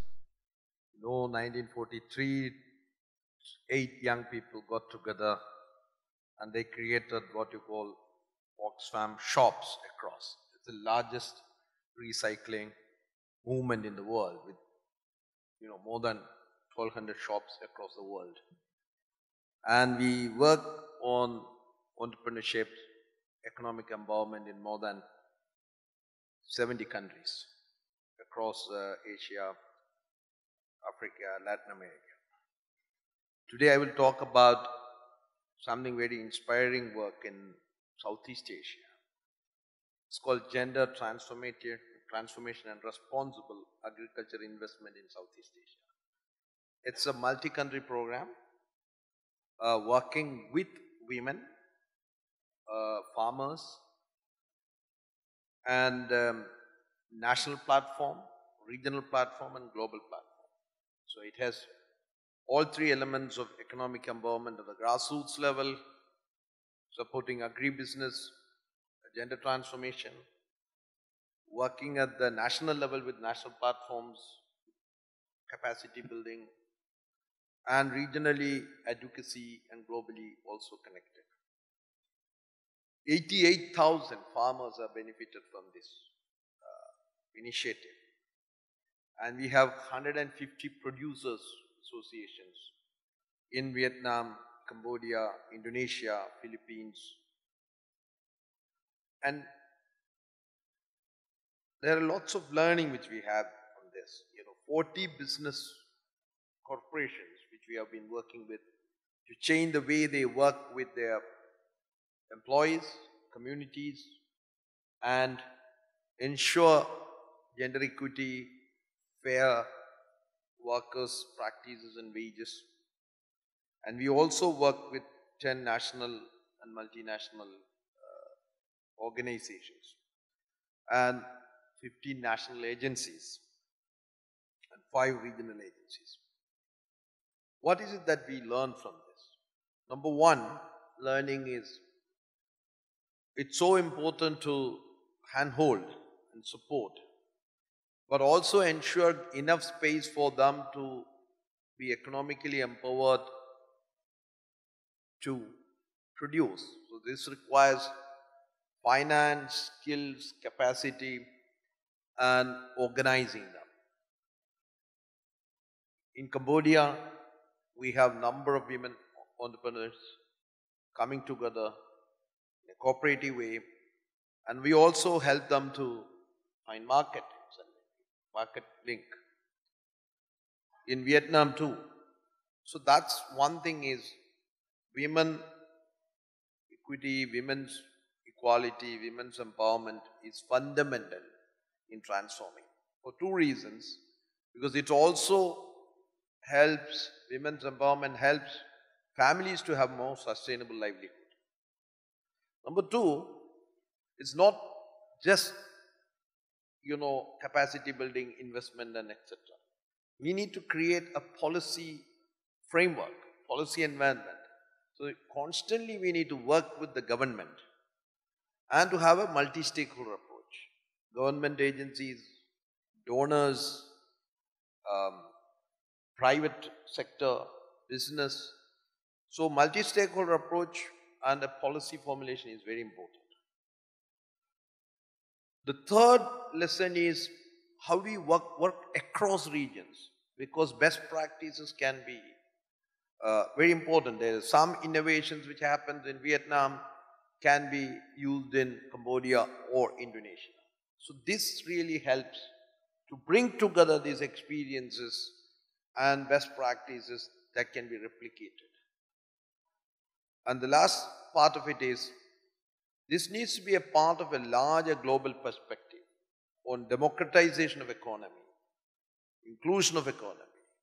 And this cannot be done without women's participation, both economic participation. But also, it's one thing to work in small and micro enterprises. Another thing to change the behavior of big corporations. Because in the value chain, it's also important how we work both at the supply end and demand end. Working with consumers, working with those companies which procure, and unless they change their behavior, unless they ensure there is a fair working conditions for women, a fair wages for people who work with, ensuring that indigenous people are, get the benefit of it. Because many of those, highly demand products are created by indigenous people and they don't get a fair price for this. So hence it's very important not only just work at the grassroots level, but it's important to work with corporations, supply side, demand side, locally and globally. And that has been the practice of what we call GRACE. This has been, we have been doing this for more than 5 years across Asia. And this is something which was, to me, it was the most inspiring work because it includes economic empowerment. Economic empowerment is a prerequisite to political empowerment and right to life and right to livelihood. Thank you. Thank you so much, John, for sharing those perspectives. I'm just going to pause there now to see if there's any questions from the audience. And if I'm going to have to do this because that light is so bright. We do have quite a few questions online, but given that I'm under orders to get us back on time, and you've been all incredibly helpful in being very sharp and succinct in your replies. So I think we can have time for maybe just one of the several questions that are coming online. Just bear with me. Okay, this may be a little unfair, this question, but let's try it. Given that you work outside of the ASEAN region, do you see any differences from the countries you work in versus ASEAN in how businesses are thinking about inclusivity? Now, the reason I said that question is unfair is I know some of you have only been in Bali for a few days and come to the ASEAN Forum, and Khalil as well, I know you're not even here, you're online. But would anyone like to share a perspective on kind of some of the differences of how businesses are thinking about inclusivity, maybe in kind of outside of ASEAN and maybe inside of ASEAN as well? Anybody want to take that? Thank you, Gaurav. You saved me. So I think comparing what has been happening in India and what I've seen in ASEAN, observed in ASEAN, since ASEAN has officially adopted this inclusive business framework and the government is really pushing to, specifically coming up with regulations, policies, incentives and accreditation system for inclusive businesses. Whereas in India, it is not very specific, any initiatives or plans are not very specific to inclusive business, although the government incentivizes employment generation and the investments coming into the economy. Also, they promote companies to work with, in the agriculture sector, work directly with farmers, but there are no very specific incentives. So probably I see the difference that a clear defined framework that could be set up in a country like India would really help. So I think at the government level, policy level, this is one difference which I really see. Thank you so much. Anybody else want to give an opinion? Please, Shirley. I think one of the things that I really appreciate, which Gaurav mentioned, was this whole adoption of the framework. But the main difference that I see is it's also the top-down and the bottom-up approach, the marriage of two that you see in ASEAN, which is something that will actually also make sense for other countries in the region, South Asia, Asia, or even Africa, is this whole convergence of a top-down and a bottom-up approach. Just to explain that a little bit, there is a movement that is happening at the business level to go into the inclusive business. So that's the bottom-up approach. There's a lot of incentive that actually catalyzes that through the top-down approach, so that it actually serves the function of both. I think having that balance is very, very important to both create an enabling environment. I really liked what Khalil mentioned, government-enabled, private sector-led. Fantastic. No, that's a very good way of putting it. I've not thought of it that way before. So, John. Please. I think there's a lot for other regions can learn from ASEAN. Now, ASEAN framework, policy framework and guidelines have, over a period of time, from 2017 onwards, it has evolved. And it's very important that ASEAN Inclusive Business Forum is also showing way to other parts of Asia, particularly South Asia. There are not many such initiatives. There are, at the level of civil society, there are a number of initiatives in South Asia as well, but not at the level of intergovernmental organizations. So that's something which is very, very important. The second part of it is, as I said, as much as we need investment, coordination, etc. with the small and micro enterprises, we also need to have big private actors involved in this. Because towards the end of the day, when you're really transforming the value chain, it's a fundamental part of this whole story. And unless we have been working with private sector engagement, and one of those major things is how do you really transform the value chain? And that link is missing often. So in all these meetings, we have many nice, good, what I call boutique project. It looks very nice. There are some level of organizing. I come from a state which is the largest number of women, 4.4 million women, in something called Kudumbasri in India. They have the largest, what you call micro enterprises, but women do not get even $100. They get $50, $30, $40 monthly. So it's not, sometimes the trouble about it is, one is the market linkage is often missing because they do it in the local market, not in the global market. Second issue is also adequate skills to really compete in the global market. A third very important issue is the need for a global framework. From ASEAN framework should lead to a global framework and global policy guideline on inclusive business, so that big companies are a part of the story. It's not only SMEs.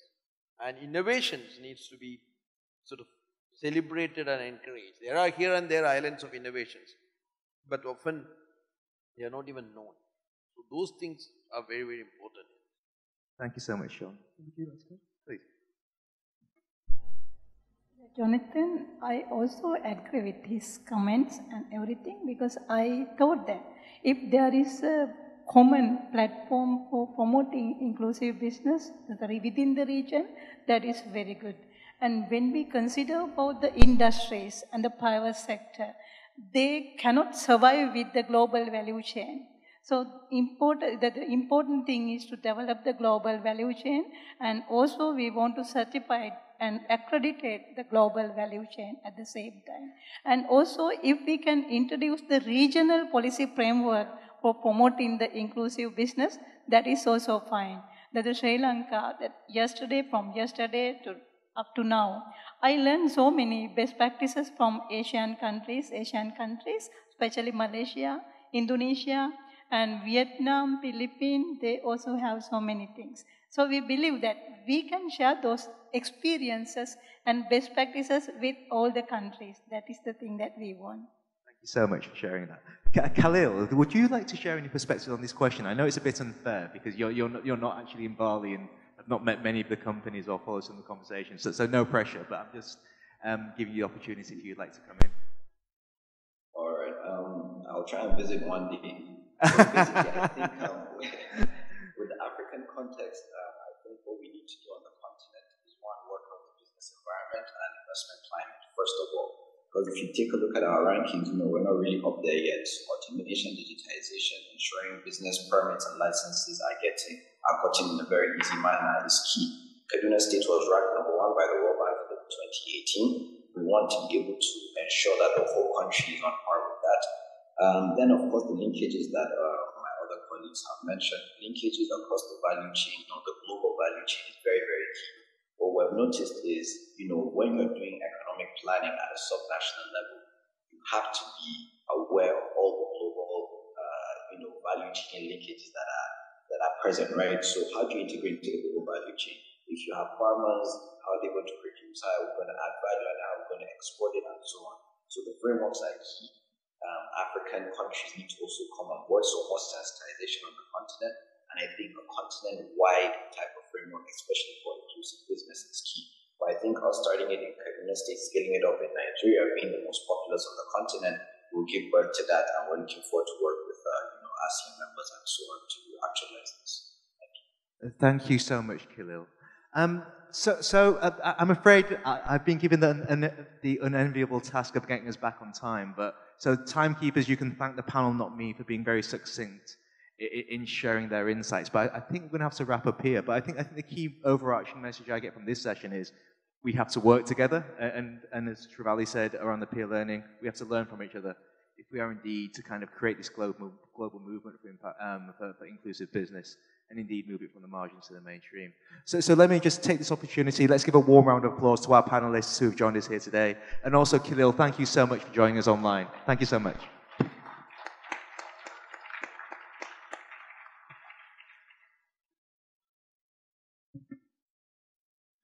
I think we now, I'll also do the MC role now as well. I think we now break for the coffee break. So, and we're back. I think we're running 15 minutes late. So bear with me, unless the MC wants to come. In 15 minutes, let's call it. Okay, thank you so much.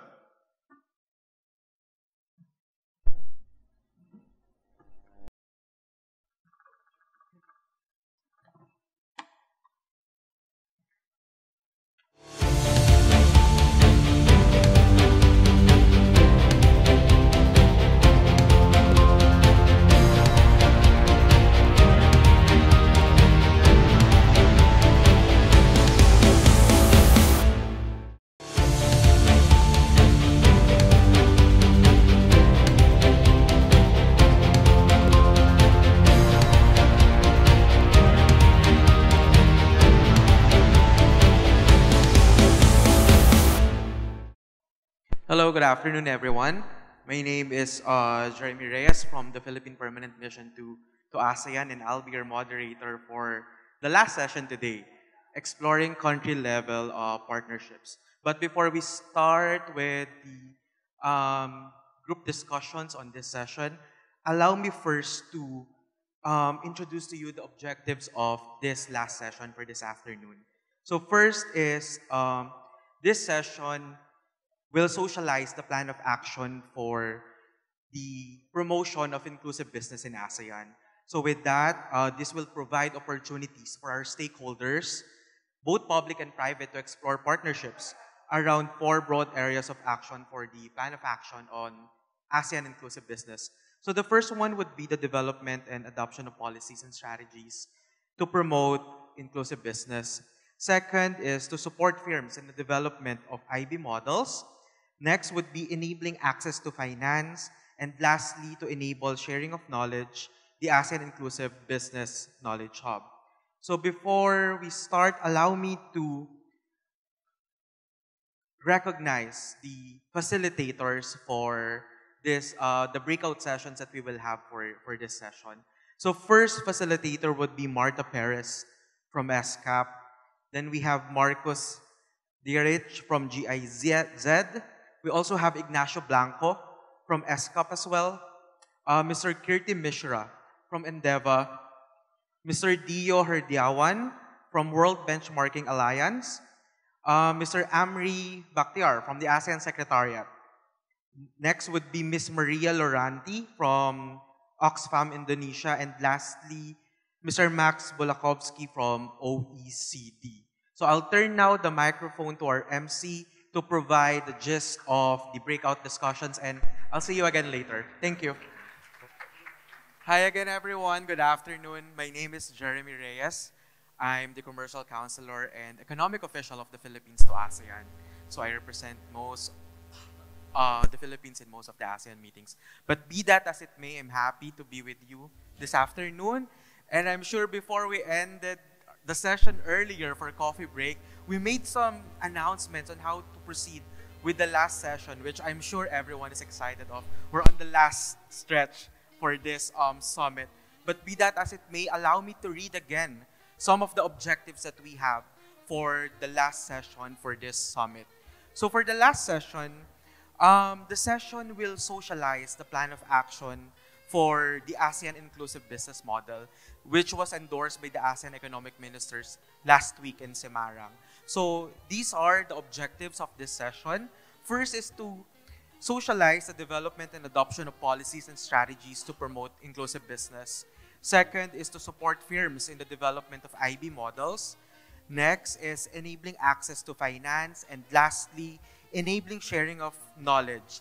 So our last session would be inclusive in its sense because every one of you will be participating and will be in the breakouts that our MC will announce later on. So to help us in the facilitation of the breakout sessions, allow me to call our facilitators for this afternoon. So if I call your names for the facilitators, please rise up to be recognized. So the first facilitator that we have is Marta Pérez Cusó of ESCAP. Okay, thank you, ma'am. Second is Mr. Marcos from GIZ. Thank you, sir. Next is Ignacio Blanco from ESCAP as well. Recognize, sir.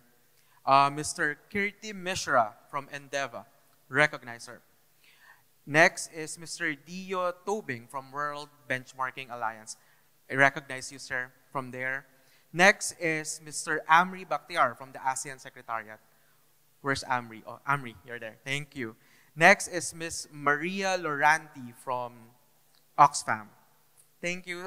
Thank you, Maria. And lastly, Mr. Max Bolalovsky from OECD. I hope I pronounced your name correctly, sir. Okay, recognize. Without further ado, I'll transfer now the microphone to our MC to announce the breakout session structure. Thank you very much. Well, thank you, Jeremy. So may I request to all the facilitator to go to your flip chart first. So originally we are preparing to divide into 8 groups, but I don't think we have sufficient people here. So there will be 2 facilitators in each group. First and second facilitator will be assisting the group 1. So I would like to invite first and second facilitator to go to group 1. And the third and fourth facilitator will assisting group 2. It will be in this side. So remember everyone, this is group 1, this is group 2. And the fifth and sixth facilitator will be there assisting you in group 3. And the 6th and 8th facilitator will be assisting for you in group 4. So in order to break out all the participants here into equal numbers of group, I would like to request you, if you are participant, to count down from 1 to 4. So if you are having number of 1, you are going to be in group 1. If you are counting number 3, you will be in group 3. If you are counting in number 4, you will be in group 4. Okay, I'm start counting. Which one is facilitator? Oh, there's one. Okay, 1, 2, 3. You are 4, ma'am. 1, 2, 3, 4. You are number 1, pa. Number 2, 3, 4, 4. 1, 2, 3. 1, 1, 2, 3. Your 1, sir. 2, 3. You are 1, 2, 3, 4. 1, 2, 3, 4. 1, 2, 3, 4. You are 1, Pak. You're number 1, sir. 1, 2, 3, 4. 1, 2, 3, number 4. So now you have your number 1, sir. So everyone now have their own number. Please, number 1 going to this side.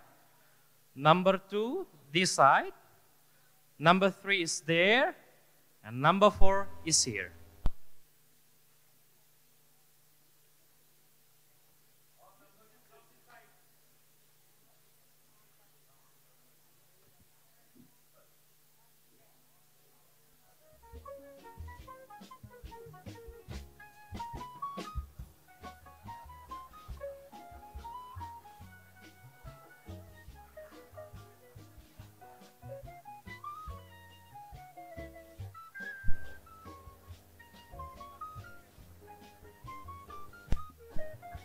Okay, everyone, please gather around in the corner of your position. 3 is over there. This is number 4. This is number 2.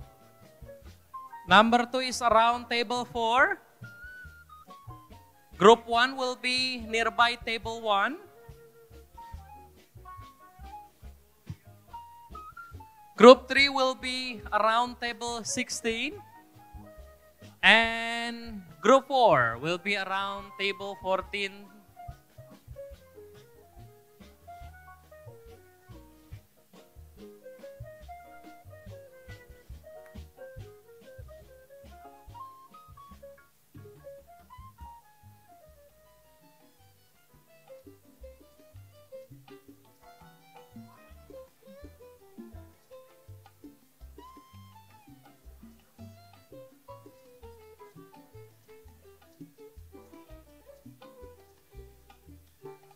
Well, later on, the facilitator will explain to you on the activity. So originally, there will be a round of introduction.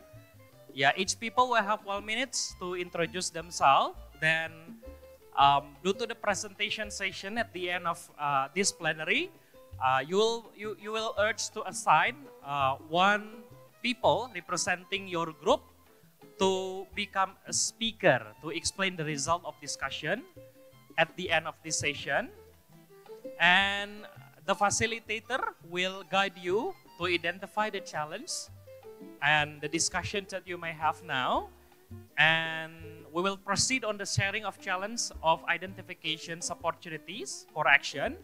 And the session will last for 30 minutes. So aside of discussion, please pay attention to the durations of your discussion, because at the end, each group is supposed to have short presentation reporting the result of your discussion. So the time for starting your grouping sessions will be start from now.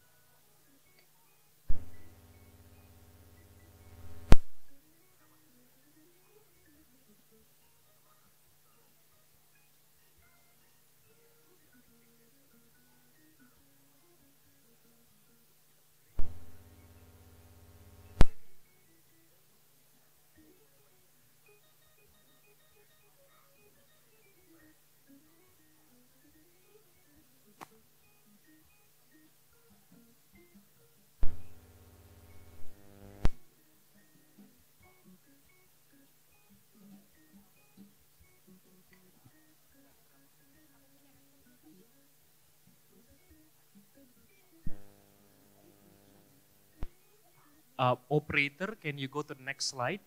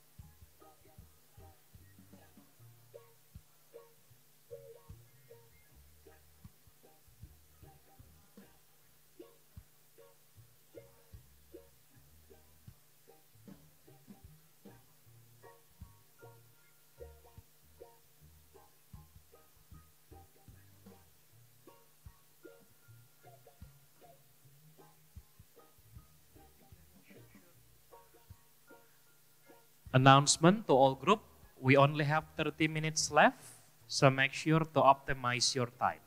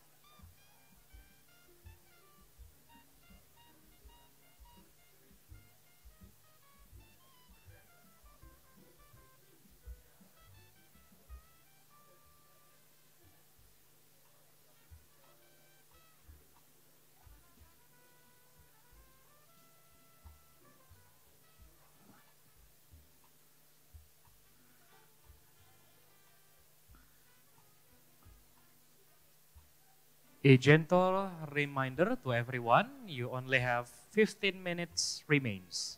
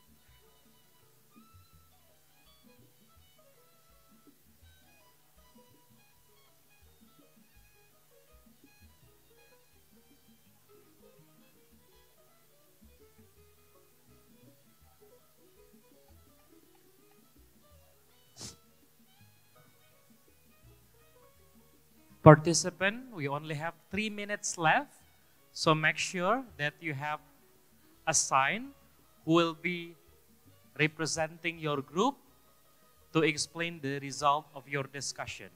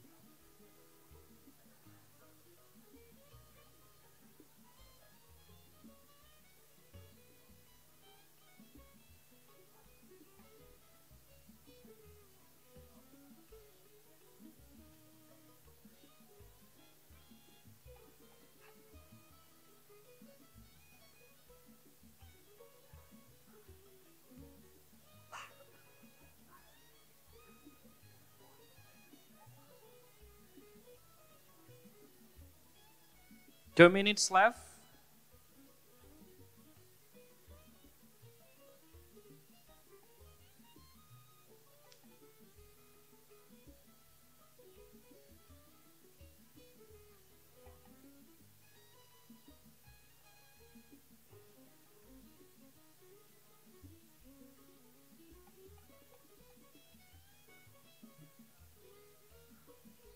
Last 1 minute.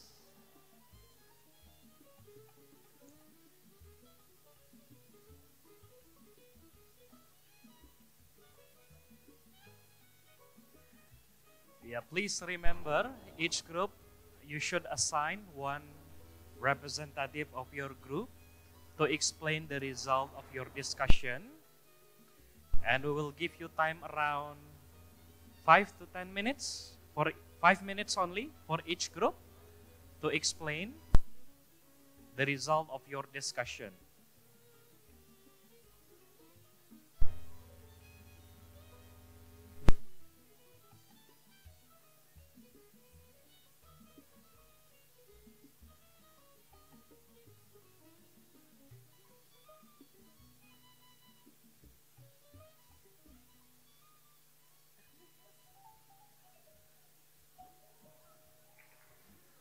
Okay guys, time is up, and let's give a round of applause for everyone first. You've been successfully discussing the ideas within your group. And to moderate this session for presentation, for all participants, please be seated in your team area, and you can just make presentation around area of your team. So to start the sessions of the presentation, again, I would like to hand over the mic to our moderator, Mr. Jeremy. Thank you very much, Sid. Can I request everyone to just stay where you are right now before I pass the microphones to each one of you, on your designated reporter. So I was walking around earlier when you guys are discussing, and there are some points that actually, some of the points I captured while you are discussing. So in some groups, you highlight that incentives are very important in developing IB modules. Some also highlighted sharing of knowledge and experience when it comes to access to value chains, data availability, and access to information. And some of you also highlighted the importance of creating awareness of stakeholders on IB. So without preempting your respective reports, we'll give each group 3 to 5 minutes to explain the outcomes of your discussions. So I'll start first with group 1.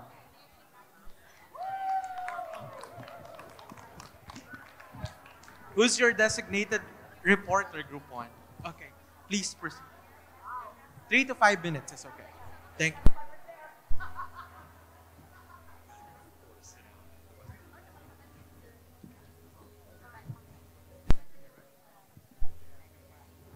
Okay, so Good. So, yeah. Okay. So we were discussing basically the challenges at the policy level and the challenges at the business level. So what comes up often on the challenges at the policy level? So we actually had two representatives of countries that are now working on those questions and that are on the way. And those countries, Brunei and Laos, mention basically the challenge of the definition itself of inclusive business. So this challenge that keeps going summit after summit is still there. So there is something that we should really do to basically provide a clear case of definition for a country that wants to join the inclusive business movement. Then there is the challenge of basically the role of inclusive business versus the role of the government. So both of them are like trying to address critical poverty issue, trying to include the poorest community in the value chain of basically those organizations. So what should be the role of the government and what should be the role of inclusive business in that same common mission? Like how to basically draw the poverty criteria to also make sure that those businesses are well targeted in terms of customers, vulnerable community to serve farmers, etc. There is also the challenge of sustainability for those businesses, and there is still like a role that has to be defined from the governments to help facilitate those businesses to reach basically financial break-even, despite like the big challenge that they are facing to include as much vulnerable community for them. There is also the challenge faced by the government in terms of access to information to better understand inclusive businesses. So this is also something that has pointed out during the discussions. A last challenge, but not least, around the policy side, it's there is already a lot of existing policy to support the private sector, which include incentive on tax, incentive across different sectors, and bringing in another basically proposition for the governments to support IB can create another layer of complexity. So comes also this challenge of basically pushing too much the governments on new incentive, knowing that they have already incentive for SMEs and other sectors. So there is also something, this aspect to take into account for the future. Now, from the business perspective, I try to do this in less than 1 minute to come to the solution.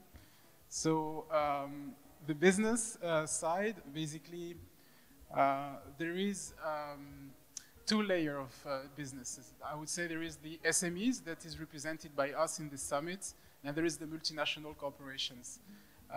For the multinational corporation that owns already a lot of big supply chains across the globe, there is still challenge to access to, let's say, the leadership and the C-level executive of those multinationals to pitch them the idea of inclusive business and to also push them to transform their supply chain in an inclusive way and working with, let's say, ecosystem partner like all of us. On the business side, there is also the challenge of impact-friendly finance. Entrepreneurs are still not satisfied yet by the financial instrument that impact investors are offering. So there is also an urgent need from that side to reconsider financial instrument with impact first. Then there is the challenge of access to talent for inclusive businesses. HR are also big challenges faced by the owner of those companies to run their company properly. I would say, the customer also.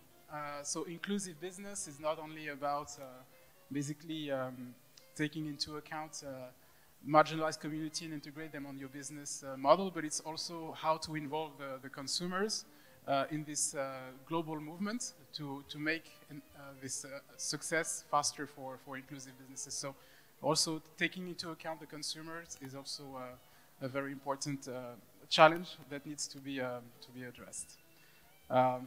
Okay, so going on the solutions, then skipping some of them. So we put on the table the idea of an inclusive business hub that would be like a joint initiative through a consortium that would involve all the countries that are represented in this summit. So the idea is to basically select one organization or a few in one country that would lead like an inclusive business hub that will have, I would say, 4 major mandates. The first is basically to promote, of course, inclusive business, but also to be an aggregator of knowledge, data, and case study to give a better understanding of what we are trying to do, both at the government level, but of course at the CSO level.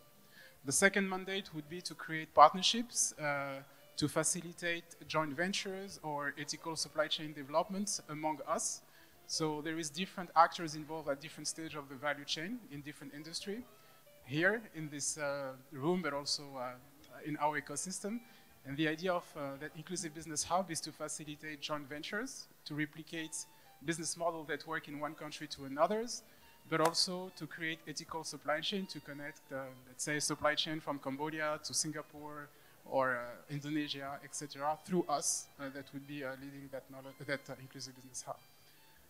The last element would be to also synergize and mutualize our network of impact investors, but also of expert mentors to collectively empower the initiative that we'll be co-creating through that inclusive business hub. And I think that's all. Thank you. Thank you very much. Thank you. I'll proceed now with group who likes to volunteer.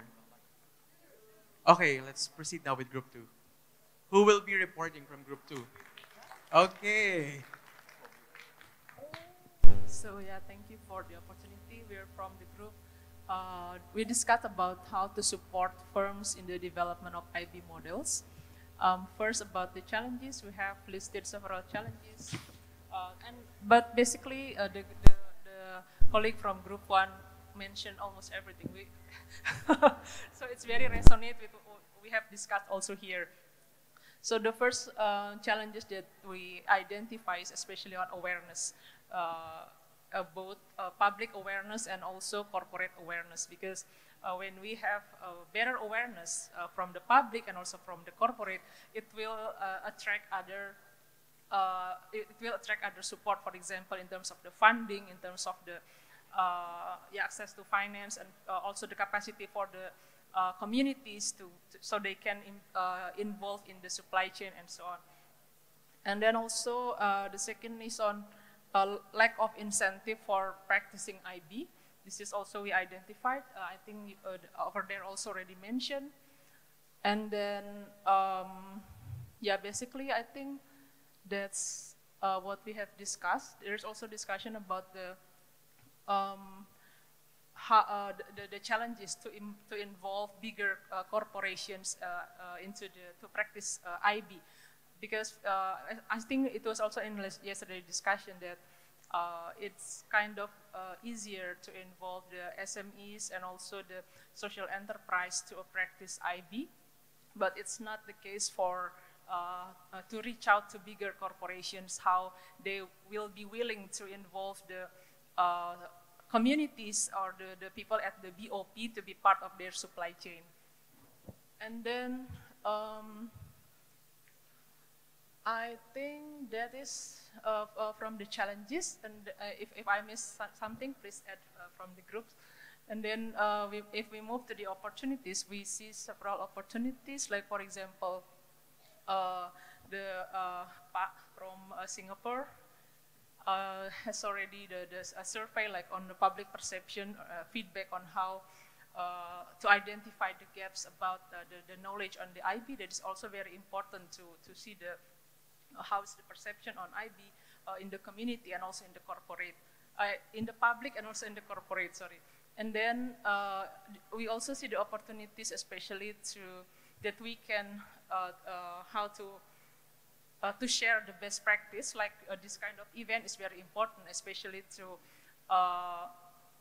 turn the capital markets. This is very hard for me to mention, but Bapak mungkin nanti bisa confirm ya Pak. So how to turn the capital markets into the champions. So how to create more champions like from the social enterprise and also from the private sectors to implement IB to the wider public, to the general public.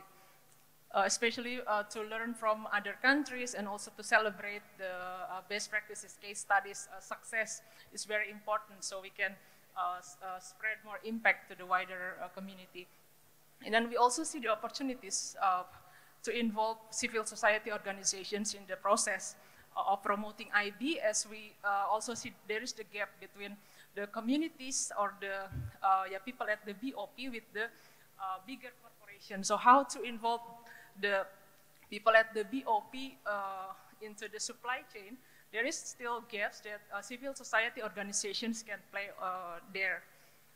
And then there is also the opportunity from the education and research on IB, especially from the universities. There are more and more universities who educate the students and academicians to promote and to work more on IB. And then, yeah, this is on the IB champions, I already mentioned it. And if we go to the action points, we have quite a lot of action points. The first one is on the incentives, but not only incentive, but also disincentive. This incentive is also important here to attract also and to increase the number of IB implementation or business that turn into IB. And then we also identify and discuss that monitoring system in the regional level is needed, because for now in the ASEAN guiding promotion for IB, the colleague from ASEAN Secretariat can explain later, but the monitoring is like depend on each countries who implement it. So there is not yet the monitoring framework for the regional level, so that's why there is the action point that we identify as very important. And then also, we also need to decide or to identify what is our targets in terms of the IB implementation or promotion. For example, are we going to target like 10% business in the country should be IB, or 7%, or how many percent? That is also very important. And then another action point is important to develop curriculum and promotion on research on inclusive business, especially related to the university. Yeah? In the university, very important to introduce it as early as possible, maybe in the business school and so on. And the last point is on the partnerships, because for now, ASEAN has the, ABAC, and the other one is ASEAN Committee on MSMEs, or ACME, and ASEAN Business Advisory Council. So we recommend for ABAC and also the ACME to strengthen or to intensify the current partnership, because for now the partnership with ABAC is limited to the ASEAN IB Awards. So it should be more than that, because ASEAN Business Advisory Council cover many big corporations, not only SMEs or social enterprise, but bigger. So the links should be strengthened more than that to create more IB models in the region. I think I mentioned everything, but if there's something missing, please add. Thank you. Thank you, Bu. Thank you. Let's give them a round of applause. So down to the last two groups. I think that group is discussing more on finance, but since everyone is interested in finance, I'll call that group the last one. So I'll proceed with our fourth group to report on their outcomes, and then the last would be the access to finance people, because everyone's interested on access to finance. So group 4, please. Okay. Yes, thank you. Thank you very much. Good afternoon, colleague. This is what we would like to summarize of our discussion this evening, with all contribution from all members of the groups. We focus on enabling sharing of knowledge on ASEAN Inclusive Business Knowledge Hub, we found lots of challenges with, we can summarize as on issue of the availability of information, which can be accessed by all audience or who want to know to access this knowledge hub. The information should be provided should be also available for any groups such as student, villagers, government institution, because they have different own level of knowledge, different language as well. So it will be, it should be available in many language and in region at least. And there is the other challenge is unavailability of a platform to access existing knowledgeable on IB. Because for some millennials, the term of inclusive business is a new things. It's confirmed from our participant who's still a student, and she, in her studies, the inclusive business is a new term, and she should find going somewhere to find out what is the real meaning of the inclusive business. So the platform, it will be required to provide a better availability and access for any institution, any SMEs. And the third one is a limited connection to peers network that can share, learn, or empower each other. Access to technical experts on IB related, it also required. And then the other issue is about languages. Languages is also another barrier that we should pay attention to ensure that the platform, it will be helpful for anyone who would like to use it. And then a place to empower the function of the Knowledge Hub as a place to empower and coordinate among stakeholders to access grants. And technically, let's say easy navigation when it comes to find data. So some technicalities that should be also considered on development of Knowledge Hub is beside the lots of documents, related documents, and such as also regulations such as certification available to related on development, any enterprises, etc. In each country, let's say, so who want to establish a new enterprises, they can access through this Knowledge Hub easily, and the information provided is also be easily to understood.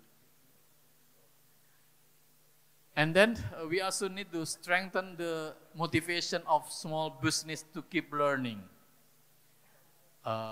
So that's why we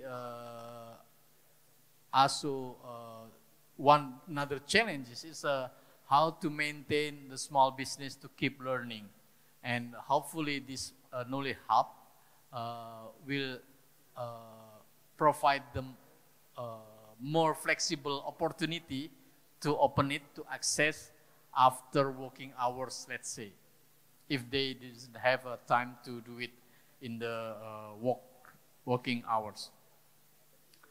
And then some solution and opportunities. Knowledge Hub, it will be a one-stop platform. So it's like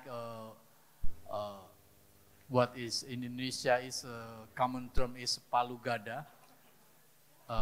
What you want, there will be available. It has data, benchmarking, integrated learning, inclusive, has studies, learning material, etc. It connects people and stakeholders from business, policymakers, CSO, universities, investor, enabler, social enterprises, incubator, etc. So many actors will be involved in this knowledge hub. And also it is established through partnership because it should be mandatory to have a better buy-in and sense of belonging amongst actors. And it will be has a feedback mechanism to ensure that we will follow up, we will update it regularly based on the needs and interest from the user. And it has interactive modality or interface for each user, and it's inclusive. Build a model that is integrated to the hub when income can be generated and thus finance the sustainability of the knowledge hub and platform.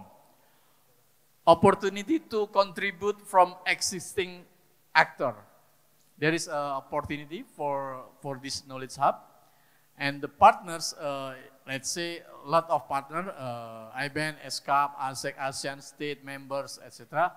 Open collaboration with actors beyond ASEAN, and strengthen the network at national level to ensure the network can facilitate bridging, assist more various groups to access the hub.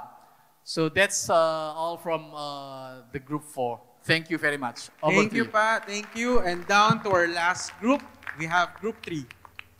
Wow, there's a lot of pressure in this group because we're talking about enabling access to finance, and I think this is something that everyone also curious as well.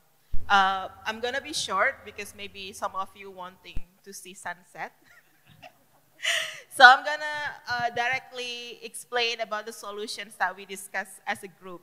First, if we talk about inclusive business, maybe we need to check ourselves whether the finance institutions are already inclusive, especially to women.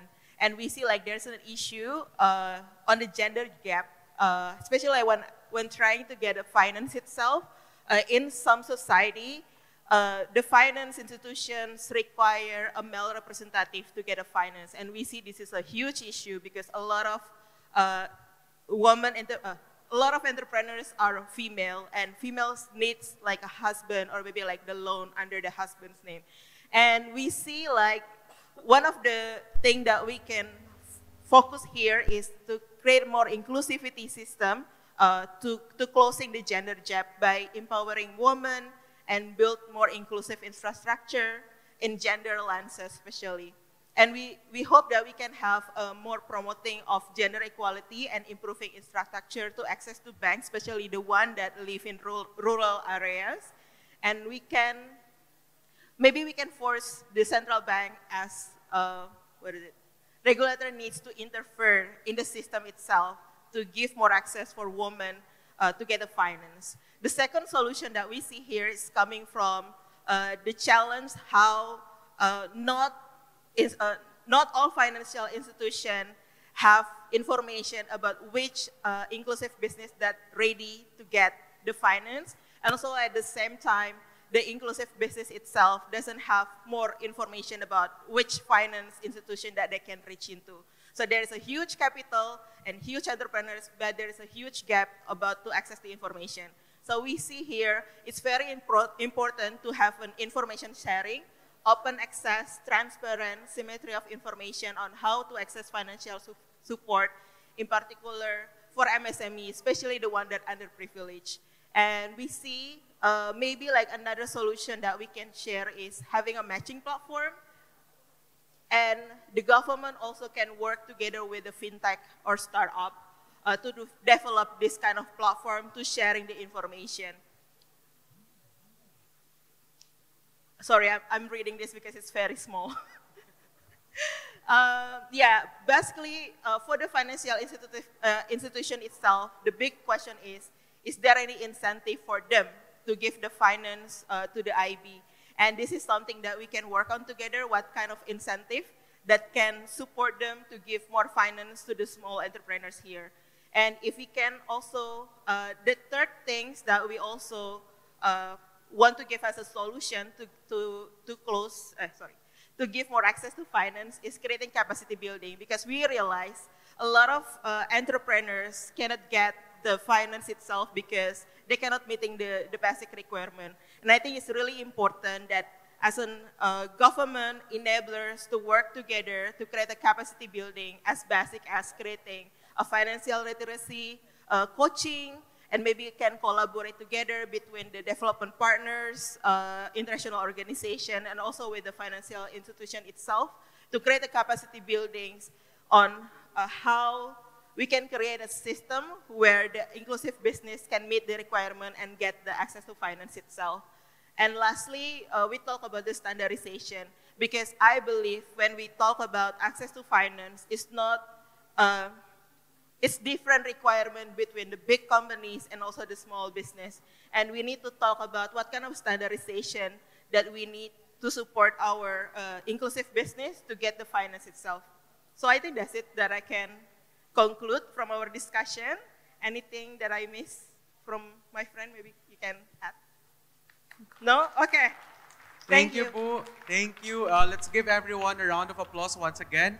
You are so hardworking in your outputs this afternoon. Before we end this session, allow me just to read some of the summary of what you have reported in the plenary to date. So most of the emerging themes based on your reports actually centers on, first, incentivizing inclusive business models, which is the theme of this summit. That's one. Second is access to information. All of you actually emphasize the need to have access to information, not just on inclusive business models, but also on information relating to finance, information relating to creating more partnerships. Some of you also emphasize the need to have more shared best practices when it comes to the implementation of the current IB models. And I think what's more interesting is, I think one group emphasized the need to create more IB champions that will actually put forward the initiatives on inclusive business. Lastly, all groups, I think, identified the partnerships that they want to create. For example, we heard more partnerships when it comes to the ABAC and then the AXME because of the presence of companies and then our business SME entrepreneurs. We also heard about creating more partnerships when it comes to government and fintech companies, when it comes to financing. Some of you also highlighted the partnerships between universities, education, in creating a knowledge hub for IB models. So co-creation, finance, access to information, incentivizing the overall IB model for inclusive growth are the emerging topics that actually came out with the discussions that we had this afternoon. Be that as it may, I'll conclude this session in a saying that ASEAN is always for inclusivity, where no one will be left behind. And now I'll end the session and I'll give now the floor to Sid. Thank you very much, everyone. Well, thank you, Jeremy, for moderating all the sessions of presentations for each group. I know that everyone has been working hard and we've been hearing so many initiatives, so many informations, which is very useful for the event of our plenary today. Well, ladies and gentlemen, we would like to proceed into last agenda of our plenary session. And I thought that once you heard this is the last agenda, everyone is smiling because everyone wants to go to the beach or do some shopping. Before we proceed, I think I would like to invite Bu Siti. Would you please moving to the front side of the table? Also, stakeholders will deliver the remarks in the closing session, as we will begin for sure the closing session at this moment. And I'd like to invite all of you, maybe if you want to move to different tables, yeah, you can do now, so that all the seating arrangement now can be fulfilled by delegates. Also, I would like to invite those who are sitting in the back side. You can move up to the front side of the table so that all the front side of the table can be filled out as we will begin the closing session for the plenary of the ASEAN Inclusive Business Summit 2023.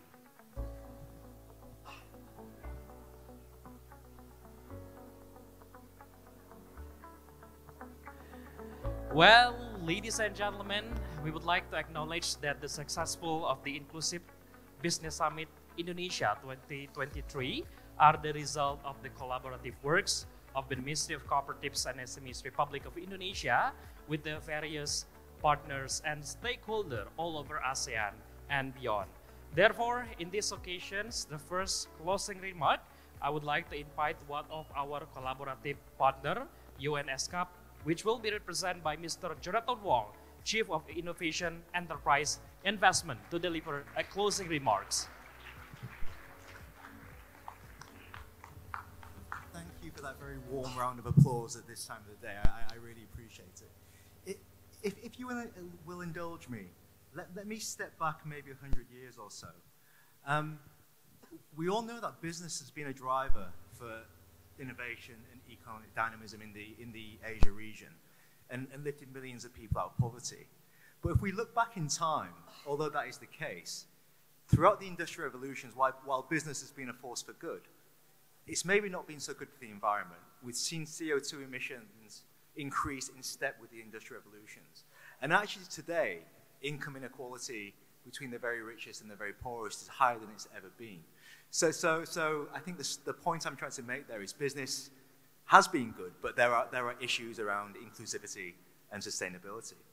And if we fast forward to more recently, and just a few years ago with the pandemic, in my view, the pandemic was a story of the haves and the have-nots. It was interesting, we saw company share prices soaring, many companies, while the very, very poorest people in our communities were unable to make a living, unable to feed their children and families, and unable to sustain their communities. And for me, that is not a business that works for the people. And in that context, I think inclusive business is a concept that is more important than ever before. We've seen it, again, over the past 100 years. We've seen it during the pandemic. And allow me just to share one reflection with you as well in this context. This is now the 6th ASEAN Inclusive Business Forum. And I often lead with my feelings, quite often. And what I felt during these past couple of days is both an energy and a commitment, actually, to promoting inclusive business. And a real commitment, especially towards collaboration between different sectors, be it government, academia, private sector, civil society, and the multilateral organizations.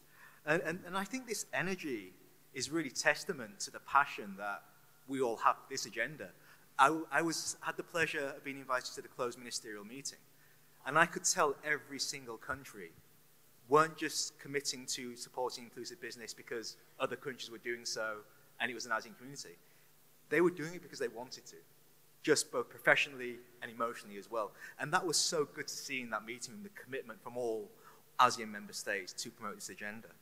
And you all here today can be proud of your contribution to the promotion of inclusive business in the ASEAN region. Because on inclusive business, ASEAN is leading the region, not just in Asia, but globally.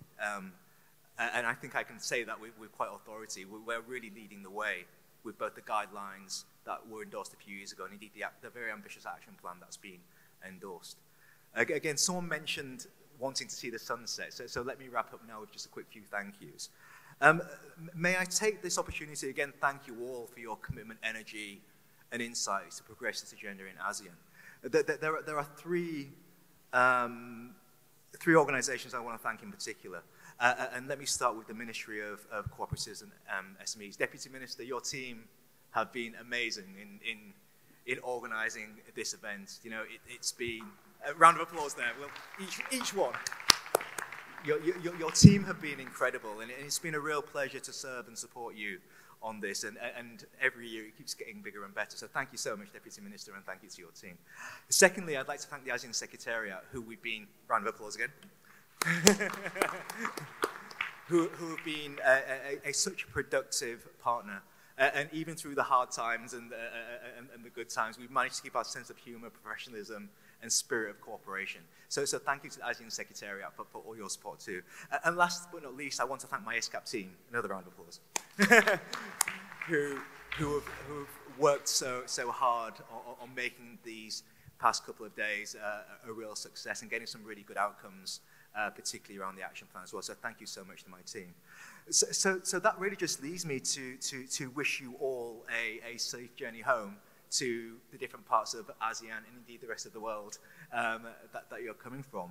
And see you all again in Lau PDR next year. Thank you so much.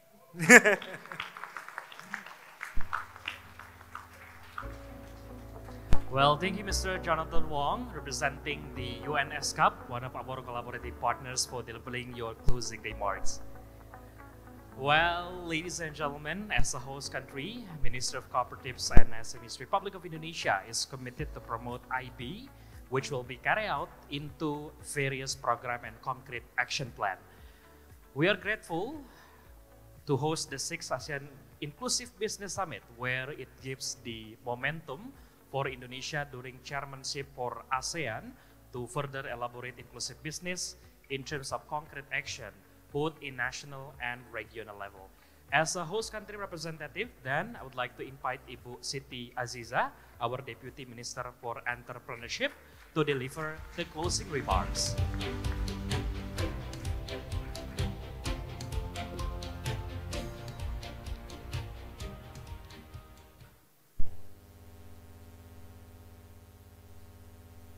Assalamualaikum warahmatullahi wabarakatuh. Om Swastiastu, Namo Buddhaya, Salam Kebajikan.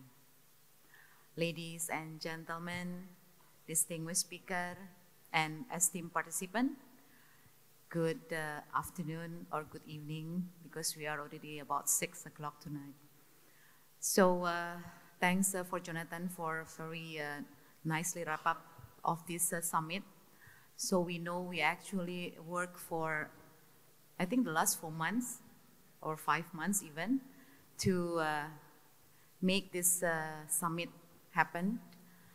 And it's not also saying that a lot of support, not just from ESCAP, from ASEAN Secretariat, and also from all contributors, so thank you. So we know that we are about to close this summit this afternoon. So I would like to, as a coordinator of this event, of course, I would like to extend my appreciation to all of you who have made this summit possible, and collaboration among governments. I also see government from Bali. Thank you, Pak Kadis is also he is also the one who made this happen.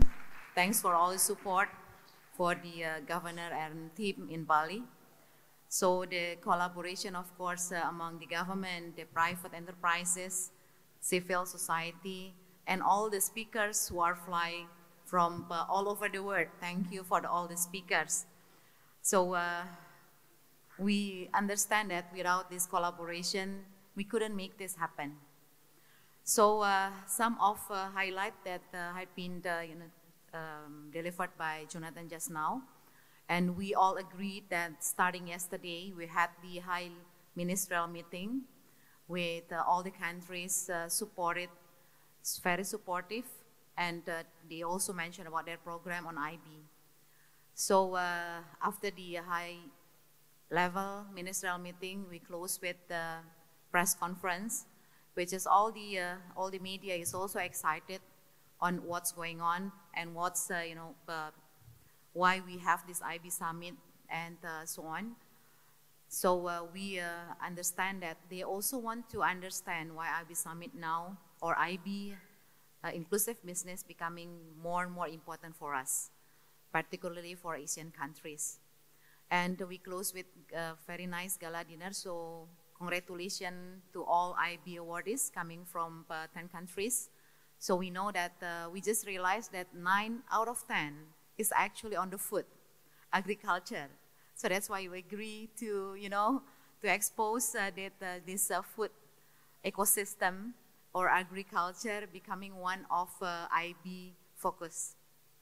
So today I understand that it's very tiring day, but look at your face, there are a lot of excitement, enthusiasm. So thanks all for the coming today. I know from morning till this afternoon. And I would like also to extend my thanks to the organizer at the back. I know that they are working very hard.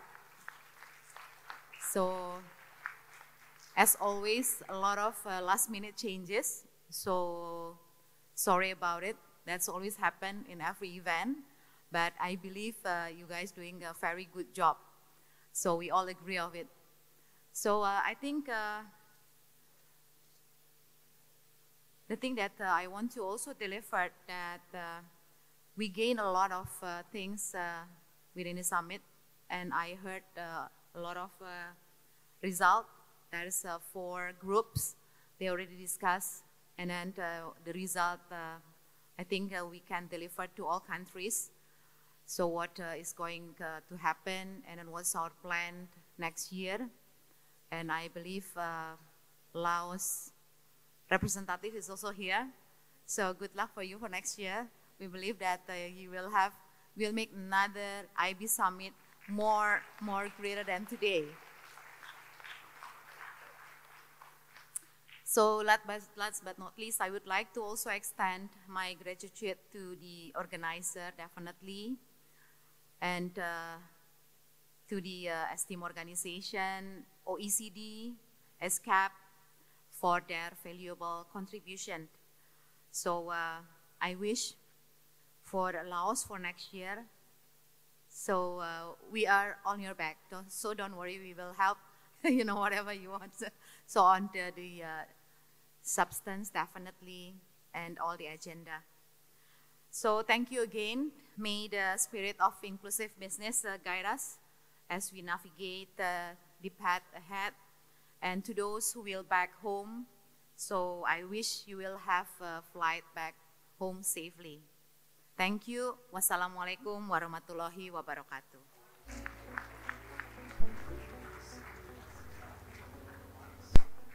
Your support and commitment to make all the IP Summit come to happen. Well, ladies and gentlemen, as we have mentioned that we work closely with the various stakeholders for the successful of the IB Summit. In fact, we also work closely to those stakeholders who are willing to help the adoptions of inclusive business, as well as accelerate the adoptions of the inclusive business. Before we close the sessions again, we would like to invite one of our knowledge partner, which also committed to assist the Inclusive Business Summit in the following years. I would like to invite the representative of WBA. We have Mr. Dion. The floor is yours.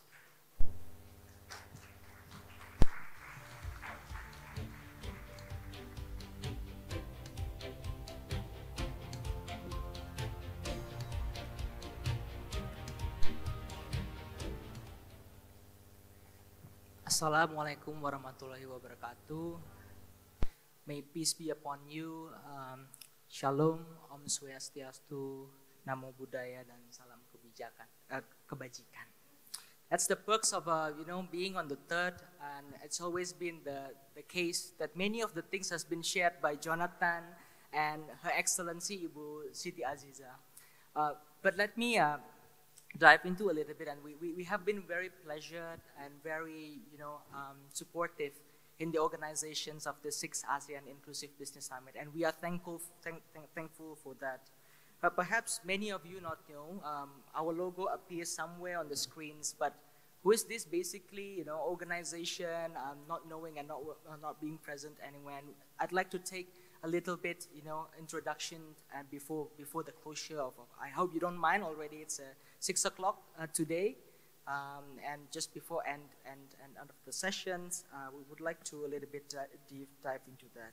But first and foremost, again, please allow me to extend my thank you, highest appreciation to the government of Indonesia, Ibu Deputy Minister, Ibu Siti Aziza, as the chair of ASEAN for ASEAN Inclusive Business Summit as well, and in partnership with us in co-hosting the 6th Business Summit, Ibu. Without you, definitely we won't be here. Definitely, we are partnering quite extensively in the past quite months as well. I was actually in the part where in the session where we discussed about access to finance, and I think this is actually part of a key role where we discussed throughout the sessions. Definitely, I was also participating in the Food System Investment Forum yesterday, and many of the things was deliberated as well during the session 7. And at the World Benchmarking Alliance, our key highlight and organizations, what we do is that we are trying to finance, we are trying to find the corporate accountability gap. We all know that the SDG financing annually, this is the work of the UN also, it's amounting to the 4.2 trillion annual gap.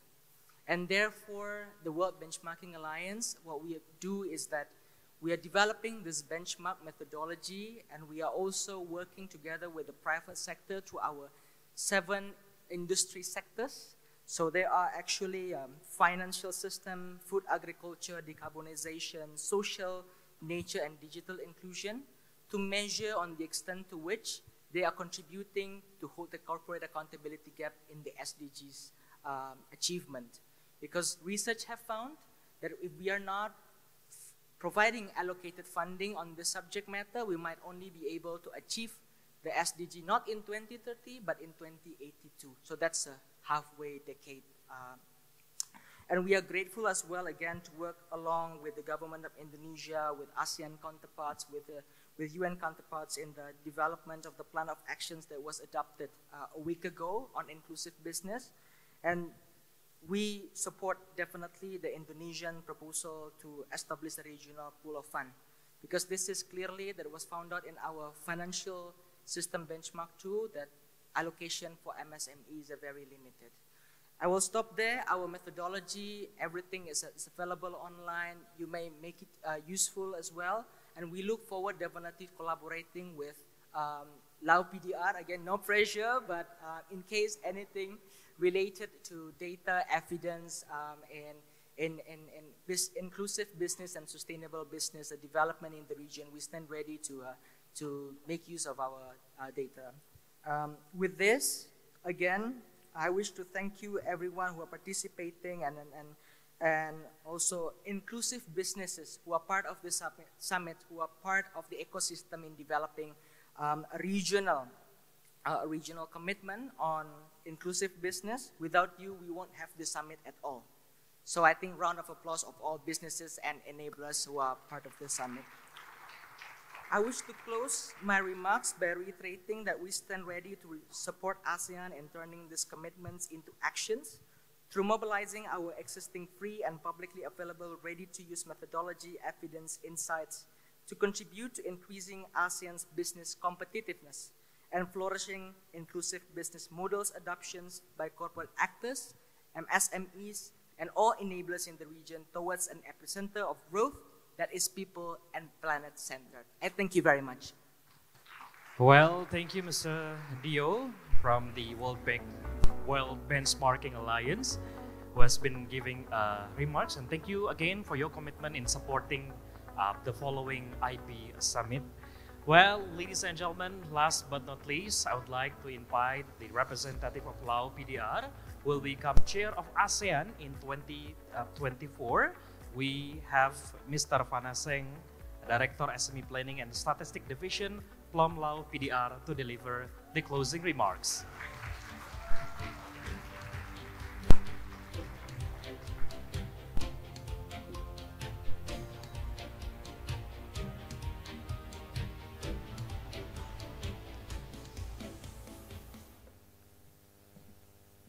Well, I have a lot of fans down there.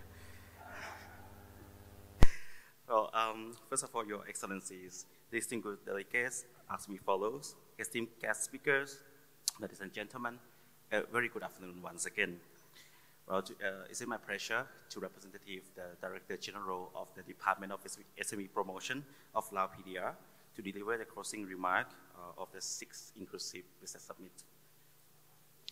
Well, actually, yeah, the three speakers have done so far about the conclusion of everything, right? But anyway, to my perspective, this is just a very meaningful event, and we have learned a lot from the events and activities, right? Starting from the panel discussions that we learned more about the IB models, that how going to be applied across the various sectors, as well as the IB ecosystem, like the accreditations and financing for the IB and so on.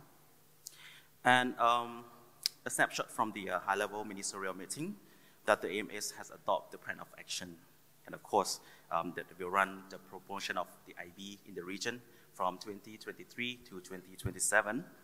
The 4 areas that we have discussed just now at the last activity will be a good guidance for us to further promoting the IB in ASEAN, right? So now I realize that the high level understand deeper and understand more about the importance of inclusive business in the regions that not only contribute to the economy, but also improve the livelihood of the local people. And we hope that after this, we will receive a further concrete guidance from the high level in terms of promoting the IB in ASEAN. In this regard, once again, I would like to take the opportunity to congratulate to Indonesia for organizing the wonderful summit with the great results, right? And also thank you everyone here, the co-partners, the organizers, and all the staff for the superior hospitality. A big round of applause. And lastly, also big round of applause for all the remaining participants here. You are the great survivors here. Ladies and gentlemen, in order to further continue and enable environment for the IB promotions in our region, so on behalf of the government of Lao PDR, I would like to announce that the 7th Inclusive Business Summit will be held in Laos next year during the ASEAN Chairmanship of Lao PDR 2024. Whether it's going to be in Vientiane or Luang Prabang, I will announce later on by due course. And lastly, I do hope that all delegates have enjoyed this great time here in beautiful city of Bali. Enjoy the sea, sand, sun, and the beach. I didn't enjoy yet. And I wish all the delegates have a safe trip back home and continue the promotion of IB in our region. And hope to see you in Laos, all of you, in 2024. Terima kasih. Thank you very much. Khop jalalai, sabadi. Well, thank you, Mr. Fanaseng, for your closing remarks, and we wish the best for the next Inclusive Business Summit in Lao PDR. Well, ladies and gentlemen, that was all the remarks in the closing sessions. Now, again, I would like to invite everyone here to give a round of applause for the successful of the 6th ASEAN Business Inclusive Summit 2023. Well, as we close the session, please don't forget, tomorrow we still have a site visit to Polo. Please do come on time, as the committee will prepare a shuttle bus because it's quite far. It's like 2 or 3 hours, ya Bu, from this hotel. So please be on time for all delegates to meet you in the meeting point. Second, we've been discussing on all policy, all the program, all best practices on supporting IB all over ASEAN countries. And now I would like to give you an opportunity to do a concrete action tomorrow by spending all your money here in Bali to support inclusive business. Ladies and gentlemen, thank you for your support, your participation. Your Master of Ceremony sign out. Enjoy Bali.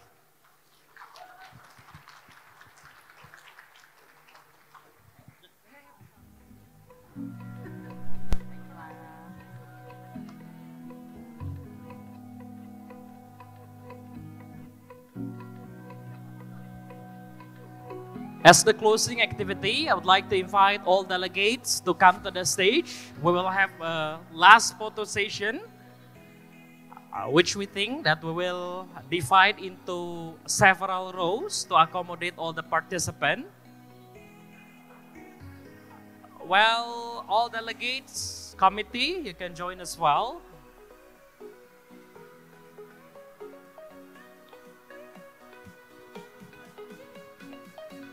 Okay, come on. Time to have photo session. Then after this, you can go to the beach. Everyone, let's go.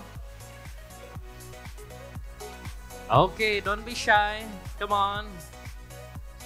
You can come to the stage and the committee will help you to arrange your position.